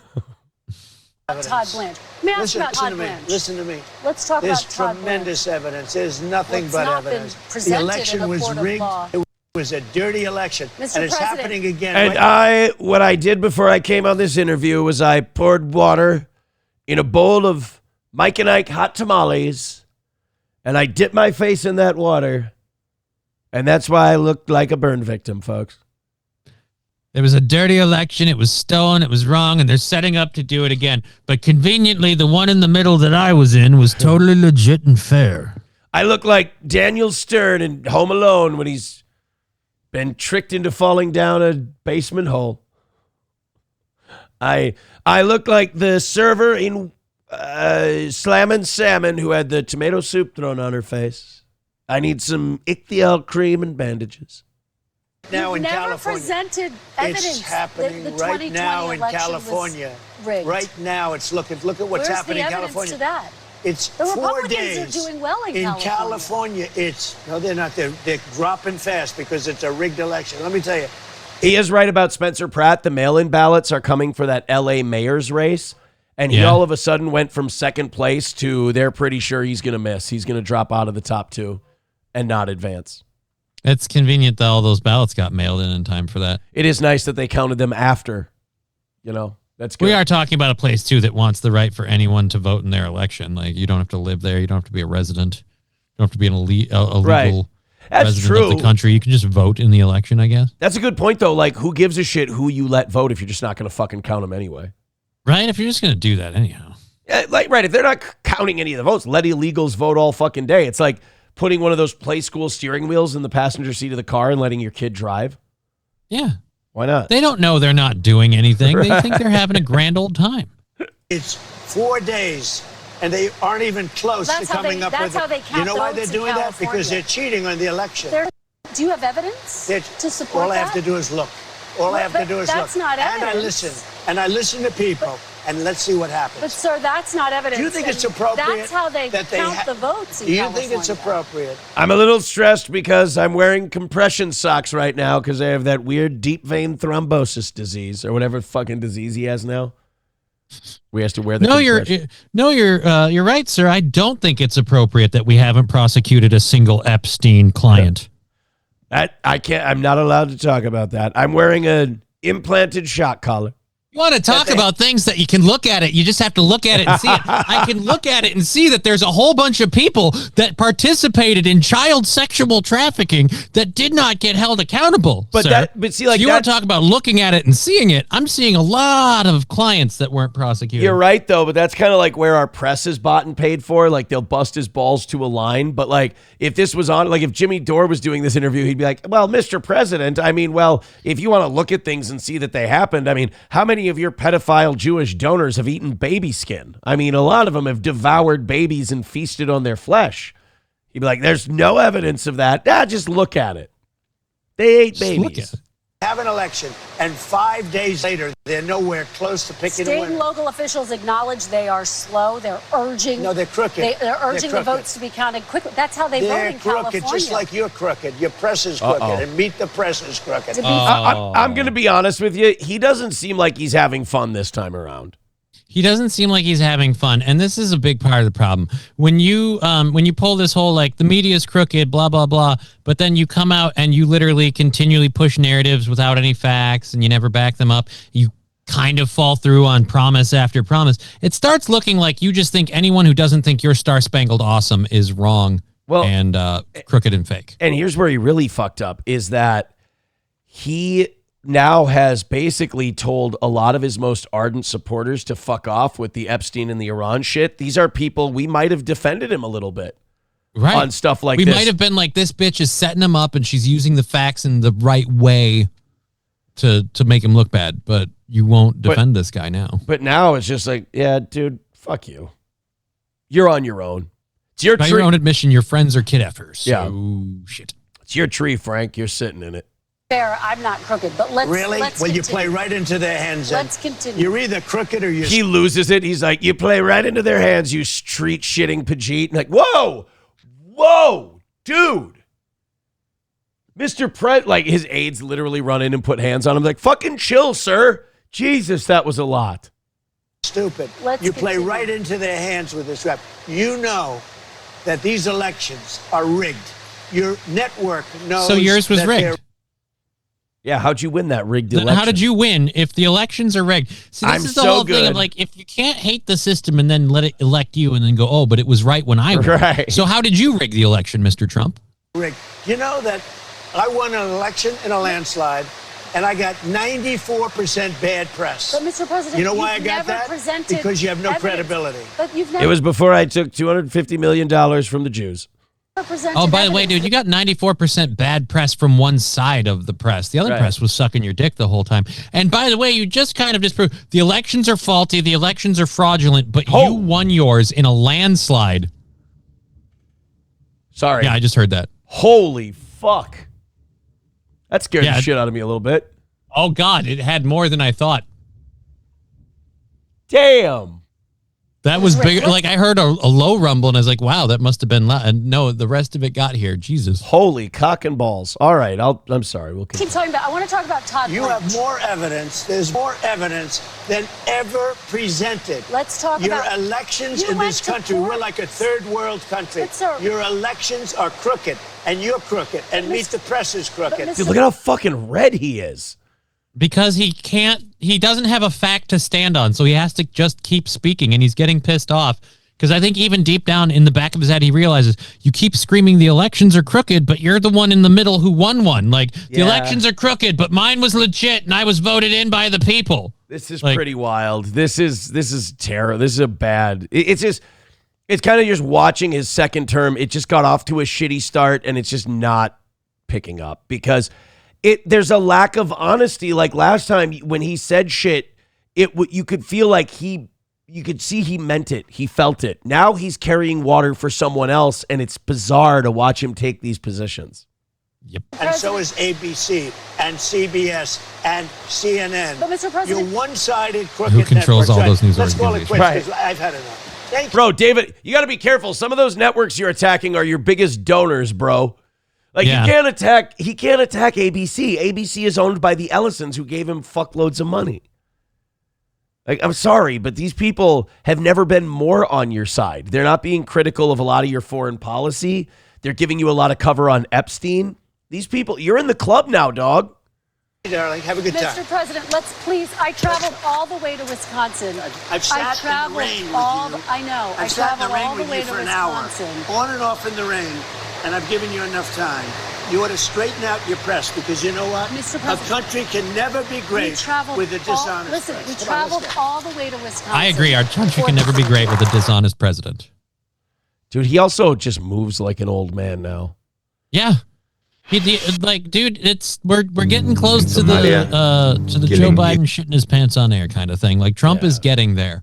And for the people that are like, this is the fun part too, because now we get to see the people left. Oh, Donald Trump is falling asleep. You mean like sleepy Joe Biden? Like that's not even a Trump created that thing. We all had that term before. Yeah, exactly. Yeah. It's grandpa again, but it's not our grandpa, so we're not okay with it. Like, yeah, it's looking bad. It's looking bad. They're both bad. 5 gifted memberships from MN Gal. Thank you very much. Wanna fuck? Let's fuck! There we go. That's 5 gifted memberships right there. 75 away from a win for the toe. Let's bring it in. Guys, let's not even do a rally segment today. Let's just bring her in for a landing. Yeah, just crush her out and do a show. Yeah, absolutely pissing rain here this morning. I have to see if this is another 5 gifted membership. No, it's just a repeater. Okay. Thank you, MN Gal, for those 5 gifted memberships. Thank you. So not only 75 away from a win for the toe, but 88 memberships away from 600. How about we get 14 of those 88? That sounds good. That's what we need. 14 of the 88. 14. And also, once we hit the goal, we'll talk about how nukes aren't real. Yeah, that's a weird one for me. All right, Johnny's all done, guys. He's done his time. He's served his time in the chair. And by the way, Reagan.com with a good point. There's a lot of people who hated Trump before and watch this show now, and they're like, we told you so. And it's like, I really can't really throw anything back at you. You kind of... I can agree. Yeah, you told me so. But like the whole reason I supported Trump is because, and I still believe this, I don't know who Kamala's paymasters were, so I couldn't vote for her. So the we told you so, like, we told you so. It's like, right, but you supported someone who, at least with Trump, like, I know Miriam Adelson is the one pulling the strings. With the Kamala thing, who was pulling her strings? Oh, can I do that one? Can I tell you? Can I tell you? Miriam Adelson. Or Miriam Adelson-esque person that would, We're so fucked. Yeah, we're not in a good spot, buddy. We're not in a good place. All right, 1 o'clock, Just Kidding LLC on YouTube, Fancy Pants, Twitch, Dickhead, Rumble, all 3 of those Johnny has. He's showing off, he's flexing. 1 o'clock Central Time today. Go watch Johnny, and then we will see you tomorrow morning. All right, see you tomorrow. There he goes. All right, guys. Fauci's Pangolin with $1 says, this is my favorite show, except for all the other shows. Yeah, feel free to keep that second part away from me. Thank you very much. If you've been gifted a membership today, gift one, you damn self. We're also a red boy away from a win for the toe. So let's go. Streamlabs, PayPal, Venmo, Rumble Rants, gifted memberships. We're going to do our first rally in about 20 minutes. So here's what I say. Let's get that 75 done before that first rally segment. We're also going to 11 today because you guys crossed up over, 500 memberships. So thanks a lot for that. I haven't updated the crawl here. 88 from 600. Thanks a million. All right, let's go to our next one. This is fun. This has nothing to do with the news or the world. Oh, I did want to show Los Federales sent me this on Friday. It was the suit I was wearing on Friday morning. I'm just such a nice looking boy. And there's Johnny in a wheelchair. I don't know what these things I'm carrying are, but it's the pursuit of happiness. Get it? Pursuit of happiness. Very good.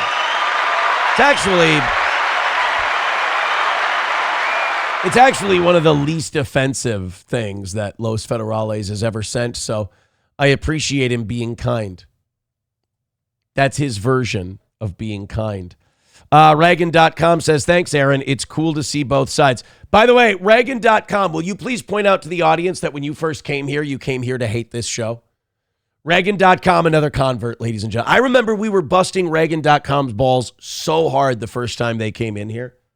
And now they're like, hey, Aaron, thanks for seeing both sides and blah, blah, blah, blah. It's almost like if you find the toe boring and you don't like it and you just move on with your life, you're probably a normal person. Or if you enjoy the show because we talk about the topics you like to talk about and we take your opinions, you're a big fan of the show. And really letting me make you mad is a psychotic way to behave yourself. Canuter Valve says, funny how I found this channel out of sheer boredom. And now you're not bored.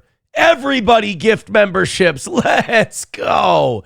All right, you guys want to watch a creepy lesbian-looking lady fire an entire auto parts store? Or whatever the fuck it is. I think this is auto parts. I'm not. Oh, no, there's some backpacks back there, what have you. No, this is export parts. So it's a parts store of something. Oh, no, it is a car dealership.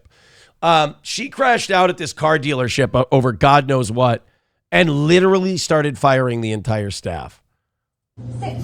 I own your company. You're working for. You're fired. You're fired. Get the fuck out. Okay. Now we're in a war. Okay. Give me a 2000. I only asked for is a 2013 Nissan Pathfinder oil filter. He's trying to give me a rose gold ring. Yes, exactly. Put that aside and just give me a 2013. Did she just say she wants a 2015 Nissan Pathfinder? Guys, this is what you're putting yourself through hell for? Get the lady a fucking 2015 Nissan Pathfinder. I'm sure any shithole fucking used car place will have one for her. It's not like she's asking for a 27 Hellcat. Just get her shitty Pathfinder and get her out of your store. Man, if you don't get the hell out of here, I'm going to have to call the cops. So she came in. She fired Turkey Tom over here. She fired this guy. She fired everybody. She claims she owns the company. And now the big boss is coming in, and he's telling her, look, you got to leave. You're not getting a Pathfinder. You're getting arrested for trespass if you don't fuck off. You hear me, man? I just want the oil If you don't leave, I'm calling the cops. Nissan! Nissan Pathfinder 2013. Oh, my God. Oh, 2013. Wow. Now she's driving a hard bargain because that's so fucking old, we don't even know if any are still on the road. That's a 13-year-old vehicle. They don't last that long anymore. I mean, once you're at 15 years, I mean, I don't really know how many 2013 Nissan Pathfinders you think are just moseying about these days. Sorry. No, man, that's all right. This is your dinner and show. He got one of the hot dogs at like the little concession area that they have. He grabbed himself a hot dog. Dinner and a show. This is great. I want to watch this 5'1" lesbian flame out at the fucking staff over a 2013 Nissan Pathfinder. I didn't ask for anything else. I don't need that. Fire! Fire! You're I fired your weapon! You're firing these gentlemen? I fired your weapon! I can't believe you. Your fucking weapon has been fired! I can't believe you. Your fucking weapon! Here's the thing, though. I don't think those guys want him coming up there laughing about that, though. That was probably a pretty shitty thing for them to have to deal with.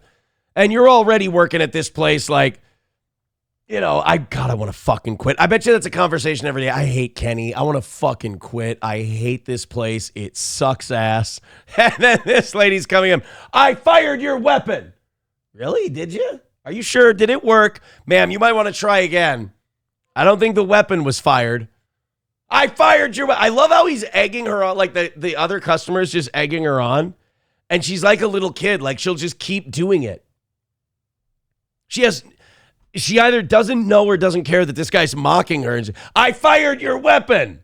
Wait, you fired our weapon? Oh, that's dirt. That's underhanded. That's not nice. Chevy fan says, my girlfriend works in a parts department. Yeah, I don't think people in parts departments go through shit like that and just go, you know, oh, yeah, that was hilarious. I fucking love that. It's just one more thing that happened in the parts place that hurts your soul and crushes you a little bit more and makes you feel like dog shit that you didn't want to happen that day and has you looking for new jobs. Which, by the way, from what I hear from people, is not easy. Like finding a new job right now.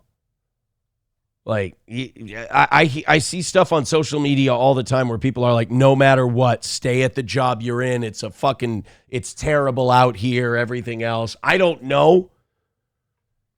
But that's what I hear. That's what I hear. Chips and Diff says, that car is not real. Sam Show says she's really into the 2013 Nissan Pathfinder. Bro, when you want a 2013 Nissan Pathfinder, nothing will do but a 2013 Nissan Pathfinder. You don't understand. Let's take a look at this fucking Martian of a car. 2013 Nissan Pathfinder. Ew. Oh, fuck her. She's terrible. I hate this lady a lot. This is what you were willing to get in a fight over with all those people? 3 rows of two seats. Ew. Your narrow little, your like hot dog mobile that you're driving in. Look at that. That is a mommy mobile. This is what you were getting all bent out of shape over? Is this van hybrid SUV dog shit crossover thing? Oh, lady. I mean, pull this shit over a nice car. I want to see a 2013 Nissan Pathfinder. Is it your 16-year-old child's birthday? Why do you want to see that? Nobody wants to see. Are Nissan Pathfinders lesbian cars? That's the next thing we need to look up. Are Nissan Pathfinders for lesbians? How's Google going to answer that one? The Nissan Pathfinder isn't specifically marketed as a lesbian car, but, oh, here we go. That's AI's diplomatic way of saying it's totally a lesbian car. But its blend of rugged capability, versatility, and spaciousness has made it an incredibly popular family SUV choice for LGBTQ plus households and the broader community alike. What? Now, wait a minute. Remember, I didn't ask this question. Like, Google is offering me more information than what I asked for. The second part of this goes, while Subaru historically holds the title for the most famously recognized car brand among lesbians. Bro, we can totally now say Subarus are rug munching cars because Google's got our back. You don't know. If you say that around like a really politically incorrect friend, if you go, oh, Subaru, there's a dyke mobile, they go, hey, come on, you don't know that. It's like, dude, fucking Google it, son. Due to their highly targeted marketing in the 90s, brands like Nissan have established themselves as strong LGBTQ plus allies. In fact, Nissan has earned a perfect score in the Human Rights Campaign's Corporate Equality Index for multiple consecutive years and has been a sponsor of events like the Gay Softball World Series. Get the fuck out of here. We're actually tracking this shit. You know, the Diversity in Corporate Human Rights Campaign Equality Index shows that you may make a shitty car that folds like an accordion when it's hit by something bigger, but boy, do you not interrupt people when they're sucking cock inside of it. Good for you. $1 from Fauci's Pangolin says, obviously, you've never succeeded, Dick, in a Pathfinder. I think you meant to say something else. I think you mean sucked a dick. I don't like it when I have to finish your gay jokes. That's all. People in the chat are loving the fact that Google says that Pathfinders and Subarus are fucking dyke cars. Guys, we're on a roll right now. Throw in a bunch of memberships or a bunch of Rumble Reds and tell me which car you want me to look up, and we'll see if it's a gay car. Oh, my God. Caliente says, I needed that. Yeah, no, I'm seeing a lot of laughy faces in the chat. Roots Calhoun says, Lesbo Limo is a new one. Hold on. Sam Show says, check out the Chevy Tahoe. Are Chevy Tahoes for gay people? Let's see. Only if they have all black rims, it says. Chevy Tahoes are not exclusively for gay people. Oh, God, don't. Oh, God, don't. Oh, God, don't. I'm fucking trading my car in today. It's paid off. I will trade that fucker in and pocket the cash. But they are a very popular vehicle. Pay me $75. I'm fucking leaving. I'm not doing this. I'm not giving you cunts the satisfaction. My right ear is still plugged. I'm not giving you the satisfaction of reading the next line in this fucking sentence. Aaron, your neck looks jacked. Thank you. I'm not reading the next fucking line in that sentence. There's no cocksucking way. No. I'll quit my job. All right, fine. Hold on. You guys hit the goal, and then it's fine. Chevy Tahoes are not exclusively for gay people, but they are a very popular vehicle choice across the LGBTQ plus community because of their size, safety, and versatility. They are utilized by diverse drivers everywhere, from families with kids and pets to outdoor enthusiasts. The LGBTQ plus community has highly varied vehicle preferences, ranging from practical SUVs to compact cars. You can explore what different vehicles mean to the LGBTQ plus community. All right, now wait a minute. They're going to say like every car is a gay car. That's what's going to happen. Papa Shop says, let's go. No, put in another car and you'll see. No, don't call me butt fucker in the chat. This is not. Put in any kind of car. I bet you they'll say, but gays totally love it and think it's cool. Need Trump says, I take it you're not on YouTube anymore. We're demonetized on YouTube. We upload the shows later in the day. Mikey Two Milk says, read it, Dyke. You're behind in the chat. I did. All right, Ford Bronco. Someone says Ford Bronco. Are Ford Broncos for gay people? Here. They're all going to say, Ford Broncos are for anyone who enjoys rugged, adventurous SUVs and are not specifically marketed to any one core demographic. However, the Ford Bronco has gained popularity in the LGBTQ plus community as a stylish, capable, and highly customizable vehicle. See, every vehicle's going to be a gay car. Chrysler minivan. All right. I think that's the Pacifica now. Are Chrysler Pacificas for gays? While the Chrysler Pacifica is traditionally marketed towards families, the minivan has garnered a dedicated following among LGBTQ plus drivers. Automotive publications, I'm not making this up, like Gay Wheels, recognize it as a surprisingly stylish and practical option for anyone who values cargo space and luxury. I have to see Gay Wheels. The 2018 Chrysler Pacifica should snatch the minivan crown. No fucking way. 2026 Hyundai Sonata Hybrid is the stylish luxury car that makes gas prices vanish. 2026 Chevy Trax, a solid 10 for under $22K. Let's find out what Gay Wheels thinks rules. Audi SQ5, Mazda CX-70. Let's see gay-friendly automakers. Ready? Acura, Alfa Romeo. Oh, fuck, it's all of them. They're all gay now. See? Non-gay-friendly automakers. Uh-oh. Suzuki defunct. So Suzuki was the only one that thought, oh, gays bring a great dishonor. Other automakers. They're still investigating Ferrari, Lamborghini, and Lotus.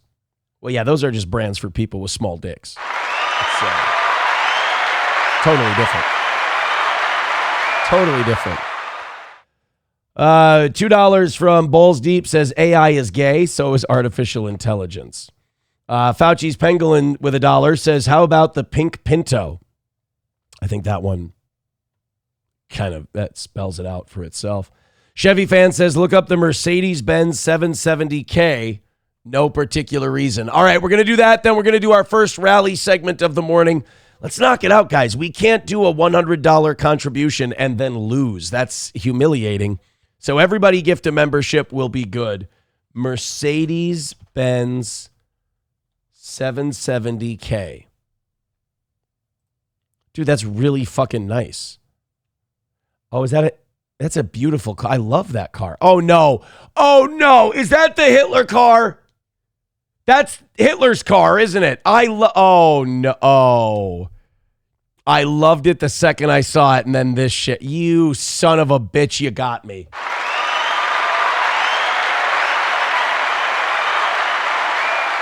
You got me. You know what? In honor of the Mercedes 770K, let's make some money. Let's all throw in a membership. Thank you, Roots Calhoun. Come on, guys. Might as well, because of the Mercedes 770K, let's go ahead and make some money. Come on now.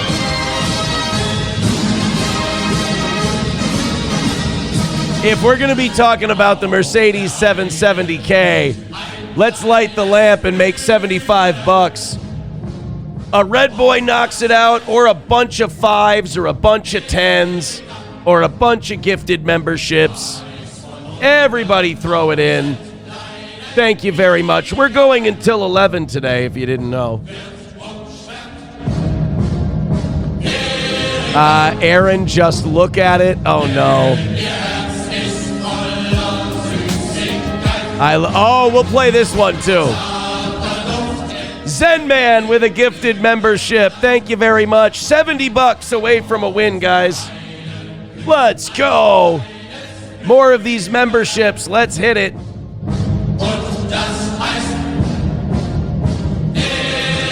You know where the links are. They're pinned to the top of the page. We got Need Trump back. He's on Rumble. He wants to drop 5 memberships. Everybody wants to drop 5 memberships. You know, if 3 of you decide to do it, it's over. If 3 of you decide to drop 5, we've got a great start to the week this week. Thank you, guys. I had an amazing weekend. It went great. Let's start Monday off with a bang, and the party keeps rolling. Thank you.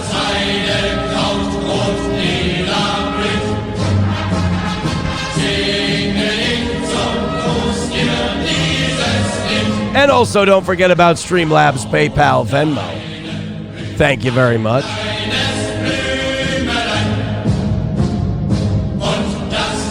Let's go. 70 away from a dub. Guys, we have to bring the number down. The number needs to go down. Need Trump says, I can't donate anything on Rumble yet. I'm not set up. Well, guys, make up for him. Let's go.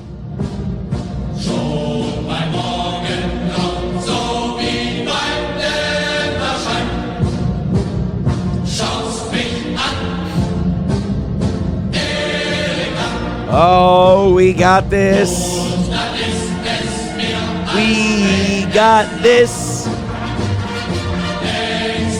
I don't want to do 2 rallies today. I don't want to do one at 11 too. That's just going to look like the last half hour is solely this. Rabbi Smoothie says, I'm jobless and my wife died. Sorry. Holy shit, man. You don't need to tell us that. It's fine. I'm sorry for your loss. That's terrible, but fuck. Sorry, Aaron. We just aborted our Down syndrome kid.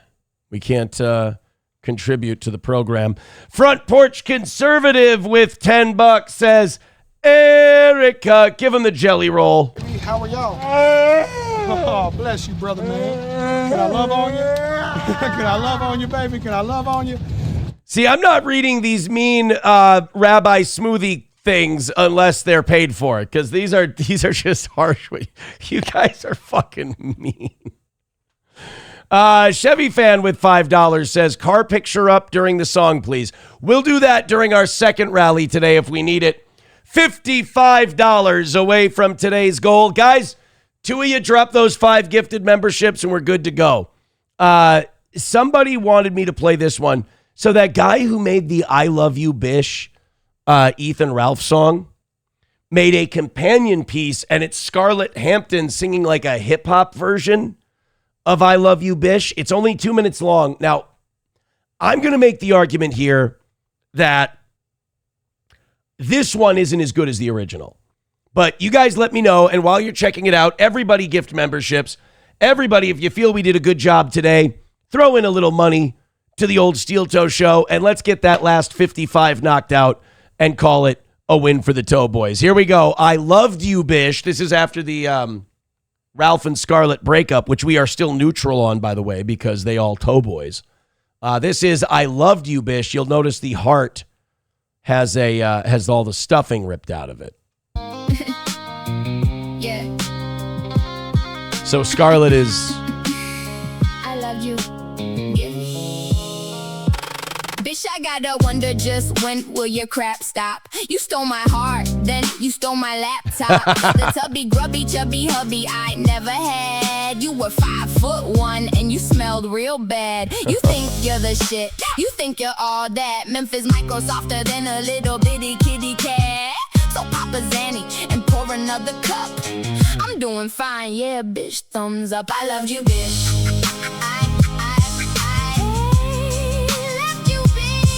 I loved you, bitch. I loved you. Bitch, you think you can shame me with my nudes? I got dick down by 5 black dudes.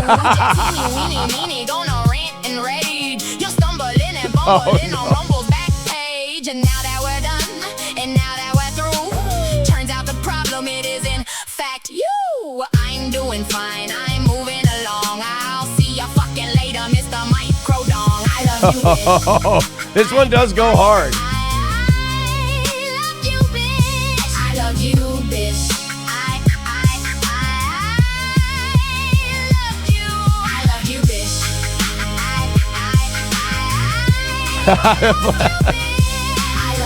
I love you. You know what? I didn't listen to it all the way last time. This isn't bad. Wow. Hey, how are y'all? Oh, bless you, brother, man. Can I love on you? Can I love on you, baby? Can I love on you?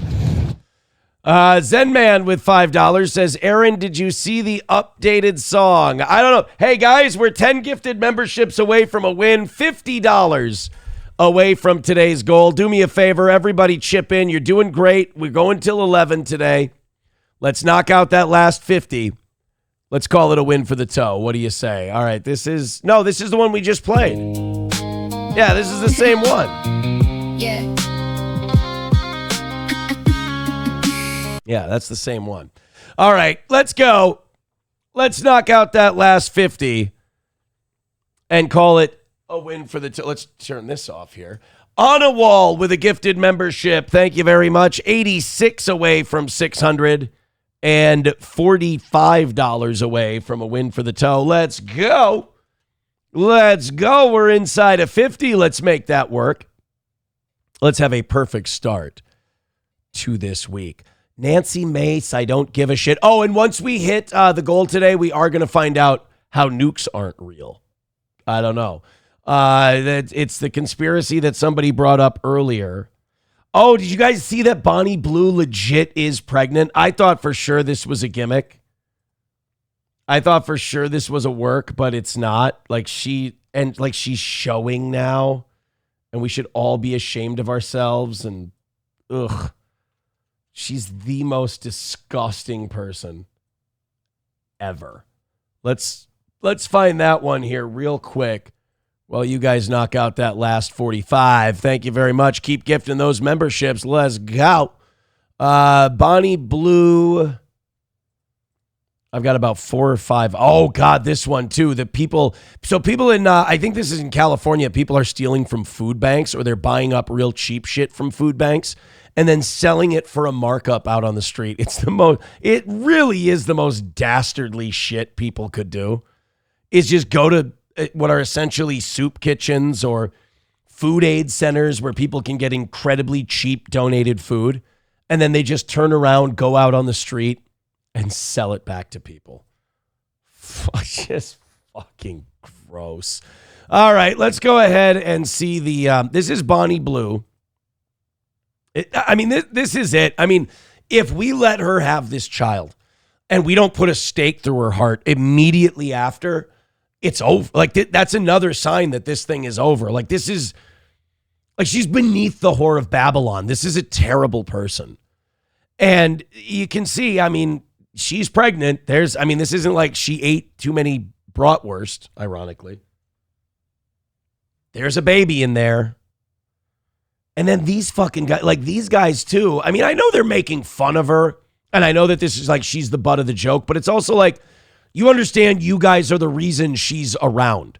You guys give her celebrity. You treat her. You don't walk up to her and spit in her face, which is honestly, every man should do that and every woman should do that. When you see Bonnie Blue, there should be people throwing literal bags of shit on her. She should be treated like an untouchable. She should be treated like dirt. She should be treated like garbage. Because this shame is an underrated motivator. And if we could bring back shame to if we could somehow find bags of vomit and other human waste and just throw it at her as soon as we see her, and becoming Bonnie Blue the way she is, this attention-seeking slut missile, if that becomes a proposition that is just covered in shit and piss and puke and all kinds of stuff, maybe she'll be shamed enough to change, because she'll be tired of going home with no money and being covered in poop. You go home covered in poop enough, you want to change. Yeah, but they're look. Oh, get it? She's even sucking cock. She's about to be a mommy, and she's sucking cock in the video. Get it? Because I'm a whore, and she really... It's just... freedom doesn't work. You can't have personal liberty. You can't have all of this, everybody should be allowed to do what they want. It doesn't work. It's this is destructive. And this will tear us apart. We do need some sort of dictatorship. We do need some sort of instruction on what to do. Because when something like this becomes popular, you need to pull the weeds out of the garden, or it's going to strangle every healthy plant we have. You gotta move. Ladies and gentlemen. So now she's just being pregnant. Sorry, Jelly Roll. Oh, bless you, brother, man. Can I love on you? Can I love on you, baby? Can I love on you? Now she's just out there being all pregnant and shit. And just still probably making OnlyFans content and everything else. Rabbi Smoothie says she's a Brit, right? Yeah, but this transcends borders. This needs to be put down just for all of culture, West Christendom, the whole deal. was thinking about that the other day too. I'm like, what if we just like don't allow any other religions in? That'll probably go a long ways towards fixing things. Balls Deep with $2 says, rally it up. Hey, 45 away from a win. Let's rally it up. Oh, no. Should we do APAC money as a rally song in 20 minutes? Oh, no, and they're dancing. You know what? Fuck it. Knock out the goal to this.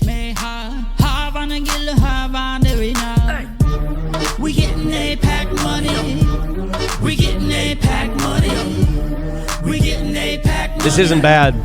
We getting APAC money. I got so much silver, so much gold, so many politicians under my toes. I got my side making moves from the inside. Know what's flood, crude oil, mud, Moloch's callous filled with children's blood. Bought the jury, bought the judge, got the whole White House filled with bugs. Paid off Congress behind closed doors, blackmailed senators with my whores. USA fighting my wars. Underage boys, we use them like toys. Jesus. Young girls get pearls from gold. If you want the money, you will do what we tell you. And if you say no, we will simply just praise. Oh my God. JFK and Charlie Kirk. Wow, his Rusty Cage goes hard. He's not Boom Boom Tel Aviv, is he? Rusty Cage has done other shit. Claim all our ops suffer anti-Semitism. Christ is king. That's illegal under our regime. Now kiss the wall, let me hear the boys sing. We getting APAC money. We getting APAC money.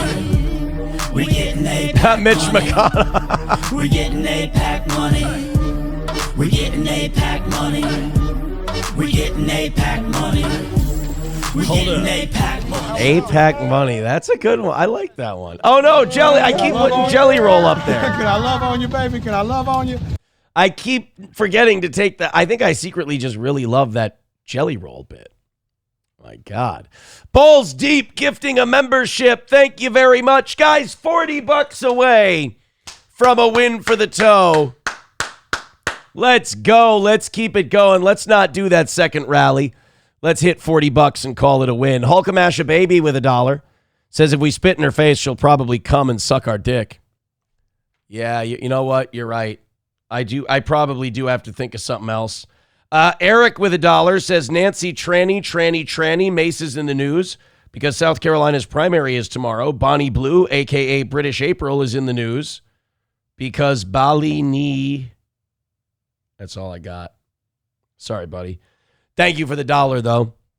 I appreciate it. All right, 8 more memberships. Let's count them down. Oh, shit, we're 85 away from 600. Thank you guys for that. $40. Let's nail it.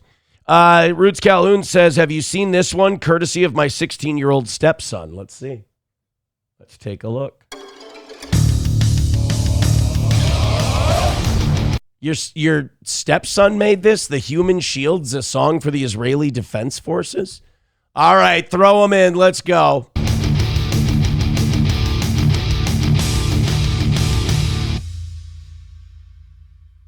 Oh, that's not the song? Oh, boy.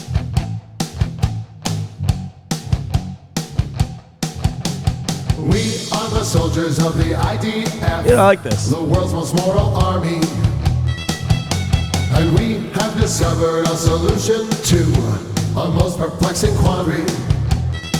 The human shield, when a terrorist hides behind a human shield, what do you do? Let the terrorists go? Well, we say no. Human shields are expendable because they're animals. So we propose to go and shoot the shields. We should shoot the Oh my shields. God! Human shields. Well, they ain't human, so it's really okay. Oh my! Shoot the shields, shoot the shields. We should shoot the shields. The human shields. Now do you do this? Shoot them right in the face. Jesus! Patrolling Gaza the other day, I shot a human shield as she kneeled down to pray. One more terrorist shield out of the way. Oy vey, let's party. Shoot the shields, we should shoot the shields. The human shields. No, they ain't human, yeah, we blow them away. No, oh my God. We should shoot the shields. The human shields. What do you do? They come This one's fucking dark, dude. Don't. I was driving my Merkaba tank. A half a dozen shields got stuck under my tread. I'm not sure if all of them were dead, but I'll go back again and shoot the shields. We should shoot the shields, the human shields. Yeah, they ain't human, so there's nothing to pay. So shoot the shields, shoot the shields. We should shoot the shields, the human shields. Now do us proud and put that kid in the grave. Jesus. Yeah, that's, I gotta say, that one goes hard. That one really goes hard. Ooh. Oh, wait. Root says he didn't make it. He showed it to me. Kid is based. That, you still might want to pay some attention to that. Trucker 18-wheeler with $2 says the goy slop Aaron used to play. Trucker with $1. All right. What is this goy slop I used to play? I still like these guys. I still think they're funny. I'm not one of these guys who's like, oh, the Israelis are fucking us over, so I can't enjoy anything. Shoveling mountains is edible stuff. Heroin, ketamine, jelly bean puff. Shove it in my brain, get it all mixed up. Like, wow, I'm a troubled soul. I'm living in a studio flat that's covered in mold. Come outside just to shout to strangers, then I crawl in a hole like an ugly mole. I love drugs and sketchy pills, and my favourite ones are the ones that kill quickly. When I go where my loved ones miss me, well the answer's no. Chuck my corpse in a big main road, turn my head to a powdered skull. Let rain pour, turn that to mulch, and that's the last scene of the Patrick show. As if glue gun paste and my face is plastic. Having a gangbang to Jackson 5, right? I'm a ratchet guy, lost my wife for a black goodbye. No, don't talk to me unless it's an emergency. I gotta take a number 3. That's a piss and a shit and a wank in a tree. I said hello there, can I fill your hole? See, you guys are sending in stuff today. Thank you. Puck says the last song is still being hummed here. Yeah, I can see that. I can see that one being catchy. All right, we're 40 away from a W. Let's do it. Let's not rally twice. Let's do it, and let's get that last 40 KO'd and call it a win for the toe. You want to see how fucking evil these data center people are? Listen to the next one they want to build now in Nashville. They want to build it like right next to the Nashville Zoo. They want to fuck with kids who want to come and look at giraffes and shit. Now to the latest battle over an AI data center. One of the country's most popular zoos trying to block construction next door, arguing it could be harmful to the animals. With the demand growing for AI data centers, more community. I honestly think they're fucking with you to see how many of these they can build before somebody bombs it. They're literally, okay, let's build one in the middle of nowhere in Utah, but it'll take up way more energy than anything else they have combined, and it'll like dry up the Great Salt Lake. It's probably going to piss them off, right? Have they bombed it yet? Nah, they haven't bombed it yet. Okay. Let's build one near a children's zoo, and it could really fuck with the animals. I mean, that's pretty evil, right? Yeah, it's really evil. And like, if we don't bomb that one, then they'll go, all right, well, now let's build one like in a neighborhood or something. Like, it seems like they're fucking with us just to test how far we'll go before we decide, all right, let's just start taking these apart. Communities across the country are raising concerns. Here's ABC's Morgan Norwood. Tonight, as tech companies scramble to build more data centers across the country. The community does not obviously want this here. Growing backlash in Nashville over plans for what would be the state's 23rd data center, a facility larger than a football field next to the Nashville Zoo. The environmental impact is another thing that we're concerned about. And DC Block has not reached out to us one time to address our concerns. The project by DC Blocks, a company behind dozens of data centers across the Southeast, raising concerns about noise. That's the thing, like there's already dozens of these and they all take up shitloads of energy. They fuck up the water supply. They make a lot of noise. Like a lot of people have said that their neighborhoods are noisier. There's like these hums, these 80 decibel hums just coming out of these data centers. Demands water use and what it could mean for the animals living just steps away. They're using massive amounts of electricity, right? We have these rare animals again. We have life support systems. You know, we lose power. It's a big deal for us. More than 227,000 people. Right, but we have to make really funny AI videos. So like, how are we supposed to make a wacky fan fiction Batman trailer if you guys want to have a zoo? Pieces of shit. signing the zoo's petition opposing it. DC Block's telling multiple news outlets the facility will not burden local resources and will pay for its own power infrastructure to meet all environmental requirements. Somebody texting in saying the Nashville Zoo is what Morgan Wallen calls black people. But Nashville is not alone. Communities from coast to coast are pushing back against these AI facilities. In Indianapolis, shots fired at a city councilman's home. There's one. Now, you know what?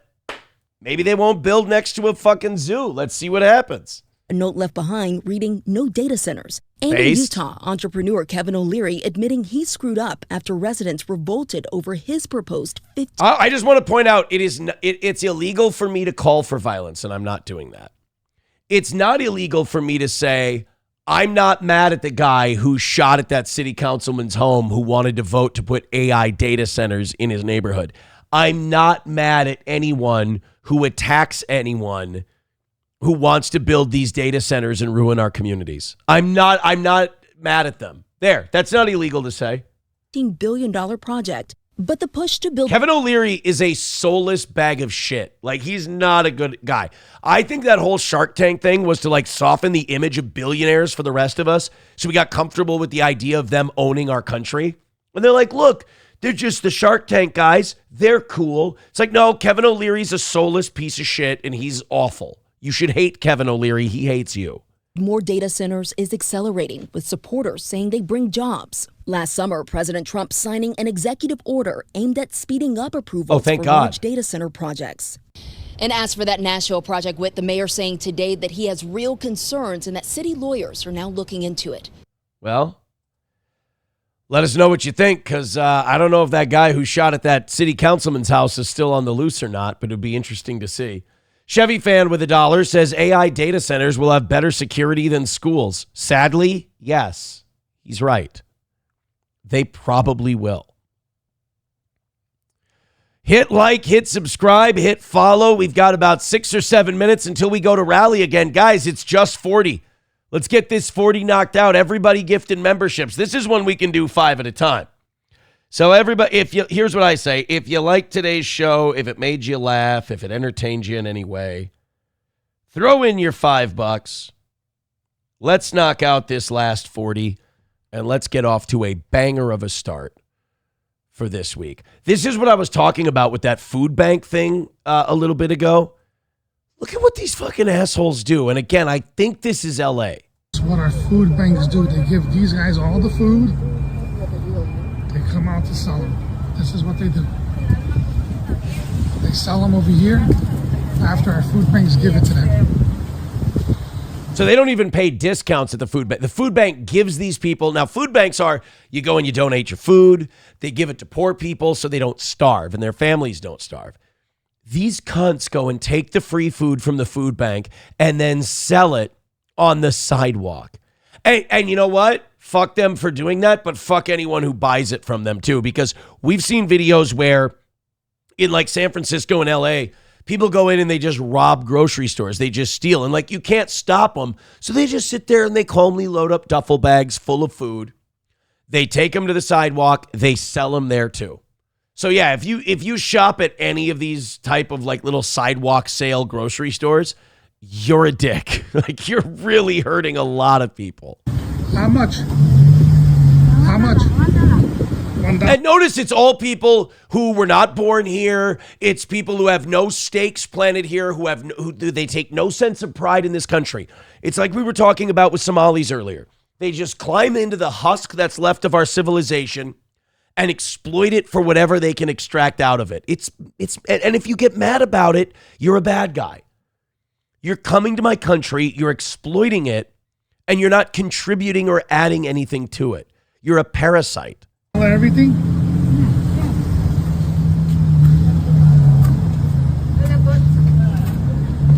$1 everything. This is all Asians. $1. Arrest them. So this is what our food banks do. They give it to them, and they come and make money. Do they even speak enough English for you to shame them? Or would they just go, hey, what dong, dong, dong, dong, dong. It's like Somalis treat St. Cloud the same way they treated Mogadishu. Just move into buildings that are already there. Don't do anything to improve them or upkeep them, and just live off whatever you can extract from it. From the rotting husk of a civilization someone else built for you. Take no pride in it. Just exploit it.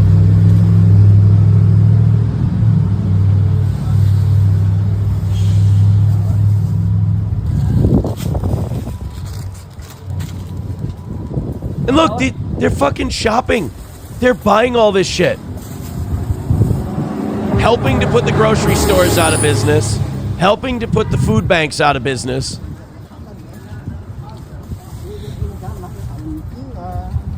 God, just no civic pride, no pride in the community or anything like that. Just fuck everyone else. $5 from Red Fox Mad. Thank you very much. Reagan.com says, sounds exactly like this show. You fucking dick. Red Fox Mad with $5. Thank you, buddy. He says they need the AI data centers to usher in the beast system and the Internet of Things, robots to enslave humans. How else are they going to enslave humans? They're doing a pretty good job so far. All right, guys, $35 away from a win for the toe. Let's go. We need those gifted memberships. We need those Rumble rants. $35 away from a dub. Sidney Falco says the reality of data centers is to track everyone's super secret social score so they can refuse people jobs, etc. Yeah, the social credit score is going to be a big part of all that AI stuff. I agree. Reagan.com says food banks are not a business. No, I know what you mean. No, food banks are not a business. But like stealing from the food bank, so like hungry people who need it can't get it. Coltrane says definitely the rich store owner's fault.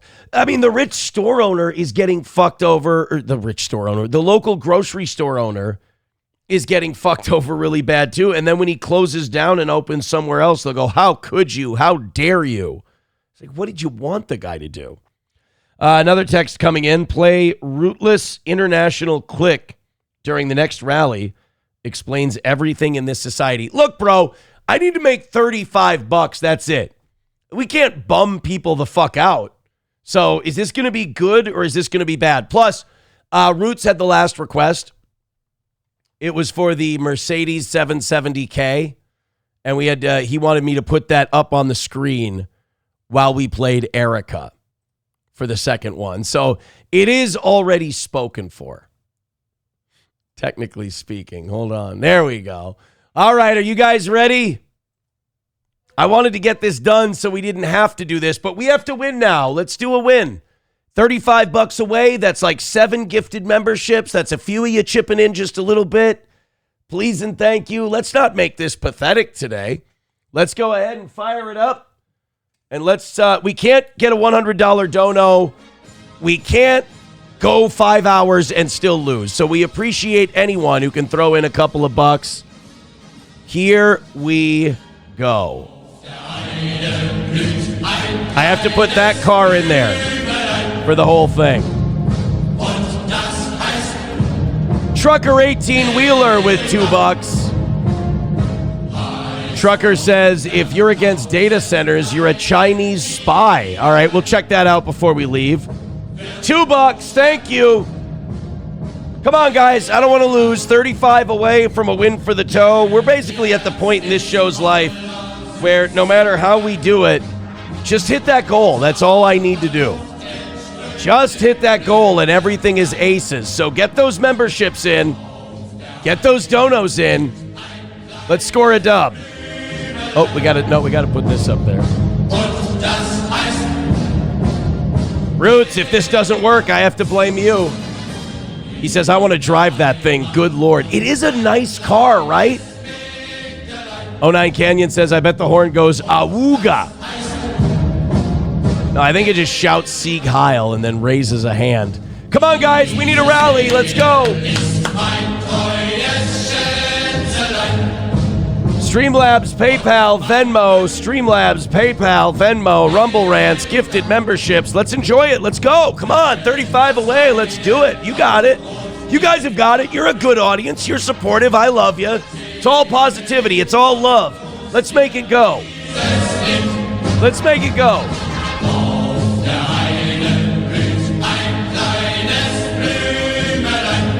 It's just 35. Let's team up and do this. It's all love. $10 from the front porch conservative says one more time. There it is. It's all love. 5 gifted memberships away. 5 gifted memberships away. $25. Let's go. It's all love. Let's do it.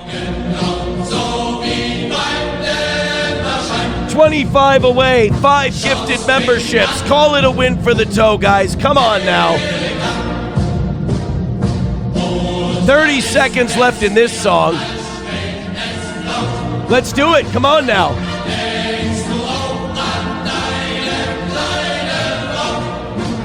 $25 away. 25.